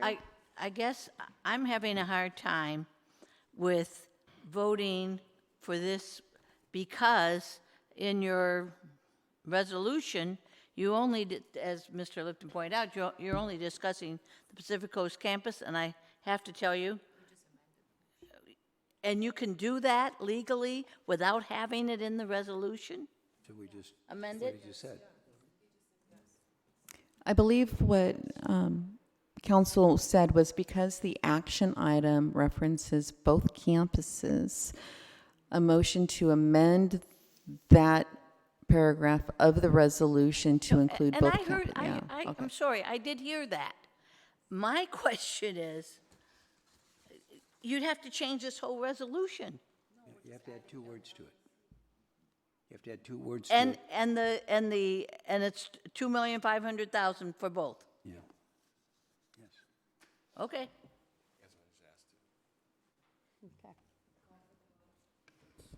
Call for the vote. All right. We have an amended motion. Are we going with the amendment? We have an amended motion, and it has been moved and seconded. So at this time, we'd like to call all those in favor. Aye. Aye. Nay. Any opposed? Nay. So it looks like it's a, sorry. I say nay also. Sorry, I say nay. I understand, Mr. Lipton, what you said, but I would feel more comfortable if it were worded as such, especially because, you know, you're talking about 2 different campuses and a very large budget item. Can I ask you a question? So Sure. if it was changed and brought back at the next meeting, you would be in favor of it? I would. Okay. Plus, it also gives an opportunity to include the cost savings in. I know that the ones that we have right now have them they're broken down, so we could have just a little bit more information. All right, so we're gonna move on to item 6.2. I'm sorry, the motion failed. Item 6.2, student 6.1. Voted no. There was 3 no votes. You were nay? Yes, I was nay. Oh, I did not get that. Hold on. I knew the first time, but I thought you changed. 6.1. That was 6.1. Yeah, Okay. There you go. we're on That's correct. 6.2. Oh, I'm sorry, you're right. Right. Correct. Item 6.2, student transportation update. This is an information item only. Is there any discussion? And Vice President Drinkwine, you have a presentation for us, dare I say? You've got an update? It is at your preference. You may either accept the update in written form, or I can give you a quick rundown on it. It's up to you. How quick? 2 seconds. All right, let's do it. We are ready to go for fall. Let's do it. We are finalized the contract with Transit. We have the plans for how we're going to roll it out and identify the specific students who are eligible. We are just going to place a sticker on the eligible students' ID cards. So we are ready to roll this pilot out for fall. Simultaneously, we will be looking at an ongoing sustainable model that may or may not include student fees. So we're examining all those options as we move forward and get ridership data. That's an excellent report. Anybody have any comment on that? Just one question. Can you speak a little bit to the city and Mayor Garcia's interest in the program? No, I think there was an update in there. Well, we know, interestingly enough, that LA Community College District has had a lot of activity, and I'll be presenting you with some more in-depth information. It's very much in flux, but we know that LA Mayor Garcetti has arranged for free transportation on local bus routes to all of their students. You said Garcia? Yeah, sorry. Oh, yeah, I'm so sorry. Thank you. No, but I said Garcia. I heard Garcetti. I'm so sorry. Oh, no, bro. Yeah, I know in LA, they're paying for it, and they're doing a big program with LACCD. and Forgive me, I didn't Metro, want to but- talk sorry, more than Long necessary. Beach Mayor Robert Garcia, not the LACCD. Even better news, Do we have to vote on that? No, but Then we're the- entering that phase of delirium right yes. now. I'm getting punchy, sorry. even better news, Long Beach Mayor Garcia recently informed Superintendent President Dr. Ramali of his commitment to establish a budget to support transportation for Cal State Long Beach and Long Beach City College. While the amount is still in development, the details are depending upon the convening of a working group. We're super excited because collectively, all three of our educational agencies have been working with the city to try and find another solution to this, because a sustainable ongoing solution will have all these different components. So that's really exciting. Thank you very much. All right, we're going to move on to item 6.3. Also an information item, the North Long Beach update. Vice President Drinkwine, can you give us a brief update on that? Again, we're moving forward on this one. We presented a scalable options approach to the city, to John Keisler, who was here earlier. That went from what we could do immediately this fall to what we could do if they gave us some free facilities. So what's happened so far is Pat Naya, director of the Small Business Development Center, has met with John, and they've looked at Michelle Obama Library. So they're identifying the space so we can do some ongoing workshops. Simultaneously, adult education under Dr. Scott's guidance has been working to also expand locations and services within North Long Beach. We anticipate that by next month we'll be able to bring you a schedule, calendar, and some flyers that were distributed to the community. That's excellent. Any discussion on that? I just want to say we had a really good meeting in May with the city and Dr. Molly and Marlene and myself and Nick and John. So from the city, I think we have a good package ready to go that meets the community's needs. So Excellent. And I also want to thank you guys, because I know that you've been meeting about that and the transportation issue, and I know that staff has had a lot of input. So even though we are kind of breezing through these items, that your work is not going unnoticed, and we certainly appreciate it. And the amount of research that it takes to be able to make both of these items happen, 6.2 and 6.3, is tremendous.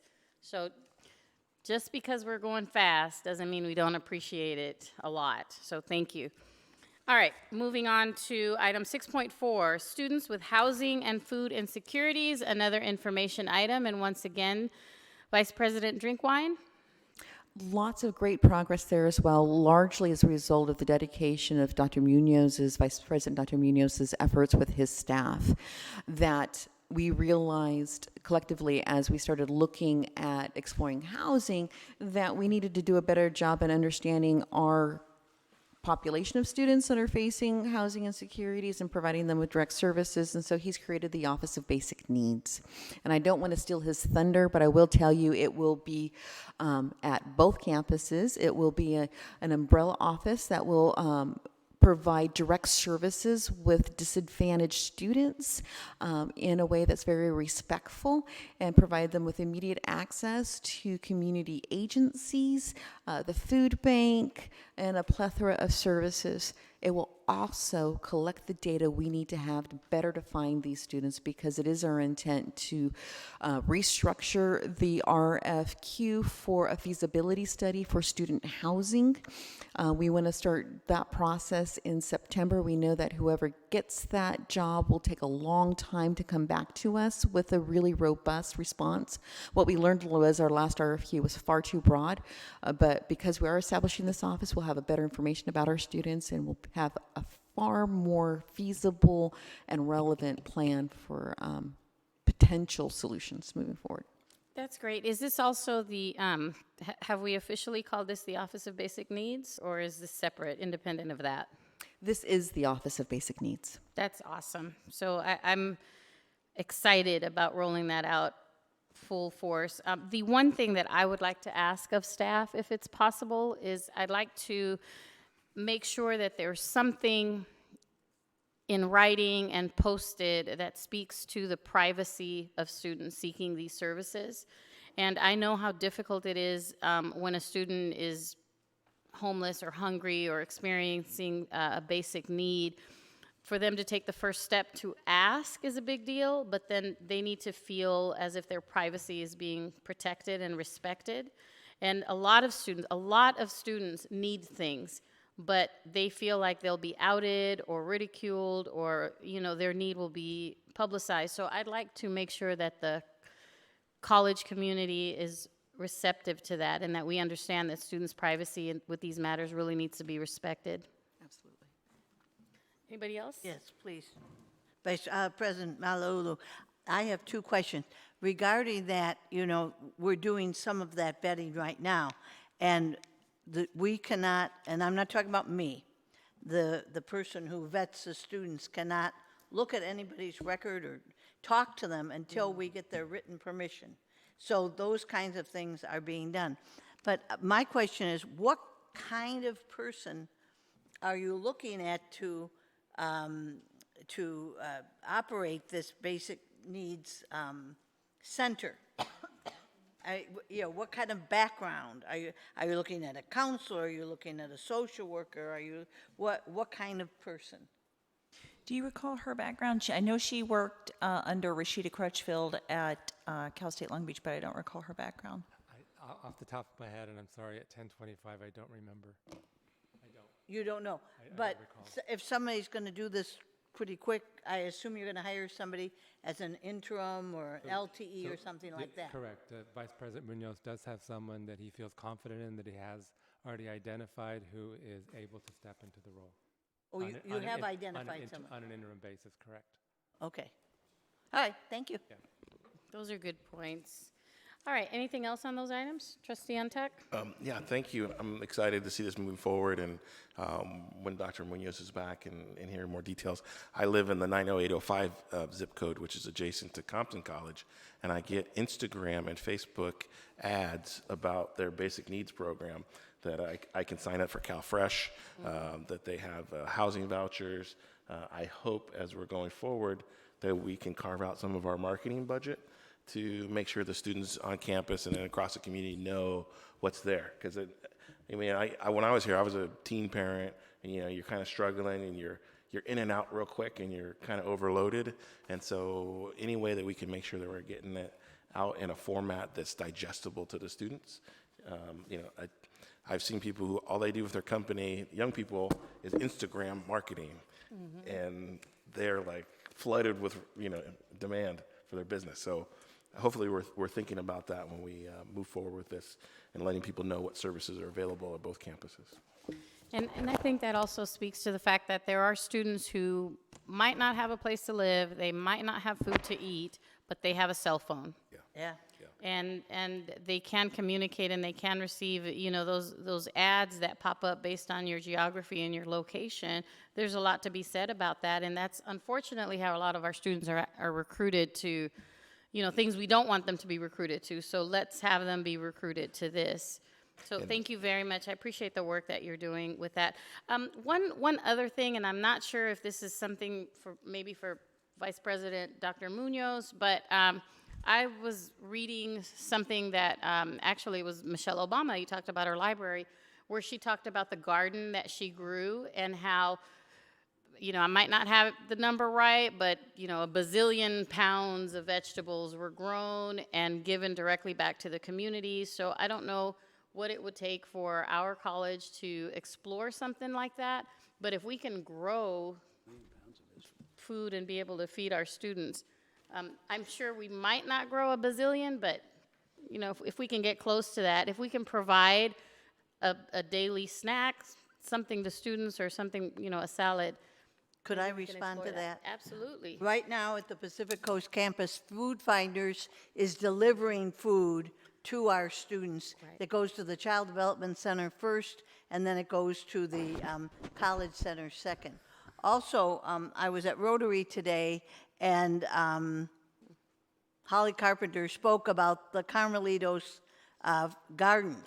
And so in North Long Beach, there is an opportunity for people to get fresh vegetables. And this was actually a project that was started at Long Beach City College. Our horticulture department trained people at Carmelitos to grow the vegetables. Unfortunately, the grant ran out and it kind of went by the wayside, but now the city is involved in it, and I think it's a wonderful program where they have a farmer's market, they have the residents growing things and learning, and the young people at Carmelitas and in the neighborhood learning about gardening and what it takes to put food on the table, healthy food on the table. Those are all great points. All right, moving on to item 7.1, Academic Senate President.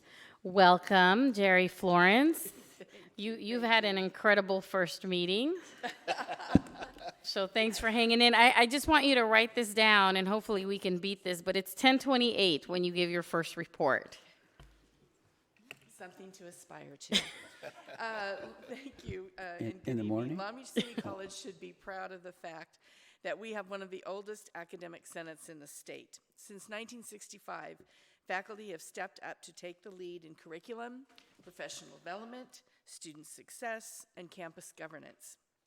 Faculty who are elected to serve as senators represent either the liberal arts or the Pacific Coast campuses. As a whole, we do not represent the individual departments in which we work or teach. In a moment, I will share with you the membership cards that are distributed to faculty when they begin their tenure at Long Beach City College. As you will see, statewide, Academic Senate is rooted in Title V. Our primary function is to make recommendations with respect to academic and professional matters. Inside of the brochure, you will find the membership card that lists what is commonly referred to as the 10+1. While the Senate participates in all of these activities across the campus, at Long Beach City College, the institution has made the decision to rely primarily on faculty through the Senate for the following: curriculum, including establishing prerequisites and placing courses within disciplines, degree and certificate requirements, grading policies, standards or policies regarding student preparation and success, and finally, policies for faculty professional development activities. This is a charge that we take seriously, and we appreciate you giving us the responsibility to monitor all of those. I've reached out to Diana Ogamachi, the LBCCFA president, Robert Rametta, the AFT president, Cece Sadler, the Classified Senate president. All of us are committed to working together as a leadership team to ensure that the constituents that we serve are informed, included, and celebrated for the work that we do. We agree that we are stronger together and that our students will be better served.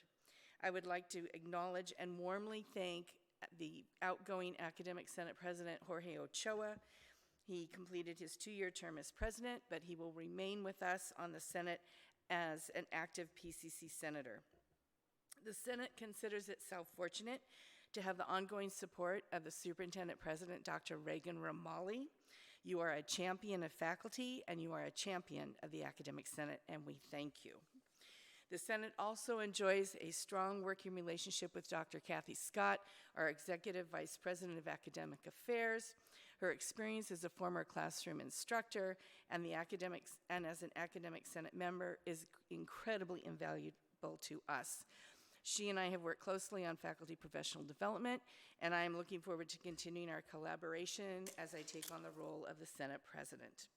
A talented group of faculty leaders will be serving as members of the Senate Exec Committee. Shauna Hagman will be Assistant President, Christina Moorhead, Secretary-Treasurer, Carlos Ramos will serve as Legislative Liaison, Dr. Wendy Koenig will continue as Curriculum Chair, John Downey and Dr. Colin Williams as the LAC reps, and Julie Schneider as the PCC rep. Rounding out our team is somebody we could not be without, and we have appreciated her talent. She is the senior administrative assistant to the Academic Senate, and she works also very closely with curriculum, and that's the incredible Fabiola Guerrero. It's been an honor for me to represent the Pacific Coast campus as a PCC senator for the last 5 years, and I am truly humbled and honored to be able to now take on the role and represent the entire Senate, all of the Senate, as their president. So I look forward to working with all of you. Thank you for having me, and thank you for welcoming me to tonight's meeting. Thank you. That was an outstanding report. Jerry, we're so used to the fabulous work that you do with the new faculty that we expected no less in your first report. Question, will you still be working with the new faculty? Always. Okay. But the role of the Faculty Professional Development Coordinator, we will fly that when the semester begins. We were talking about doing, I worked very closely with Dr. Scott this summer. We were going to do it in the summer, and then we thought, you know, we really want to make sure that all faculty have the opportunity to apply. Some are not here in the summer, some are not responding to emails. That's hard to imagine, but they take time off.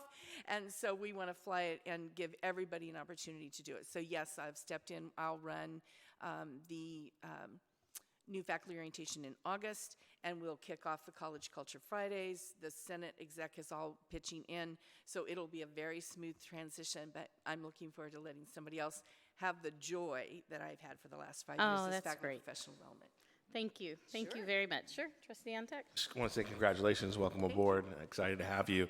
I was not able to make it to an academic senate meeting in my first year, and I would love to come to one of your future meetings. But I don't want to surprise you, so whenever you want to send an invitation and it's appropriate, you let me know, and I'd love to come and say hello and see a meeting.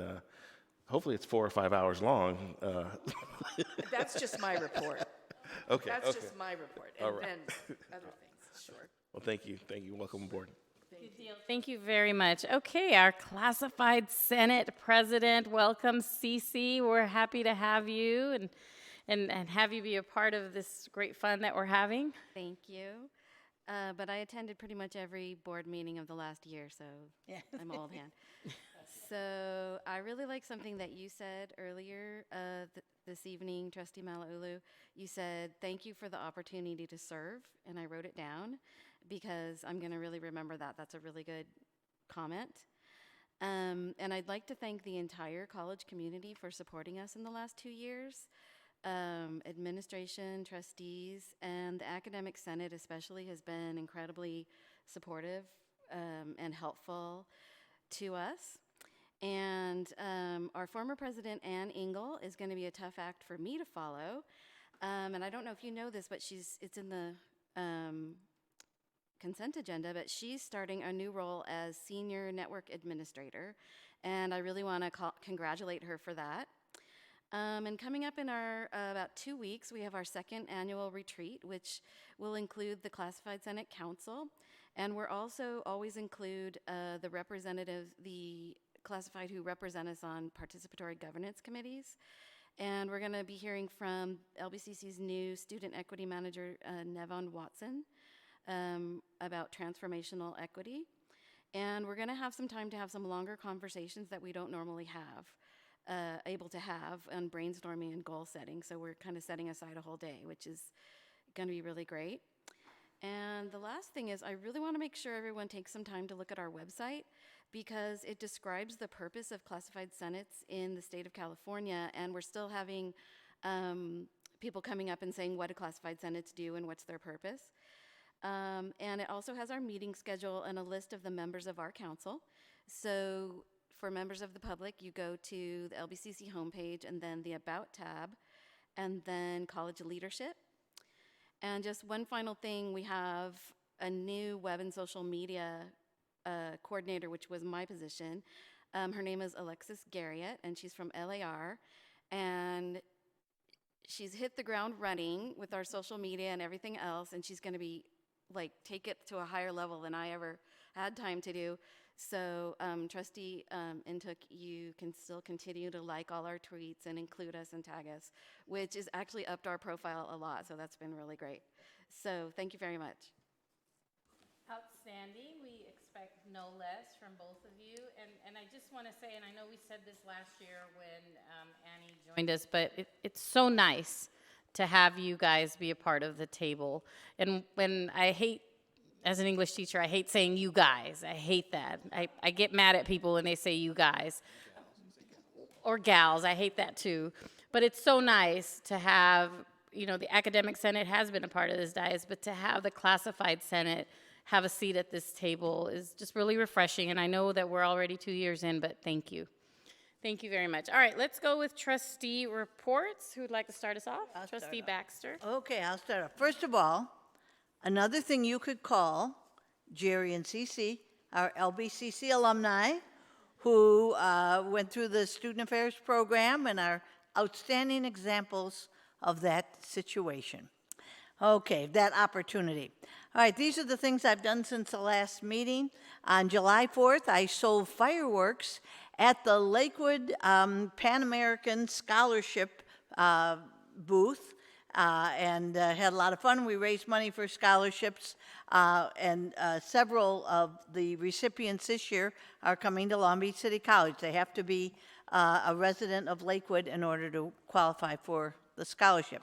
Then on July 13th, I participated in the Meals on Wheels 5K walk, and I want to salute the college. First of all, we walked all through the campus. The campus looked beautiful. I should look this way, look beautiful, very welcoming. I thought we'd just go around Vet Stadium, but we actually walked all the way up to Carson and all the way around the parking structure and everything. And so thank you, Long Beach City College, for sponsoring that.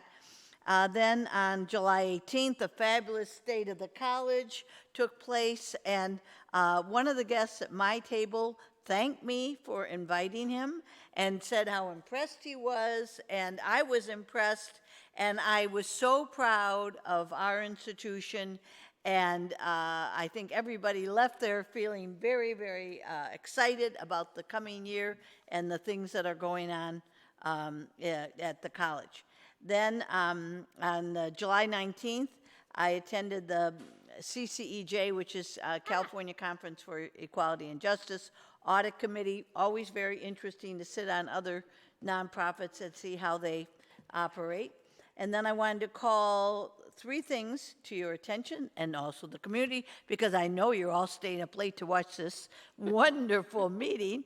On September 13th, the Life Sciences area of the college, department of the college, is going to have a memorial for Joan Zuckerman. Last month we learned that Professor Zuckerman passed away, and so the department is planning something, and they wanted me to let the public know. And then on September 10th, the LA County Job Fair will take place at Vet Stadium. And again, I want to salute the college and our wonderful programs there. Over 100 employers will be there. So people who are looking for jobs, go to Vet Stadium on September 10th. And then lastly, there was an article in Inside Higher Education today about online classes and financial aid. And I would like sometime to maybe have someone investigate the situation. What it is California is one of the few states that doesn't have some kind of an agreement, and so students may not be able to use financial aid to take online classes. So it's this week's Inside Higher Education. I'm lonely and desperate and read these things. Well, because it said financial aid, that's why I was interested. But anyway, congratulations. President Malauulu and Vice President Intuk, and it's going to be a great year, if we can end sooner. Thank you very much. Trustee Otto, do you have a report? No. Trustee Untuck? I'm sorry. I'm sorry, you do. You changed your mind. I just had one question I wanted to ask Superintendent President Romali. What time is it?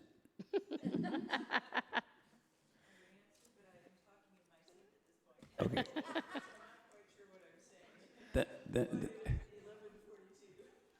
10:42. Who's counting? And with that, I would conclude my report. All right, Trustee Untuck. One thing I want to report, Oh man, I got accepted to this program at USC's Seoul Price School of Public Policy. It's a local leaders academy. It's funded through the California Community Foundation, and it's for newly elected and local leaders on navigating complex policy challenges, positively advocating for supports, public policy framework, and asserting and being self-aware in different roles. So it's once a month for the next 4 months, but I'm looking forward to learning from the public policy school and seeing what we can apply here at Long Beach City College. So that's all I have today. Well, congratulations for that. I have a very lengthy report. Just kidding. I have 3 items to report on. So on Saturday, June 29th, I was invited by the Democratic Women's Study Group to serve on a panel for people who were interested in either running for office or working on campaigns or committees or serving as staff members. And it was a great experience, and I'll tell you why. Dario is going to cue up the first photograph.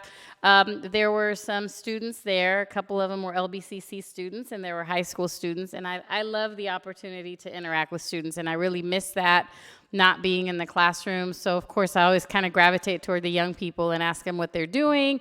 And then I get really excited when they say they're LBCC students. Hopefully, you'll see them running for something or running somebody's something. On July 15th, kind of a little bit of a double whammy, you're going to see a masked young man there. This is on our PCC campus at Building II. And I saw an advertisement in the weekly bulletin a few weeks ago talking about the Nuts, Bolts, and Thingamajigs 1-week conference. It was from 8 a.m. to 2 p.m. Monday through Friday of last week.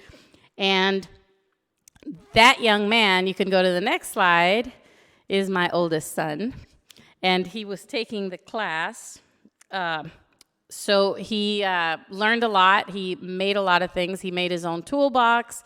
Made a paperweight, just all kinds of things, his name.